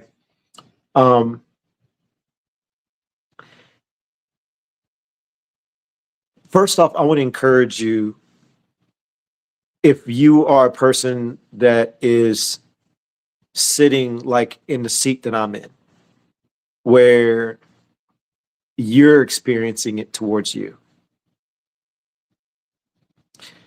do not be afraid to ask YAHUAH to examine you. But I'm going to tell you, he's going to do it. And don't be surprised, even if you are the one that's innocent. Now I'm going to slow down a little bit and I'm going to explain to you why I know this to be true. Many of you have seen me say this a couple times live, especially lately. I asked YAHUAH to examine me. Did I not? Who was there when you saw me say that? I asked YAHUAH to examine me. Did I not? Please let me know. I noticed this week he is. And I'm not saying metaphorically. I'm saying Yahuwah showed me, like, I'm examining you. I'm examining the other side too. Let me explain. In my scenario, I've mentioned clearly now we're in court scenarios, which means the court systems and the people that need to know are going to be asking some personal questions. They're going to be digging into our lives. I noticed this, and it hit me. I'm like, yo, Yahuwah. At first I was like, yo, that's deep. I asked for it. I asked you to examine them, and I asked you to search me too. I asked for you to examine me. And I realized, like, yo, you ain't playing. You're going to do it through the court systems. You're going to examine both sides. Is this hitting? I asked. And when I tell you, he is definitely doing it in detail. And when I realized that, can I tell y'all, I actually am excited about it. Because I also noticed Yahuwah wants truth. He wants truth. He wants us to be honest. And honestly, I can't wait to be fully honest about everything. Even if I look bad in a scenario, I'm going to be honest. I can't wait to look at the people that have any type of authority that Yahuwah has granted to be a part of this scenario. I'm going to trust that Yahuwah is leading this, whether a judge or attorneys or anybody is involved, where they know that Yahuwah is involved. I'm going to trust that Yahuwah is leading this. And I'm going to trust that anything that being examined by me and of me and of the other side, that everyone will see my integrity and see my honesty, and that I'm not going to hold back on anything, even if it's embarrassing for me to say. I feel like that's the strength. Why? Because that's what Yahuwah is required of us. Truth and honesty. That's the reason why these gray areas are not going to be a thing for me. These little white lies. It's not going to be a thing for me. I'm looking forward. I've been waiting an entire year to speak freely. And I'm finally going to be able to do it. So when I do speak, I'm not going to waste it on lies. I'm wanting the people who see. I'm hoping I'm talking to somebody. I'm in PALAL that you're not just taking a look at my scenario like you're just looking at me, just talking about me. I'm not. I'm hoping you're seeing yourself. And let me be very clear on that. And I also got to pull that mirror up, by the way. If you on the opposite end, I'm begging for somebody who knows that you're guilty on something, that maybe you might be kind of pulling that mirror up and going, you know what? But just to share, I'm really trying to make sure y'all understand, like, I'm in this in real time. And I'm actually excited to be examined by Yahuwah. And if it's got to be people of authority within the court systems to be the examiners on his behalf, whether they realize they're doing it or not, I'm all for it. And I noticed that is exactly what's about to happen. And I'm for it. I am all for it. I cannot wait for my truth to be shared, but shared the right way with integrity and not using the social media, Myshpaka, social media people as a online jury. I want the actual people of authority that can say, this is what's going to happen. This is what we're seeing. This, truth. Let truth be your thing moving forward, is what I'm trying to say, and trusting Yahuwah. And don't be afraid of him examining you. Ask him to do that. It's a relief. Because when you do a lie, then you got to do more work to keep that lie up. It becomes like a whole nother job. And I'm not trying to do that double time work. I just want to do it once. Barak Yahuwah? A mirror is not a forced confession to a crime you did not commit. We establish this principle here. Specific innocence is not total sinlessness. Specific innocence is not total sinlessness. That is a critical distinction. It is. You can be entirely innocent of the specific slander spoken against you. You did not steal the money. You did not speak the treason. You did not commit the betrayal. You are specifically innocent. Right. Yet you remain a flawed human being capable of an unrighteous, venomous reaction to the lie. So the goal of this two-sided courtroom is not to manufacture shared blame where none exists. Exactly. The goal is Yahuwah's complete and accurate judgment of the entire matter. Let us examine the textual evidence for this. If we look at Psalm 7, verses 3 through 5, and verses 8 and 9, David does not simply dismiss the accusation of his enemy. No, he does not. He places the accusation itself under the most intense, severe examination possible. He says, "If there is iniquity in my hands regarding this matter, if I have rewarded evil to one who was at peace with me, then let the enemy pursue my soul and take it. Let him tread my life down to the earth." The gravity of a conditional curse in the ancient world, it just cannot be overstated. Wow. He is essentially saying, if I have actually done this thing they accuse me of, let the judgment reach me too. Let the physical consequences fall on my own head. Wow. This is not rhetorical flair. It is the statement of a man who possesses absolute confidence that Yahuwah can dissect the exact truth. He stakes his physical survival on the objective reality of his innocence concerning that specific charge. But notice the pivot there. Immediately after placing himself under that conditional curse, he moves to verse 8. Yahuwah shall judge the people. Judge me, O Yahuwah, according to my righteousness and according to my integrity that is in me. He asks to be judged according to his integrity in this isolated matter. Right, while simultaneously acknowledging in verse 9 that the righteous Yahuwah tries the hearts and reins. And let us look closely at that word reins. In ancient physiology, the reins or the kidneys were understood to be the deepest, most hidden seat of human emotion, the subconscious motives, the things a person might hide even from themselves. Interesting. David is saying, I am innocent of the specific slander. My hands are clean of this crime, but I submit my deepest subconscious motives to ultimate scrutiny. Again, specific innocence is not total sinlessness. This required internal purity. It drives us into the Psalms of examination, specifically Psalm 17. The focus here is on verses 1 through 5. David makes a request that goes far beyond asking for deliverance. Yes, he does. He asks Yahuwah to hear a prayer that does not come from feigned lips. He asked Yahuwah to prove his heart, to visit him in the night, and to try him like precious metal in a furnace. And he makes a definitive steel-clad resolution.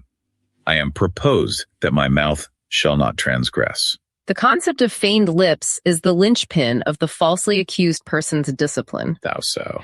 Well, feigned lips are deceptive lips, but the deception is often highly sophisticated.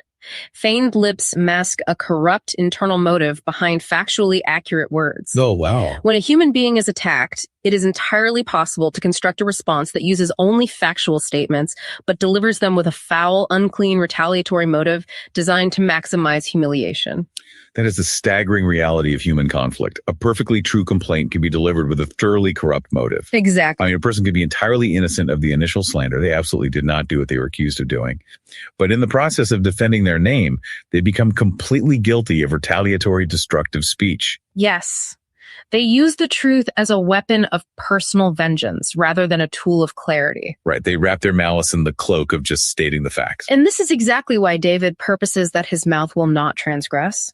He feels the gravitational pull of vengeance. He knows the temptation to use the mouth to destroy the one who is attempting to destroy him. So we must anchor this fact in the record. A true complaint must not come from feigned lips. Yes. You cannot appeal to the righteous judge while harboring the quiet intention to humiliate your adversary through your own speech. The prayer for justice must be purged of the poison of personal vengeance. And this purge requires us to look at Psalm 19, verses 12 through 14, because a purge implies there is something hidden that needs to be removed. Right. David asks, "Who can understand his errors? Cleanse thou me from secret faults." He follows this by asking to be kept back from presumptuous sins, and that the words of his mouth and the meditation of his heart would be acceptable in the sight of YAHUAH. Notice the transition there from the public arena to the private domain. Yeah, the contrast is sharp. Yo, I can't act with my scenario. I've actually, well, okay. Let me make sure I'm saying this properly. Okay, so bear with me, please.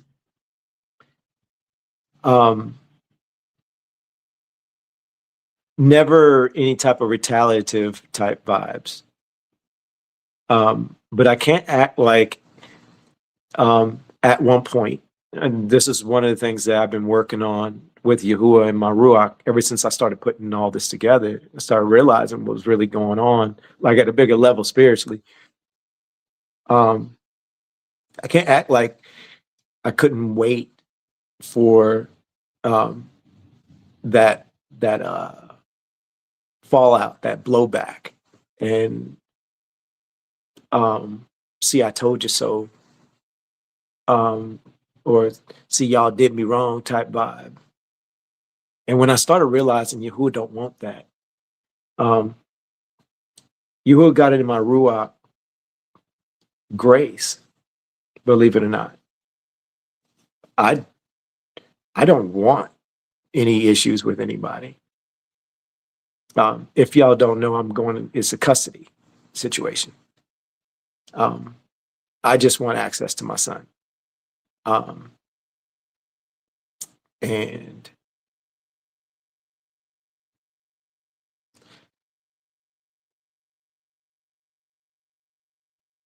I'm going to say a statement. Maybe this just makes sense. You know, for some others, somebody else, it might be a little different. I don't know, but not for me. I'm going to use my older son. His name's AJ. He's a junior. He's Alon Junior, right? So we call him AJ. His mom and I, we get along. We have a good relationship, good friendship. If I was to like want anything bad to happen to her, then it affects AJ. So why would I want anything malicious to happen to her, right? So I would always want her to be in a good position. I would always want her to be healthy. I would always want her to do well. So I feel the same way with this current situation.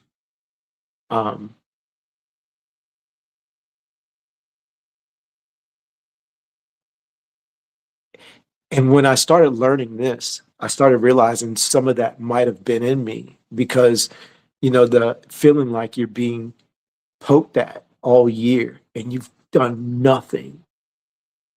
And finally getting that your turn type vibe. And I had to ask you, who is that in me? Like, do I?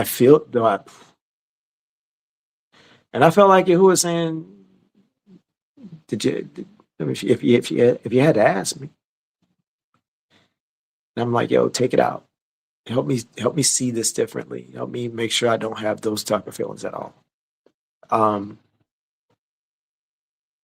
I didn't want none of this. And I'm trying to share as authentic as possible without just doing too much. But I don't know if this is making any sense. It's just that I don't want to see anybody feel any type of way. I've been personally down and out in my life where I've lost everything. So I know what it's like to be completely down and feel like you got nothing. I wouldn't want anyone to feel that. I've been brokenhearted. I've lost things that I didn't think I would lose, like a business publicly.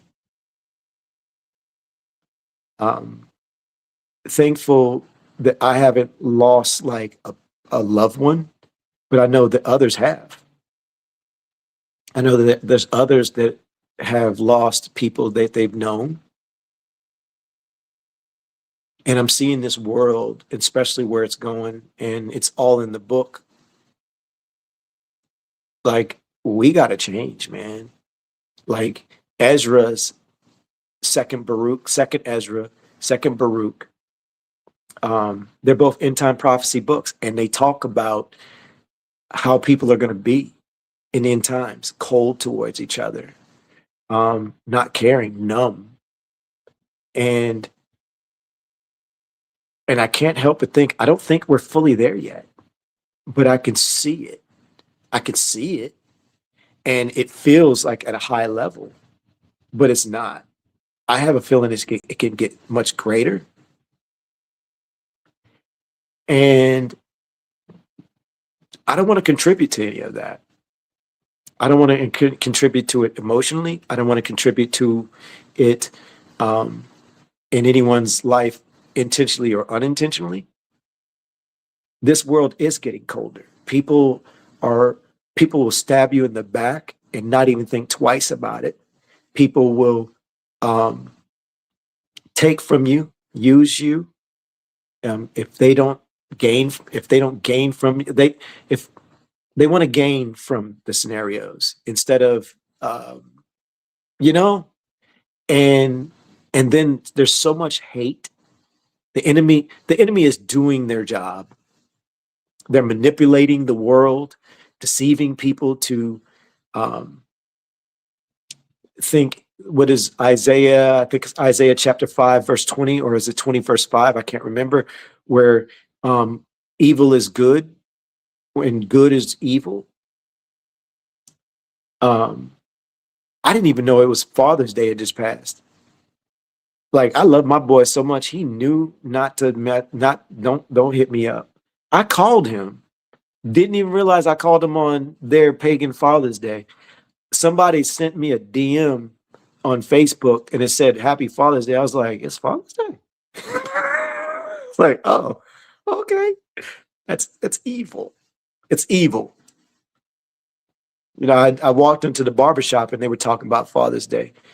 And I knew I couldn't say nothing. Like, let them have their conversation. Just zip it. Because what they were saying, if they would have heard what I had to say, it would have changed the whole mood. And I was like, I just closed my eyes and I just PALAL for them. YAHUAH, they don't know. They don't know that they're being set up to feel these type of feelings. They don't know that even though they're mixing good feelings with bad and not even realize some of the things they're saying, it's a setup. They don't know it. Show them. I remember doing all that, just PALALing for them while they were talking, and then we're set up to be against each other. Black versus white, black versus black, but white versus white. I mean, and everything's all mixed and backwards, and it's like, yo, I can totally see second Ezra and second Baruch. If you don't know about those books, if you have not picked up second Ezra, that's my favorite book. If you haven't picked up second Ezra, please, you need to hop into it. Trust me, I'm gonna have it on this site. But second Ezra and second Baruch are must studies. Notice I didn't say read. They're must studies. You got to study them books. It's talking about end times, and it's going to wake you up to where humanity's going to go, what the things we're going to be involved in later on. That it's just, I don't know. And I guess going back full circle to this, I don't want any part of it emotionally. So I was really thankful that YAHUAH helped me catch this while putting the study together. Because as I was putting the study together, I started examining like, yo, YAHUAH, do I have some of that, not retaliative, like do anything, but you can't wait for that moment.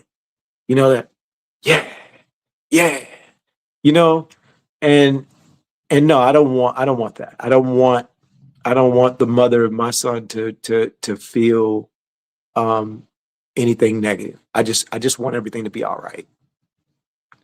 I want my son to be healthy. I want him to be happy. I want him to know both parents.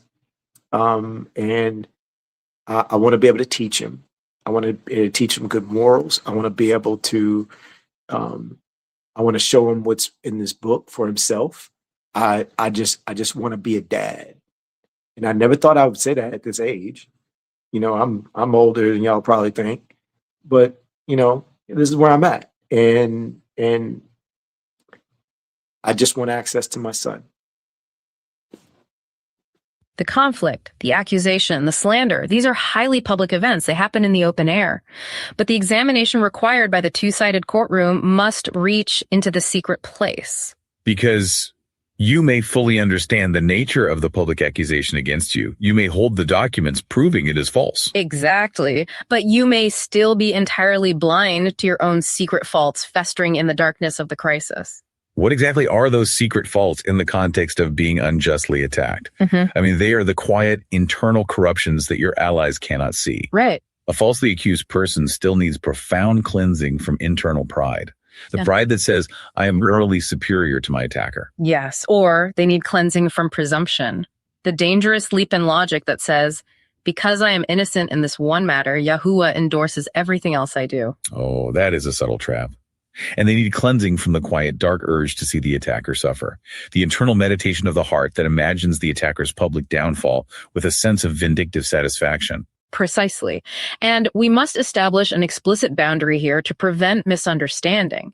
Discovering that you have these hidden faults, recognizing that you struggle with a desire for retaliation, it does not retroactively make the false accusation against you true. Right. The slander remains slander. Yes.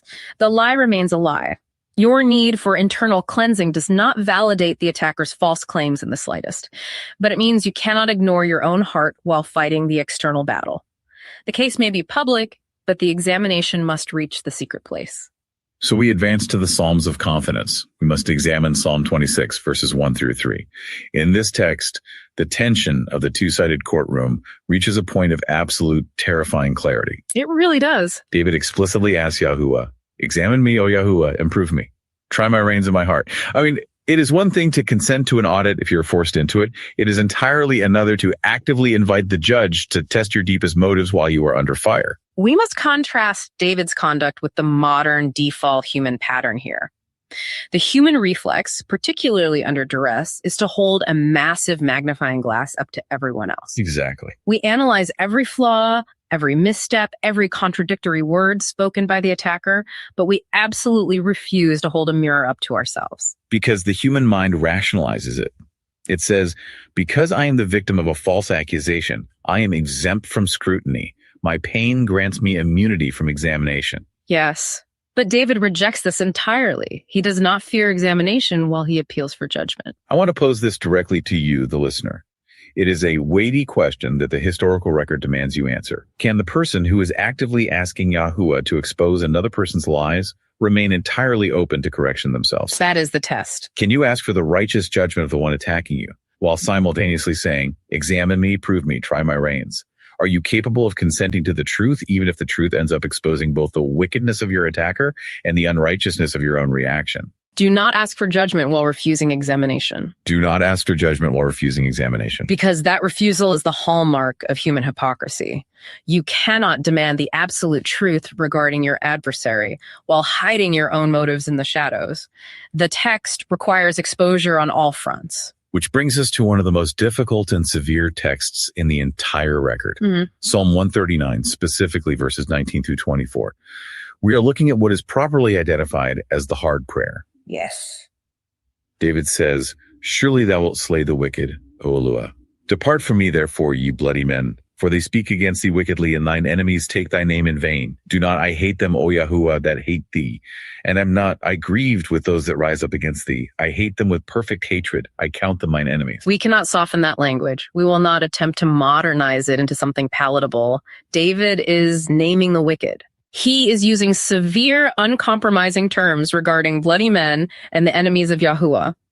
He is identifying the objective reality of wickedness, the sheer destructive force of these individuals, and he is violently separating himself from them. The severity is real.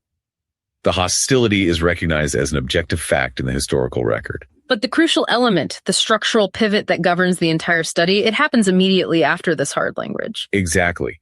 David does not conclude his prayer with a declaration of hatred for the wicked.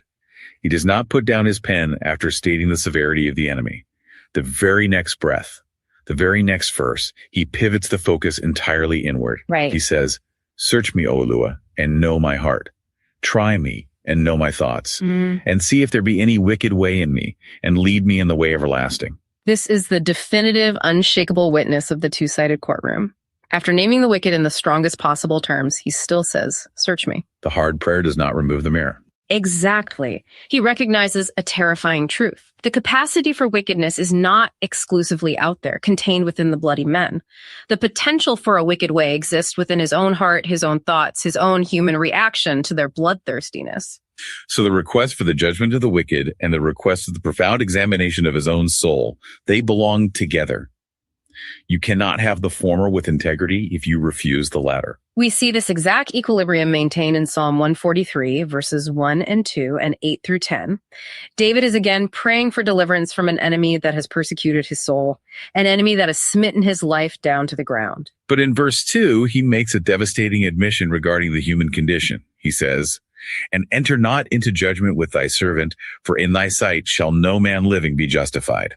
This admission is the failsafe. It prevents the entire structure of the two-sided courtroom from collapsing into spiritual arrogance. Right, because David maintains his specific innocence concerning the attacks against him. He knows, factually, he did not commit the treason he is accused of. Yes. Yet, he simultaneously acknowledges that if YAHUAH were to judge his life in its totality, outside of mercy, he could not stand. No living person is justified by their own inherent perfection. So he pairs his cry for deliverance with a desperate plea for instruction. In verse 8 and 10, he says, "Cause me to know the way wherein I should walk. Teach me to do thy will." The synthesis is profoundly humbling. David can stand with absolute confidence and say, "I did not do what they accused me of doing. The evidence clears me." And in the exact same moment, he says, "Teach me, lead me, do not enter into judgment with your servant." That is the complete load-bearing architecture of the outward and inward petition. David could say, "I did not do this," and still say, "Search me." Before we transition from the Psalms to the historical narrative, let us lock down the synthesis of movement 1. We have established what the clean appeal is and what it is not. The clean appeal is never, "They are wrong, therefore I am perfect and require no examination." The clean appeal is, "YAHUAH, judge the accusation accurately, expose what is false, stop the lie, and simultaneously correct what is wrong in me. Do not let my human reaction to this injustice become wicked." It is the relentless adherence to the governing line. Plead my cause, search my heart. Which brings us to movement 2. We must shift from the Psalms, from the written prayers and the theological architecture of the courtroom, to the physical, gritty, historical record of David's life. Yes, moving from the abstract to the concrete reality. Because the courtroom we just described was not a theory constructed in a sterile environment. It was not a philosophical exercise debated in a classroom. David lived out this exact tension, this precise demand for examination and restraint, while King Saul was actively physically hunting him with a standing army. The hostility David faced was not merely verbal sparring. It was not just a matter of damaged reputation or hurt feelings. The danger was physical. Extremely physical. The violence was imminent, authorized by the state, and lethal. We must recognize the actual fire he was walking through. David did not pretend the fire was cold. No. He did not adopt a false mystical detachment from the reality of the threat. He acknowledged the hunter, he studied the terrain, and he took action. Faith is not pretending the fire is cold. The record in 1 Samuel demonstrates exactly how a human being navigates physical danger while maintaining the internal discipline of the two-sided courtroom. We begin with 1 Samuel chapter 19, paired with the language of Psalm 59. Saul's violence is not symbolic here. Not at all. Saul explicitly attempts to pin David to the wall with a javelin. When that fails, Saul sends messengers to David's house to watch him overnight with the express recorded purpose of assassinating him in the morning. The house is watched. The perimeter is secured by state assassins. The threat is literally at the door. And what does David do? He escapes. Right. He is let down through a window and he flees into the night. Now, we must use this specific record to forcefully debunk a very dangerous false piety that often infiltrates the human mind under pressure. Yes, please. There is a deeply flawed religious temptation to believe that greater faith would have required David to stay in the house. The false logic argues, if David really trusted YAHUAH, he would have sat on his bed unarmed and waited to see if YAHUAH would miraculously repel the assassin. That interpretation is entirely rejected by the historical record. Yeah. It is a suicidal theology. Exactly. David's escape is not an act of unbelief. Using a window to flee an assassination squad is not a failure of faith. It is an acknowledgement of reality. We must state this as a clear, non-negotiable boundary. Safety is not the enemy of trust. Physical escape from imminent danger is a lawful, righteous, and necessary action. Clean hands do not require an unguarded life. This is vital for the listener to absorb. Engaging in PALAL, bringing your cause before the judge, it does not forbid you from leaving a dangerous environment. Maintaining restraint and refusing to retaliate does not mean you are required to remain perpetually available to violence, abuse, or slander. You can have a completely clean heart, completely clean hands, and still lock your door, leave the house, and flee the hunter. Clean hands do not require an unguarded life. This intensely practical approach to danger is further detailed in 1 Samuel chapter 23. David is on the run, but he is not running blindly. He does not rely on panic, and he does not rely on human intuition alone. He asks for intelligence. Yes, he actively asks YAHUAH for highly specific, actionable, tactical intelligence. He is in the city of Keilah, a walled city with gates and bars, and he hears that Saul is secretly practicing mischief against him.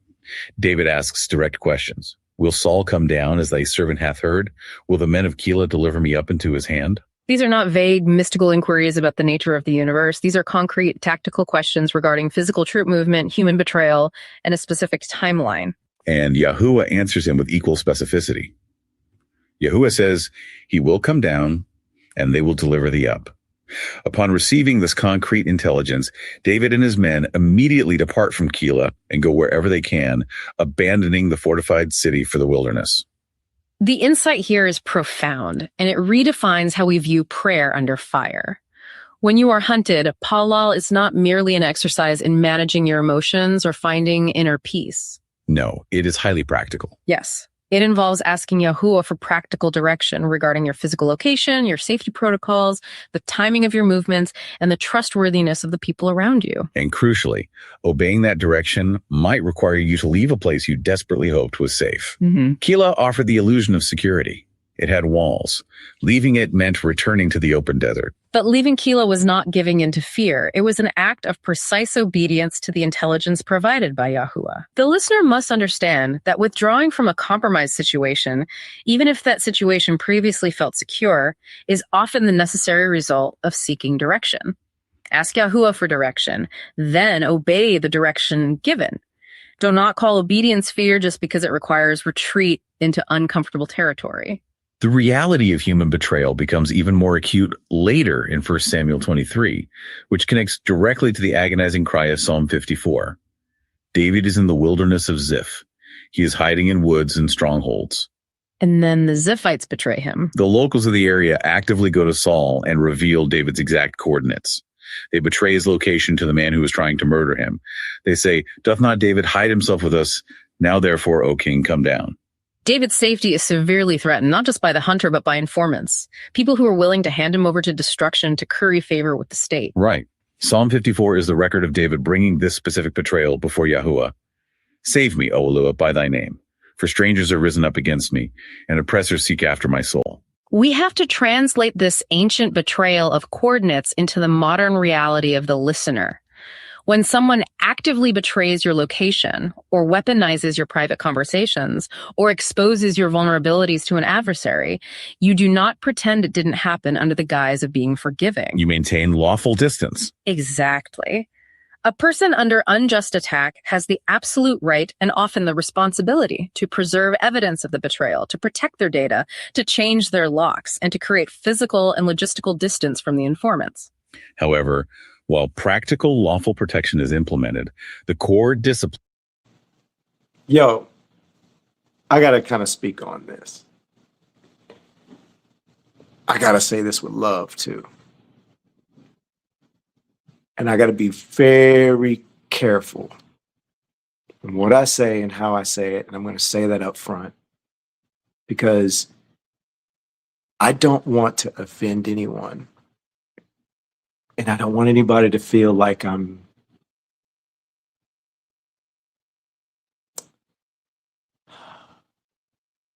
heart is in a good place when I say this. In my scenario, I've seen so many people play me to my face while backstabbing me in the back. And I started to realize how ruachs work. I started to realize that you don't necessarily have to pay attention to the actual person. If you see the actions, then you could start seeing the connections. You could see the shared ruachs.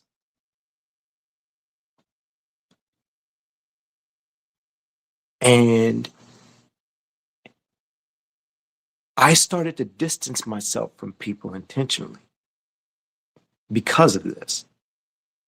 Exactly what it said.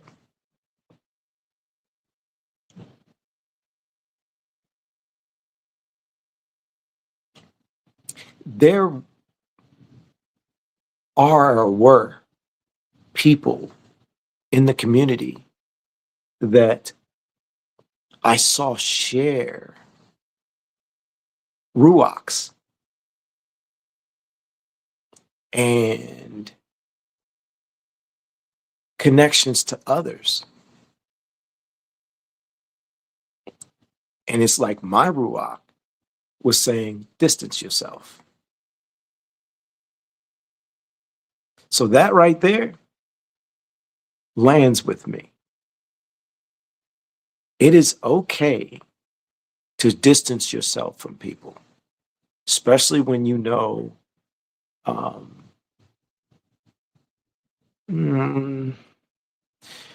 if Yahuwah is telling you there is a red flag, alert, listen to it. PALAL over it, but listen to it. Don't just ignore it. That's all I'm saying. Barak Yahuwah.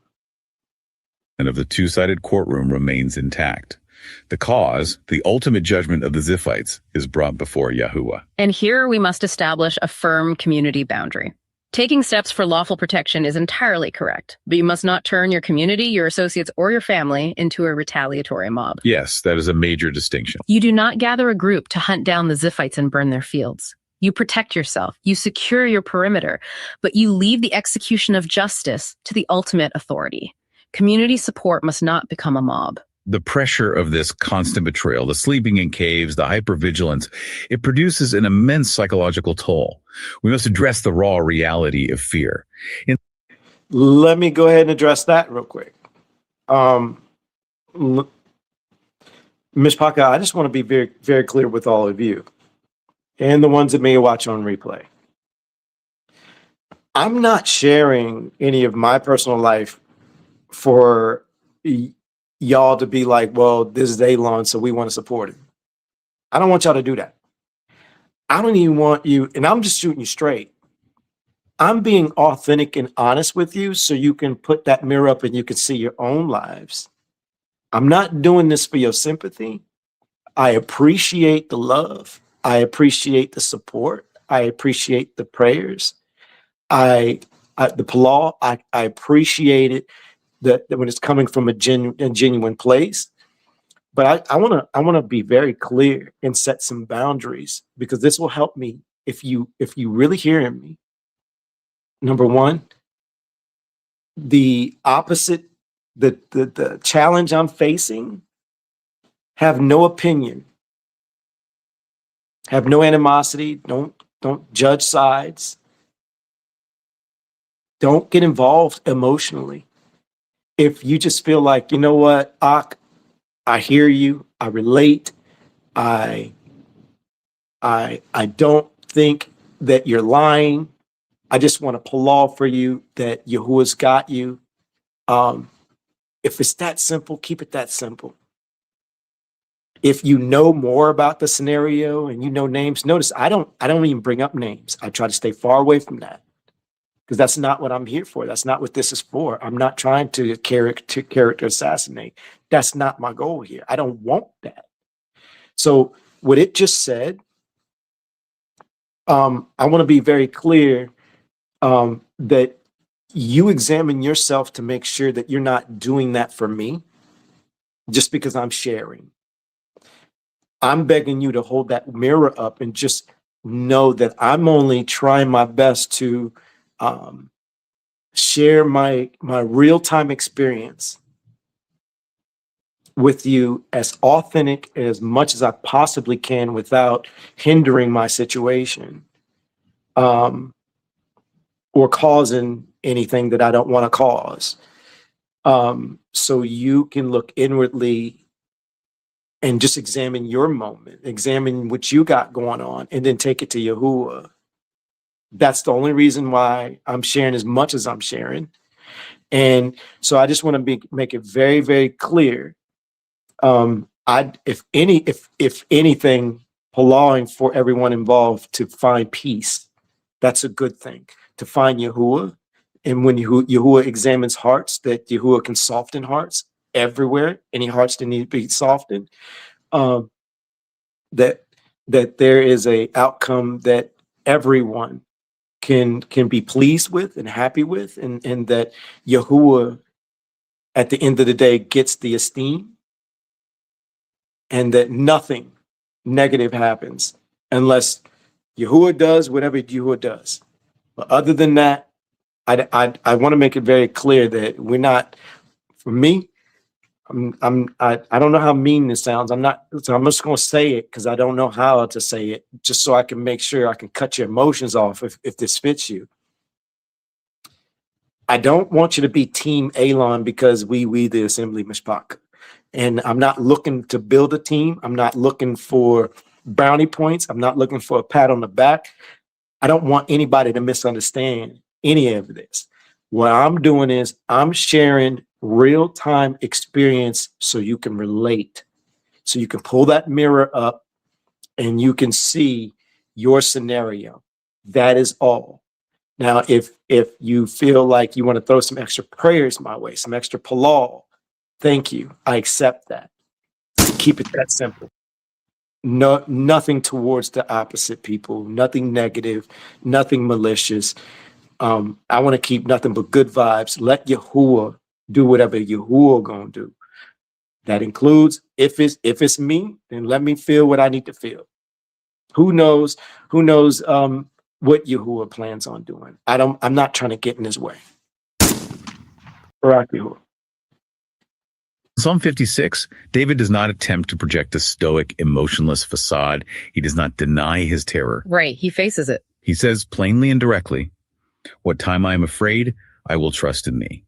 He acknowledges the fear as a present, suffocating reality. This is a critical point of analysis for the audit. Faith is not emotional numbness. To suggest that a person of faith should never feel fear when hunted, slandered, or betrayed is to deny human biology and the severity of the historical text. The threat David faced was real. The swords were sharp. The words being twisted by his enemies were designed to destroy him. The fear was a rational response to imminent destruction. So what does trusting Yahuwah actually mean in the presence of cold, physiological fear? It means that the fear, while fully acknowledged, is brought under the direct authority of Yahuwah rather than being allowed to drive the vehicle of your actions. You feel the fear, but you do not let the fear command your hand to strike a preemptive blow. Precisely. You feel the terror, but you do not let it command your mouth to retaliate with corrupt, desperate speech. The fear is named, but the trust is chosen as the mechanism of response. Faith is not pretending the fire is cold. We now arrive at the absolute crucible of movement 2, the cave. This is recorded in 1 Samuel chapter 24, and the internal environment of this moment is captured in Psalm 57. The setup is one of the most intense psychological and moral tests in the historical record. Yes, it is. Saul, entirely unaware, enters the exact cave where David and his men are hiding in the dark recesses. The hunter is suddenly completely vulnerable to the hunted. We have to unpack the claustrophobia and the psychological weight of this moment. Mhm. These men have been living in the dirt. They are exhausted. They are traumatized by constant pursuit. And suddenly, the architect of their misery walks into their space alone and assumes a vulnerable position. And David's men immediately interpret this vulnerability as a divine mandate. They whisper to David in the dark, "Behold the day of which YAHUAH said unto thee, Behold, I will deliver thine enemy into thine hand, that thou mayest do to him as it shall seem good unto thee." So the men are applying religious language to justify an immediate execution. Exactly. They see the opportunity as a divine green light to finally end the suffering. David moves forward silently in the darkness. He approaches the vulnerable king, but instead of striking a lethal blow, he cuts off the skirt of Saul's robe privily. And the text provides a detail that is the absolute turning point of the audit. Right. And it came to pass afterward that David's heart smote him because he had cut off Saul's skirt. This is fascinating. I must ask the question that any normal human being would ask, because it defies all modern logic. Why does his heart smite him? He didn't kill the man. He just took a piece of fabric. And furthermore, Saul is a tyrant who has relentlessly pursued David without a shred of justification. Why is David experiencing profound guilt over cutting a piece of cloth from the garment of a man who wants him dead? Because in the ancient Near East, the hem or skirt of the royal robe was the symbol of the king's authority. By cutting it, David was symbolically severing Saul's authority. But more importantly, David's heart smites him because he, even while trapped in the darkness of the cave, even while under entirely unjust pursuit, remains incredibly, almost painfully sensitive to his own conduct before YAHUAH. He's using that mirror. Yes. He realizes that by cutting the garment, he stepped, however slightly, into a posture of disrespect against the anointed authority, even an authority that had become deeply corrupt. His heart smites him because he is applying the mirror of the two-sided courtroom to himself in real time. He refuses to execute judgment. He tells his men, "YAHUAH forbid that I should do this thing unto my master, to stretch forth mine hand against him." He restrains his own hand, and he forcefully restrains his men. The aftermath of the cave is just as critical as the event inside it. Saul leaves the cave, and David follows him out into the light. David calls out to Saul, bows to the earth, and then he presents the evidence. He shows the cut fabric. Yes, he holds up the cut skirt of the robe. He says, "Moreover, my father, see the skirt of thy robe in my hand. For in that I cut off the skirt of thy robe and killed thee not. Know thou and see that there is neither evil nor transgression in mine hand. And I have not sinned against thee, yet thou huntest my soul to take it." Notice the exact methodology David uses. He does not remain silent about the danger. He presents hard, physical proof of his restraint. He tells the exact factual truth concerning his own hand. We must establish the boundary of truth here. Presenting evidence is not vengeance. It is not. Telling the factual truth about an interaction, showing the undeniable proof that you did not do what you're accused of, is not the same as humiliating someone. It is establishing the objective record. Mercy does not require silence concerning danger or the suppression of facts. And as he presents the evidence, he utters the anchor lines that govern the physical application of his faith. "YAHUAH judge between me and thee, and YAHUAH avenge me of thee. But mine hand shall not be upon thee. YAHUAH therefore be judge, and judge between me and thee, and see and plead my cause, and deliver me out of thine hand." He establishes the evidence, he declares his innocence in the specific matter, and then he hands the gavel entirely to the judge. "My hand shall not be upon thee, YAHUAH, judge between me and thee." Following this exchange, we must make a distinction so explicit that the listener cannot possibly misunderstand it. We must establish the hard boundary of mercy. When David spares Saul, Saul responds with great emotion. Yeah, he weeps aloud. He says, "Thou art more righteous than I. YAHUAH reward thee good for that thou hast done unto me this day." Saul acknowledges David's future kingship and asks for an oath that David will not destroy his seed. David swears the oath. But look at the final movement of the chapter, because it contains a massive... Yo, if y'all consider this, so Saul knows who YAHUAH is. Saul knows who YAHUAH is. He has experienced YAHUAH. So he knows YAHUAH ain't no joke. Saul also knows that I think it's somewhere in 1 Samuel where it says that the Ruach left Saul and came to David. Saul was aware of this. It's almost like Saul has nothing to lose. And I can't help but think, like, if Saul knew Yahuwah, truly knew him, truly wanted to listen to him, he would have pulled back. He would have fought against whatever Ruach was encouraging him, and found a way to get back in Yahuwah's graces. It's not like Yahuwah can't show or hasn't shown that he's willing to forgive. But so that part catches my attention. So Saul's relentless coming after David, and David shows him mercy. And David mourns over Saul dying. And Saul tried to kill him how many times? So I don't know if that makes any sense. It stands out to me. It's like, Saul, you know Yahuwah's like legit. You ain't trying to figure him out like Pharaoh. Like you weren't like Nimrod, where you had to be kind of like shown over time who Yahuwah is for you to finally like believe that like you was given your kingdom by Yahuwah. You know what I'm saying? He didn't have to humble Saul in that way. Saul knew what was up. That's the part that really I can't wrap my head around. It's like, yo, is this hitting? I don't know if what I'm saying is making sense, but you knew who you is. You know he was legit. You coming at David. David's heart towards you is, I love you. I love you, and I don't want to fight against you, and I'm going to spare you, and I'm trying to show you that I got nothing against you. I'm trying to show you who I got nothing against you. I don't want any part of this. I didn't ask for this. Like, could you please stop?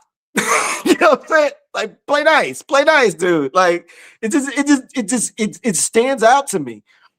But that also lets you know when that makes me also think about people that are using Yahuwah's name. Saul got to experience Yahuwah. We ain't get to experience Yahuwah like Saul, right? So it puts things in perspective on why a person who calls on Yahuwah, why they would do dirty things to each other, why they would lie, why they would deceive, why they would try to hurt. That right there catches my attention. It makes me not be surprised by this anymore. It's like, yo, if Saul got to really know what's up and Saul's willing to do that, then I'm not shocked by your move, by your moves, and not shocked about how you're handling yourself. Did that hit? Did that land? You better look in the mirror too, because some of y'all, that's you. You calling on Yahuwah, but you do these type of things here, that, and the other, and come on, man. Just saying. Barak Yahuwah. Structural lesson for the listener. And Saul went home, but David and his men gat them up into the hold. A hold is a defensible rock formation, a natural fortress in the wilderness. It is not a place of comfort. It is a place of hypervigilance. Right. David does not go home with Saul. He does not invite Saul to his campfire. He does not merge their forces. He spares Saul. Yo, I just had this revelation in real time just now. It's like as soon as I did that, I sipped my tea, aka y'all call it squirrel bourbon. You know what popped in my head? It was like okay, I don't hear voices, but I couldn't help but think, because I think on this level, maybe this Ruach, you were just telling me this, you forget how I work. David was going to experience that. Because if David didn't, then how are y'all going to learn what you're learning now? David needed this experience because I knew David had the heart to deal with it. I knew David had the right heart to ask me the right questions, had the right heart to do it this way. And I knew Saul didn't. So I didn't just use it in that time frame from then. I used that David and Saul scenario. It's like you got to see the whole trail. It's a connection all the way throughout the generations. For the ones who use as church motivational speeches, It might have did something for him. I don't know. I can't call it. Yahuwah can use everything, right? But think about us in our season. Like, we legit, this is a 5-part series inside of a series focused on David. I just didn't tell you all that. This is round 1. There's 5 rounds to how David prayed under fire. So without David's experience with Saul and everything else, how are we supposed to grow in our moment, in our scenario? That was a fast answer. Like, I swear to God, once I hit play, like, all that came to me. Like, you had to go through it. Like, Barack, if you like, yep, Barack, can I get a Barack who in the comment? You know what? Can I get a Ruma Moo YAHUAH? We haven't done that in a while. In the comments, please. Life. He shows him profound mercy, but he does not restore Saul to trusted access. This is perhaps the most misunderstood dynamic in human conflict and the source of immense unnecessary suffering. Mercy does not erase history. Forgiveness of an act does not automatically force proximity. The pursuit has not become safe merely because Saul spoke emotionally and wept in front of an audience. Exactly. David understands that a spared person is not automatically a trusted person. You can completely refuse to take vengeance on someone who has tried to destroy you. You can wish them no physical harm and yet maintain absolute uncompromising distance from them because their character remains demonstrably unchanged. Spared is not the same as trusted. Mercy can leave space. The absolute necessity of that space is proven shortly after, because Saul's emotional repentance evaporates like mist, and he returns to hunting David with 3,000 chosen men. Which brings us to 1 Samuel chapter 26. Right. The scenario repeats, but the tactical details escalate. David and Abishai infiltrate Saul's camp at night. They slip past the guards. They find Saul sleeping within the trench, his spear stuck in the ground at his bolster.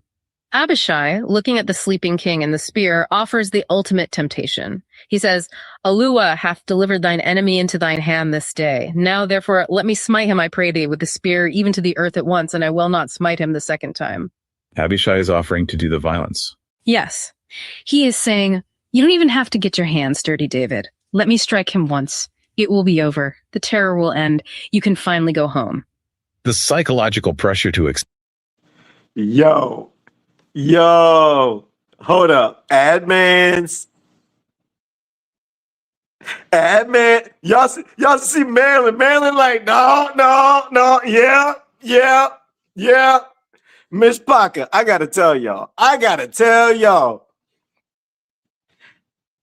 Man, we can learn so much from book. We can learn so much from book. I relate to that. I so relate to that. There are times where all the admins, when something will pop off, something hit the ear, we see something, and we be like, yo, we can't believe that they saying that, they did that, and then they like, yo, the admins is ready to go toe to toe. I had to stop them. Tell me I'm wrong, Maryland. I had to beg them, pull back, abort. I'm not making this up. Kendra, Sherry, Marilyn, Frankie. There are times where, they wanted to get buck online. Now, I'm not making this up. I am not making this up. When there'll be a lie or something was said, and then they like, nah. They ready to start lashing out. And I'm like, no, please stop. I'm begging them, please don't. Please don't. Trust you. And they be like, all right. Brian, B. Brian's an ad man. I didn't even know you were in here. I would beg them, please pull back. Don't respond. And you can tell that they this close. They this close to making a move. And I'm like, please just don't. Sherry said, man. Barack YAHUAH for them holding back, and they didn't respond. But you know what? To show them the show their growth as well, all of them have said the same thing. All of them has said that they they have learned by watching my scenario. They've grown through it. They understood over time. But I'm assuming they may have not knew right away why I was begging. I think it clicked, but I think over time it made way more sense to them. The bigger picture started to make it easier for them to understand, and so it was a good thing. It was a good thing. Barak Yahuwah. Barak Yahuwah. That offer must have been immense. To end the years of living in caves, to silence the constant fear of death, to relieve the exhaustion of his men, all it would take is one nod of approval, one look. David refuses. He says, destroy him not, for who can stretch forth his hand against YAHUAH's anointed and be guiltless? David takes it a step further.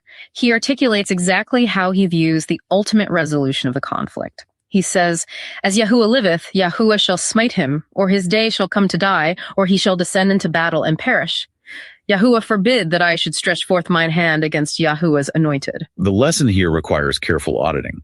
David is acknowledging three potential outcomes for Saul: a direct, catastrophic strike from YAHUAH, a natural death by time, or a death in battle against another enemy. The critical point is not that David has prophetic knowledge of which method will occur. The point is that David leaves the method entirely to YAHUAH. Exactly. The person under unjust attack does not need to know the specific mechanics of how YAHUAH will enact judgment.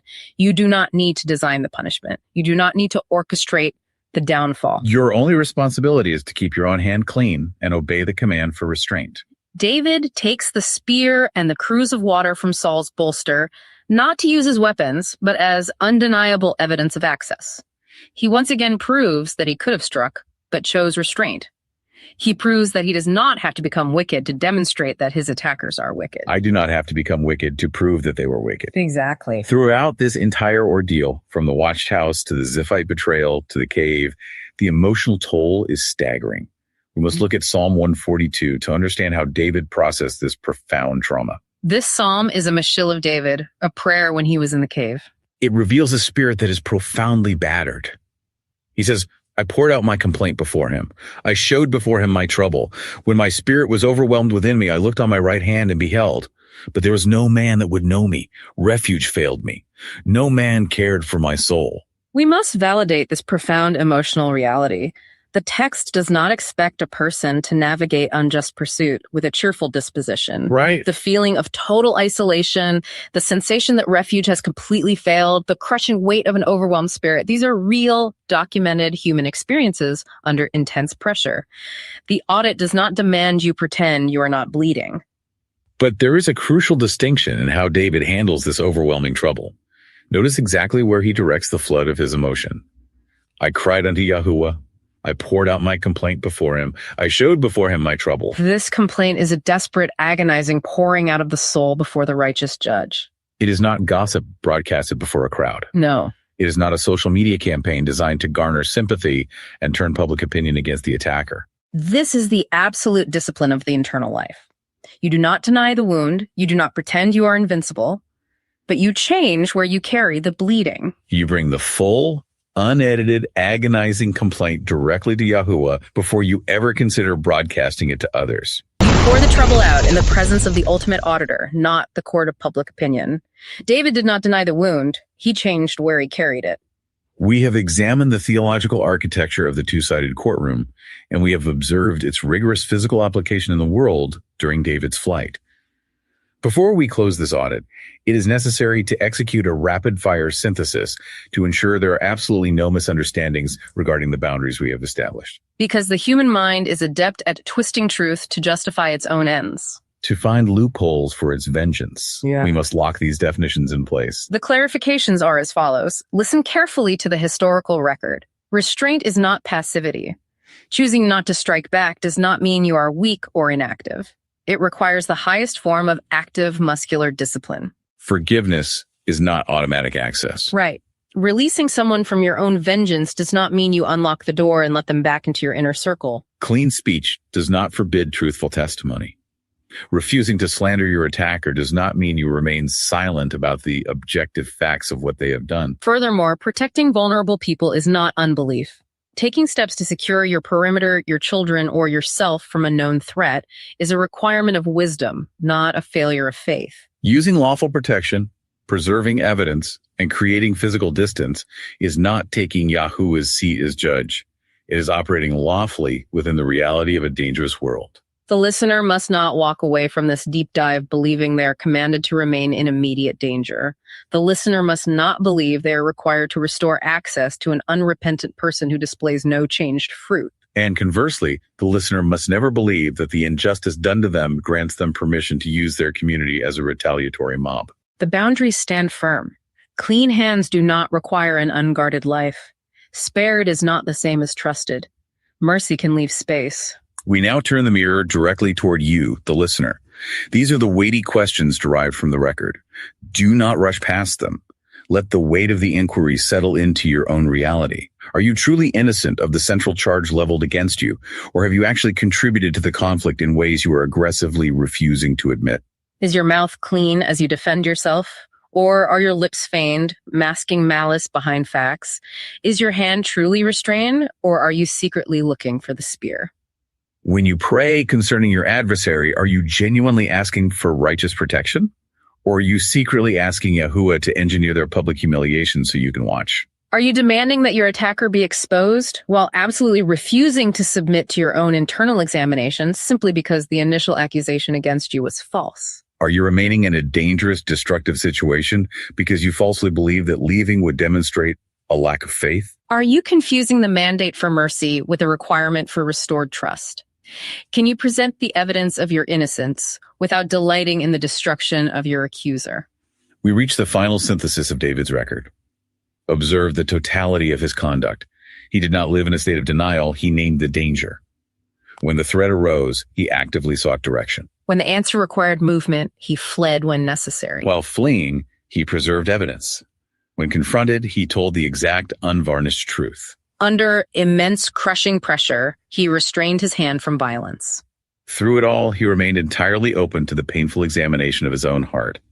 And ultimately, he left the judgment, the specific method of consequence, and the timing completely with YAHUAH. We conclude this audit by bringing 4 specific critical elements of your life before YAHUAH on your behalf. We place the cause before him, the objective reality of the conflict, and the accusation. We place the mouth before him, the words you speak in defense and in pain. We place the hand before him, the actions you take, and the restraint you must maintain. And we place the heart before him, the secret internal motives that drive you. The final burden is this. YAHUAH, plead the cause, expose what is false in the attack, correct what is wrong in the listener, guard the mouth from transgressing, keep the hand clean from vengeance, choose the method and the timing of the resolution, lead in the everlasting way. Plead my cause, search my heart, keep my hand clean while you act. Barak YAHUAH. Barak YAHUAH. Myshpaka. Oh, man. I'm in PALAL. Well, first off, I'm not done yet. We'll talk a little bit more, but I'm just going to go ahead and throw this out here. My name is Elon for all the new Myshpaka. Pronounced like you're going to cut grass, like you're going to cut a lawn. It's not spelled that way, but it is pronounced that way. And I'm in PALAL. That means pray. That both those... I'm in PALAL that you gain value from today's study. Myshpaka, I just want to tell you to remind you if you're just coming in later or you missed earlier today. This is going to be our new study experience for our Myshpaka. We are creating a platform where you have full access to all scriptures, absolutely free. We're not going to gatekeep book from you. We're not going to tell you, I'm not going to tell you when we're going to release it yet, but I'm in PALAL that you are seeing it in being used in real time. And once we're at a stage where we have enough for you, we're going to release it out to you. So you can start, I guess, to me, I think this is a really cool study experience. So I'm going to show it again. But this is the podcast player, which is also going to be connected to a, I don't know what to call it, but because I didn't mean to create it, but I realized I was creating it.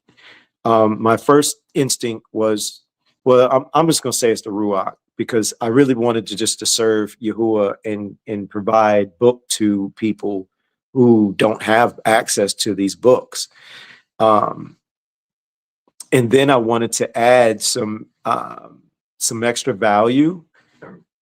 And I know that we have music. We have over 100 plus songs. And I'm thinking, like, instead of dropping another album or two, how about just make the music available to the Myshpaka? And so they have music, they have book, and they can chill. But then when I started looking at the music player, which I'm gonna show you in a second, it dawned on me that we're creating something like a Spotify, like a YouTube Music, Apple Music, Amazon Music, iHeartRadio, Pandora. It's on that lines. So what I'm about to show is going to not just be for We the Assembly. Please, if you're interested in this, if you want to know more, go back to the beginning part of this live where we went deeper on that. Myshpaka, if you were there, can you put in the comments I was there? Just for anybody that came in later. But I'm gonna show y'all again, like anybody who's making music, you'll be able to have access to this. We're gonna be creating a artist page. So if you're making music, you'll have like your own back-end access to be a part of this and put your music on this platform. So to explain this, very, very simple. There's YAHUAH Studios, say it's sitting here, and then there's We the Assembly. Look at them as two separate brother and sister, but YAHUAH Studios will be the platform. Look at it as a YouTube. Look at it as a Spotify, a Netflix, because we're gonna get it to that point too. All those services are here in YAHUAH Studios. We the Assembly is just like another platform. It's I don't know, using the platform like you would do. I don't know how to explain it other than that. So, but we're starting off by uploading our stuff there, but then we're going to open it up to people. You, the community, you'll be able to have your own profiles. So you'll be able to have like banners. You'll be able to create your own music playlist. You'll be able to make your own list with scriptures. You'll be able to highlight and do podcasts. But I just want to navigate and kind of show you all this. Again, I'm not telling you when I'm releasing it. I don't want to do that because I don't want to put pressure on myself. Right now, I'm having fun making it. And I'm just trying to let Yahuwah guide me. And I'm just trying my best to just add value. And when it's ready, you'll see enough of it. I'm going to make sure you see enough of it to where you're going to be like, you already kind of know what to navigate and what to do. So let me just show you some things if that's all right. Going back to this player here, if you look at the top, you have music lobby, broadcast, and then study. Well, this music lobby, this is a special lobby just designed for our actual studies itself. So, but there'll be a different tab for you, the community, when it's released. And that tab, what I'm thinking is when we start getting other people who are making music onto the platform, that you'll probably be able to, it won't say music lobby, yours will probably just say music. I don't know what it's going to be called just yet, but you'll probably be able to add a playlist and you'll be able to hit play and just listen to all the songs. I'm gonna keep it nice and simple on this piece right here. Just a vibing situation, but there's gonna be a whole nother music area, which I'm gonna show you in a moment. All right, but let me go back real quick. And I appreciate y'all sticking around and just kind of vibing out, and for the ones who are interested. All right, when you click on, just to give you an idea how it's gonna work.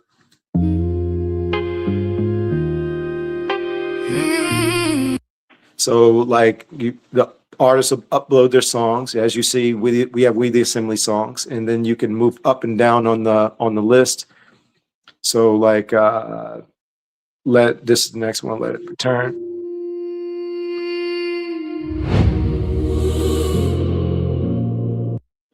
So that I'm just showing y'all examples how it works. Don't boo me, Marilyn. Please don't boo me. don't I don't know what it expects with Marilyn sometimes. All right, then you click on broadcast, and that's the podcast we just listened to. All right, but if you click on study, then you get a smaller version of it. It minimizes, and then you have some access to some certain buttons. Watch, that's the video that we watched earlier. It's embedded into this player here, and just to be clear, like the whole goal is to fix it to where, all right, so I need you, that person, if this fits you. If you're a person that you kind of thought like a podcast would be kind of cool, something you would like to do, like you, not me, you. And it's something you might be comfortable with. You might be a person that you don't like your face, but you'd like to talk about some things, YAHUAH related, right? The whole goal with this part, you're seeing our podcast as how it's going to be set up for us. But for you, you'll be able to do your own podcast. And the full goal is to set it up to where you actually can do your podcast inside the platform. And you could upload like a recorded podcast. So if you are a person doing podcast already, we're going to fix it to where you can just bring and add, another platform, and it'll be YAHUAH Studios. But inside of it, my full focus when it comes to that is to fix it to where you'll have your own recording inside of the actual platform. So there'll be nothing for you needed, but just to start, to take your excuses away from you is the goal. So if that's something that you're interested in doing, consider that. That's something that I plan on adding to this. So, and you guys just listen to a full 40-something minute podcast, and podcasts don't have to be 2 or 3 hours. All right. It could be 10 minutes, 5 minutes, whatever that is, but that's a whole nother conversation. I can get into teaching that. But also, if you're a person that you have been considering writing a book, we're going to have an audiobook area. And I have this really cool thought that where they'll have different style books that you can choose from, flip books. So you'll be able to upload what you may already have. And we're going to have tools to help you with that as well, to help you be able to write, to help you be able to get the transcript for your books. And then certain style books to where when you upload, your book will be put into a virtual book. And say if I was a person and I ran across your book, I can take my mouse and my finger and swipe, and it'll move like a page, or it'll flip up. The goal is to create different versions for you. So if you're a person that wants to write a book, that's going to be at your disposal. Now, and you don't have to do everything. You just find something you like to do. Or if you just want to be a person just to chill and see what everybody else has got, you're not interested in books, you're not interested in podcasts, you're not interested in music, but you want to listen to some music, you want to listen to some podcasts, and you want to read some books. Well, the platform's for you. So it's pretty much a whole nother platform. I didn't realize that was what was happening. And it seems to be very easy to do. It just takes a little time to get all these little pieces and critique. So really exciting stuff. Let me keep showing you a few more things before we leave. That's all right. Okay. For our scenario, we have slides. We studied this slide. We didn't get a chance to get to this one, but the audio podcast did cover this. So when we release this, you'll be able to check out this on your own. Transcript for the podcast, and it's also automated. So when you hit this button, you can click here. Imagine holding the power to end the life of the person who is relentlessly hunted. Or I'm going to scroll down just to show you, or I could say I'm going to click down here at 2 minutes and 18 seconds. Plead my cause, search my heart. That is the anchor line we will use to navigate this record. Now, I want you to pay attention to how this is. I thought that this was really dope. Why? Because it's also hands-free. So I'm going to just read this real quick and just watch. Plead my cause, search my heart. That is the anchor line we will use to navigate this record, this record. And we will trace this through two distinct movements. Then the next line says, first, we will explore what we are calling the two-sided courtroom through Psalms. Now, the reason why I read that is because you're going to watch this block here move as it talks. And as it goes down, it moves by itself. It's hands-free on the transcript and the audio. And we will trace this through two distinct movements. First, we will explore what we are calling the two-sided courtroom through the Psalms. Right. We will observe the precise language David uses to invite judgment on the situation and examination on himself. And second, we will observe this exact courtroom tested in the harsh reality of the physical world. Yeah, during David's flight under the active, violent person. And what it'll do, it's going to move the screen on its own. And now for anybody else, when we release this and say you want to do podcast, we'll have ideas for you, but you can probably do like uploads. So we'll fix it to where you can, your audience, the people who want to engage with the content that you put, you'll be able to provide stuff for them. Like for this, we're going to provide study guides, deep dives with more information, more scriptures, to give them more. And like in this case, send me the study guide and then an email browser, a pop-up it happens, and then you could take notes. But I might fix this to where it's customized for different people, because not everybody's going to have the same type of platform or experience. So we'll see. I'm trying to figure that part out. Because I don't want to just create it based off of what We the Assembly needs. I want to fix it to where others who have other things to say, some people aren't going to do studies. This is a study room, is what we call this.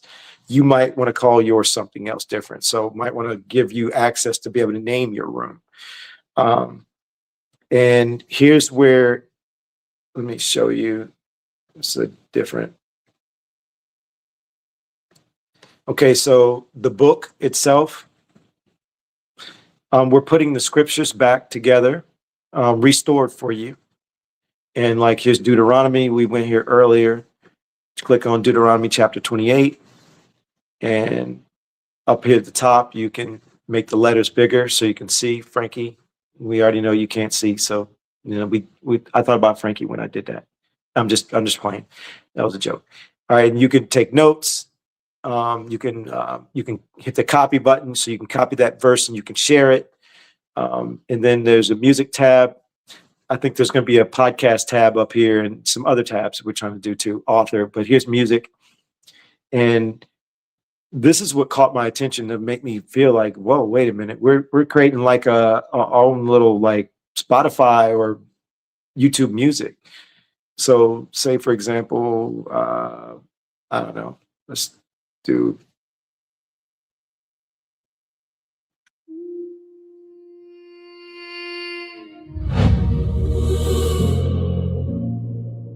I don't gotta catch every lie. I don't gotta carry their spite. So all the artists will be able to upload their music. Now we would be really see if you wanted me to play the song. Y'all should see Marilyn laughing right now. Really, sis? You don't do me like that? Fine, I'll play it before we leave out. All right, that fair? She's like, okay, good. She booed me. I'm over here trying to show you how it works. It's all good. It's all good. All right, but you made me forget what I was gonna say, sis. Okay, yeah. Let me go back over here. You'll be able to put your lyrics. Oh, yeah, I know what I was gonna say. We'll have to go through a process where you have to submit showing that the songs are yours and you're not like stealing someone's music. That's important. That I guess that makes sense, right? We just got to make that make that sense. But I want to be very clear. I said this earlier that y'all know that we, the assembly, we use AI to help write our songs. We use it as a tool. It doesn't write the actual lyrics. The lyrics come from me.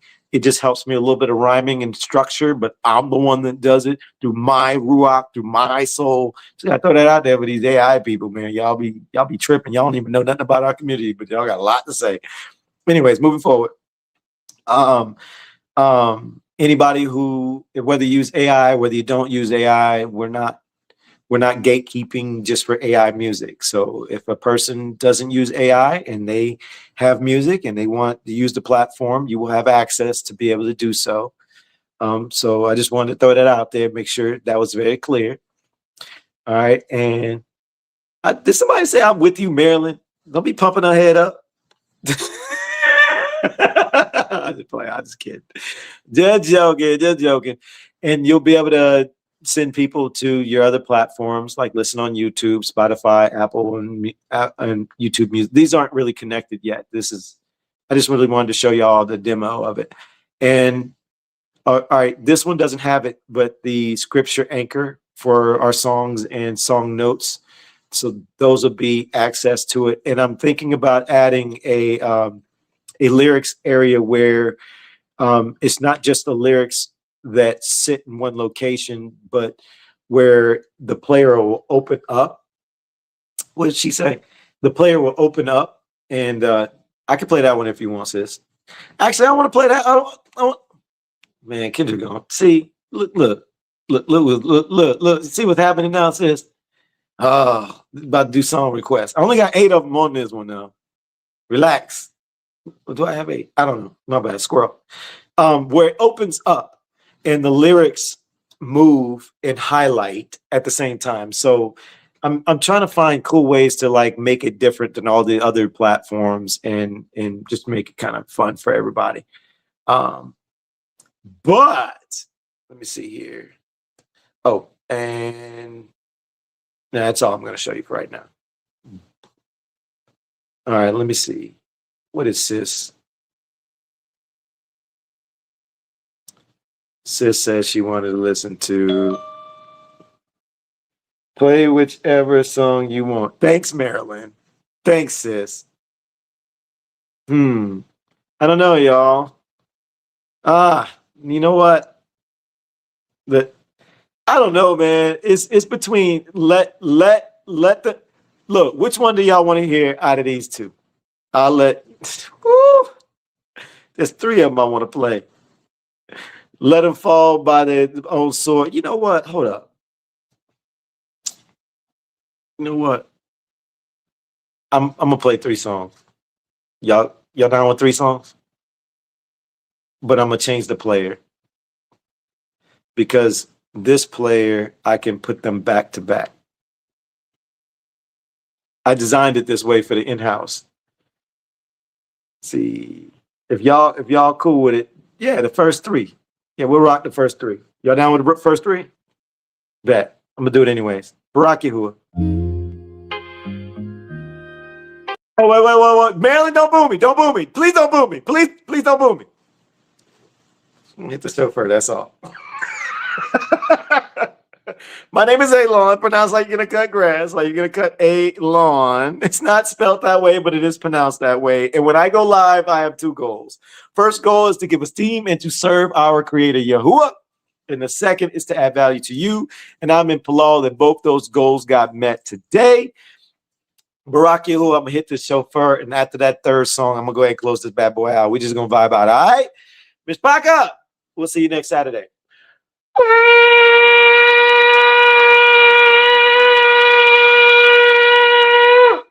Shabbat Shalom.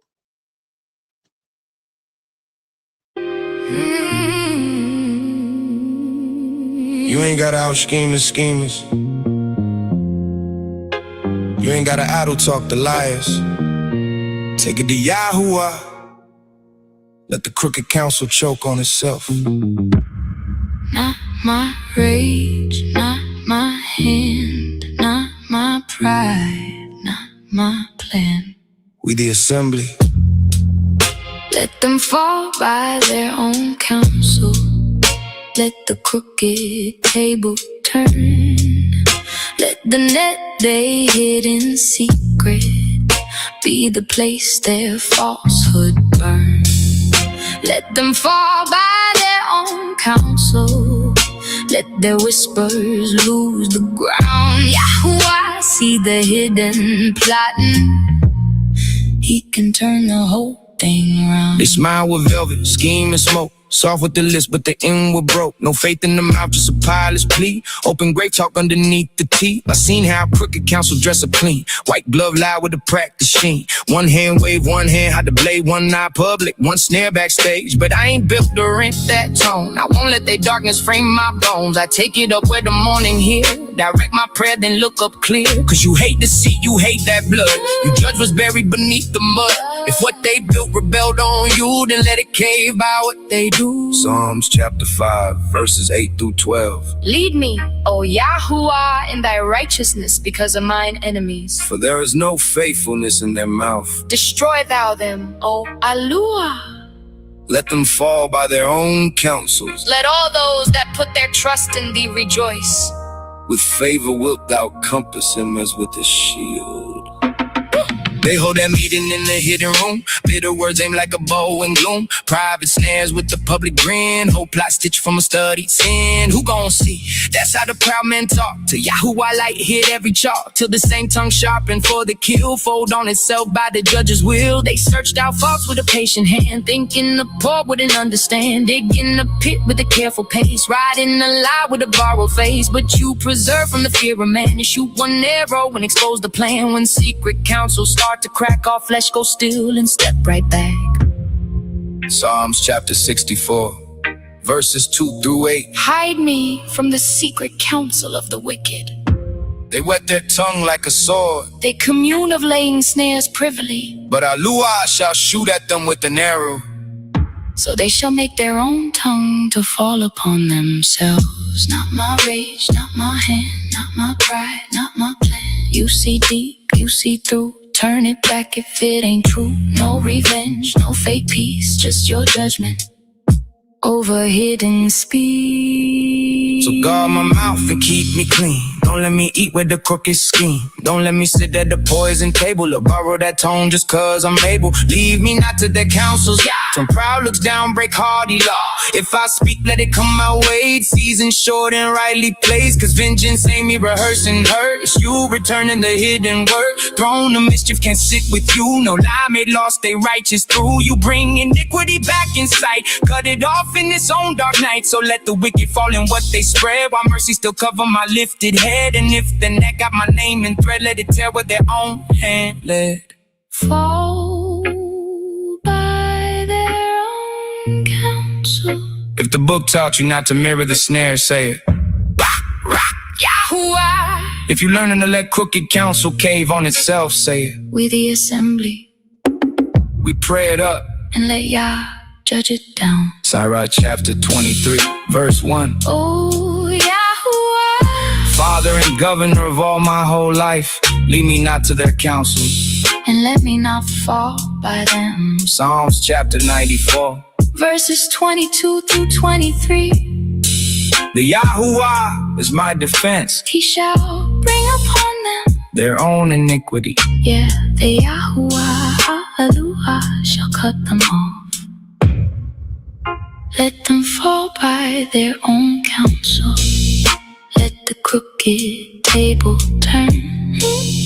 Let the net they hid in secret be the place their falsehood burn. Let them fall by their own counsel. Let their whispers lose the ground. YAHUAH, see the hidden plotting. He can turn the whole thing round. Crooked counsel don't stand. Not when YAHUAH, judge it. not when truth outlived the plot. We the assembly.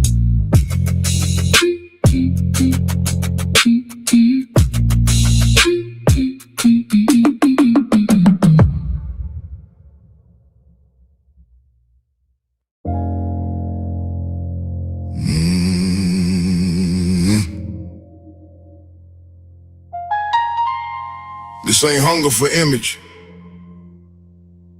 This ain't skipping a meal for a religious face. When bread leaves the room, witnesses start talking. The plate gets quiet, but the heart starts speaking. We the assembly. Sit with it. The fast is from food. The audit is over everything. When the bread stepped aside, what did hunger make me bring? No empty plate can't cleanse me if my heart won't answer the king. The fast is from food, but the fruit tells on everything. Appointed affliction ain't casual. This is not a game with pain. This is not I missed a meal. Now let the people know my name. YAHUAH, called the soul down low so the hidden could be known. Not to worship empty stomachs, but to judge what had a throne. He led them through the wilderness with hunger in the test. Not just to watch their footsteps, but to prove what ruled the chest. Man, it came by mercy, but the lesson was the word. If bread is all that keeps me, then my master just got hurt. Phone can feed me, lust can feed me, smoking whisper peace. Anger dressed like righteous fire can still be feeding me. Doctrine with no mercy, zeal that never bends. A mouth that quotes the covenant while the hand won't help the friend. Deuteronomy chapter 8, verses 2 through 3. And thou shalt remember all the way which YAHUAH thy Elohah led thee these 40 years in the wilderness to humble thee and to prove thee, to know what was in thine heart, whether thou wouldest keep his commandments or no. And he humbled thee and suffered thee to hunger and fed thee with manna, that he might make thee know that man doth not live by bread only, but by every word that proceedeth out of the mouth of YAHUAH doth man lie.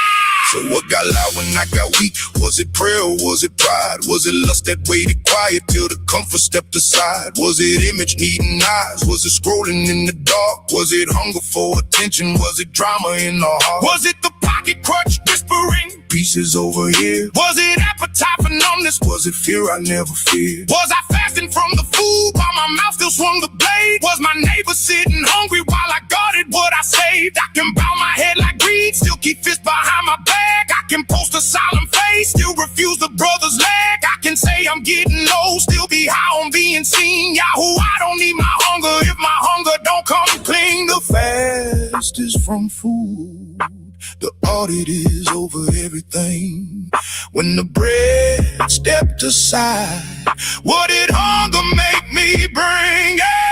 Ask the plate, what did it expose? Ask the mouth, what did it protect? Ask the hands, who did they pass by? Ask the heart, what did it feed in secret? If the fast don't touch the neighbor, then the mirror ain't complete. If the hunger don't birth mercy, then the lesson missed his feet. Isaiah chapter 58, verses 6 through 7. Is not this the fast that I have chosen?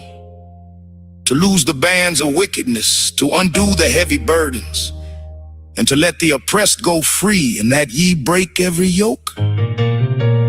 Is it not to deal thy bread to the hungry, and that thou bring the poor that are cast out to thy house? When thou seest the naked, that thou cover him, and that thou hide not thyself from thine own flesh. Now the fast got feet, now the fast got hands, now the hunger leaves the mirror and it walks into the land. You stay hungry,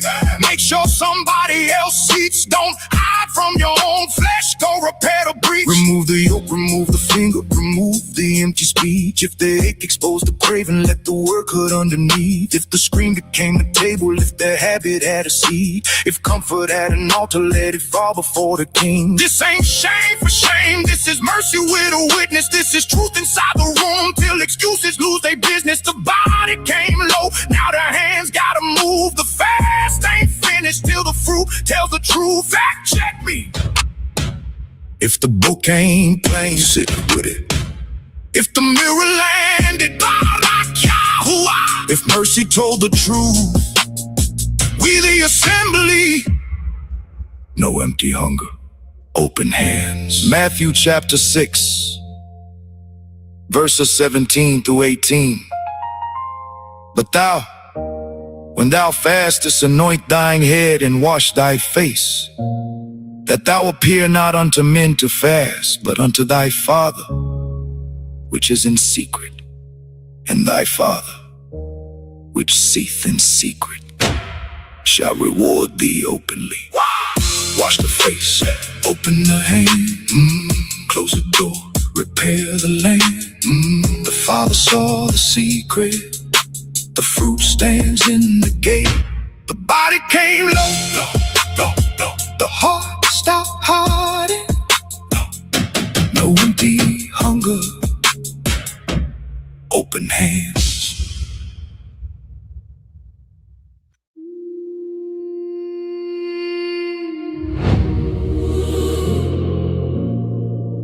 I don't gotta catch every lie. I don't gotta carry their spite. I don't gotta hold what YAHUAH didn't write. I give myself unto prayer, keep my heart in hearing clear. What don't belong on me, let it return tonight. We the assembly. YAHUAH.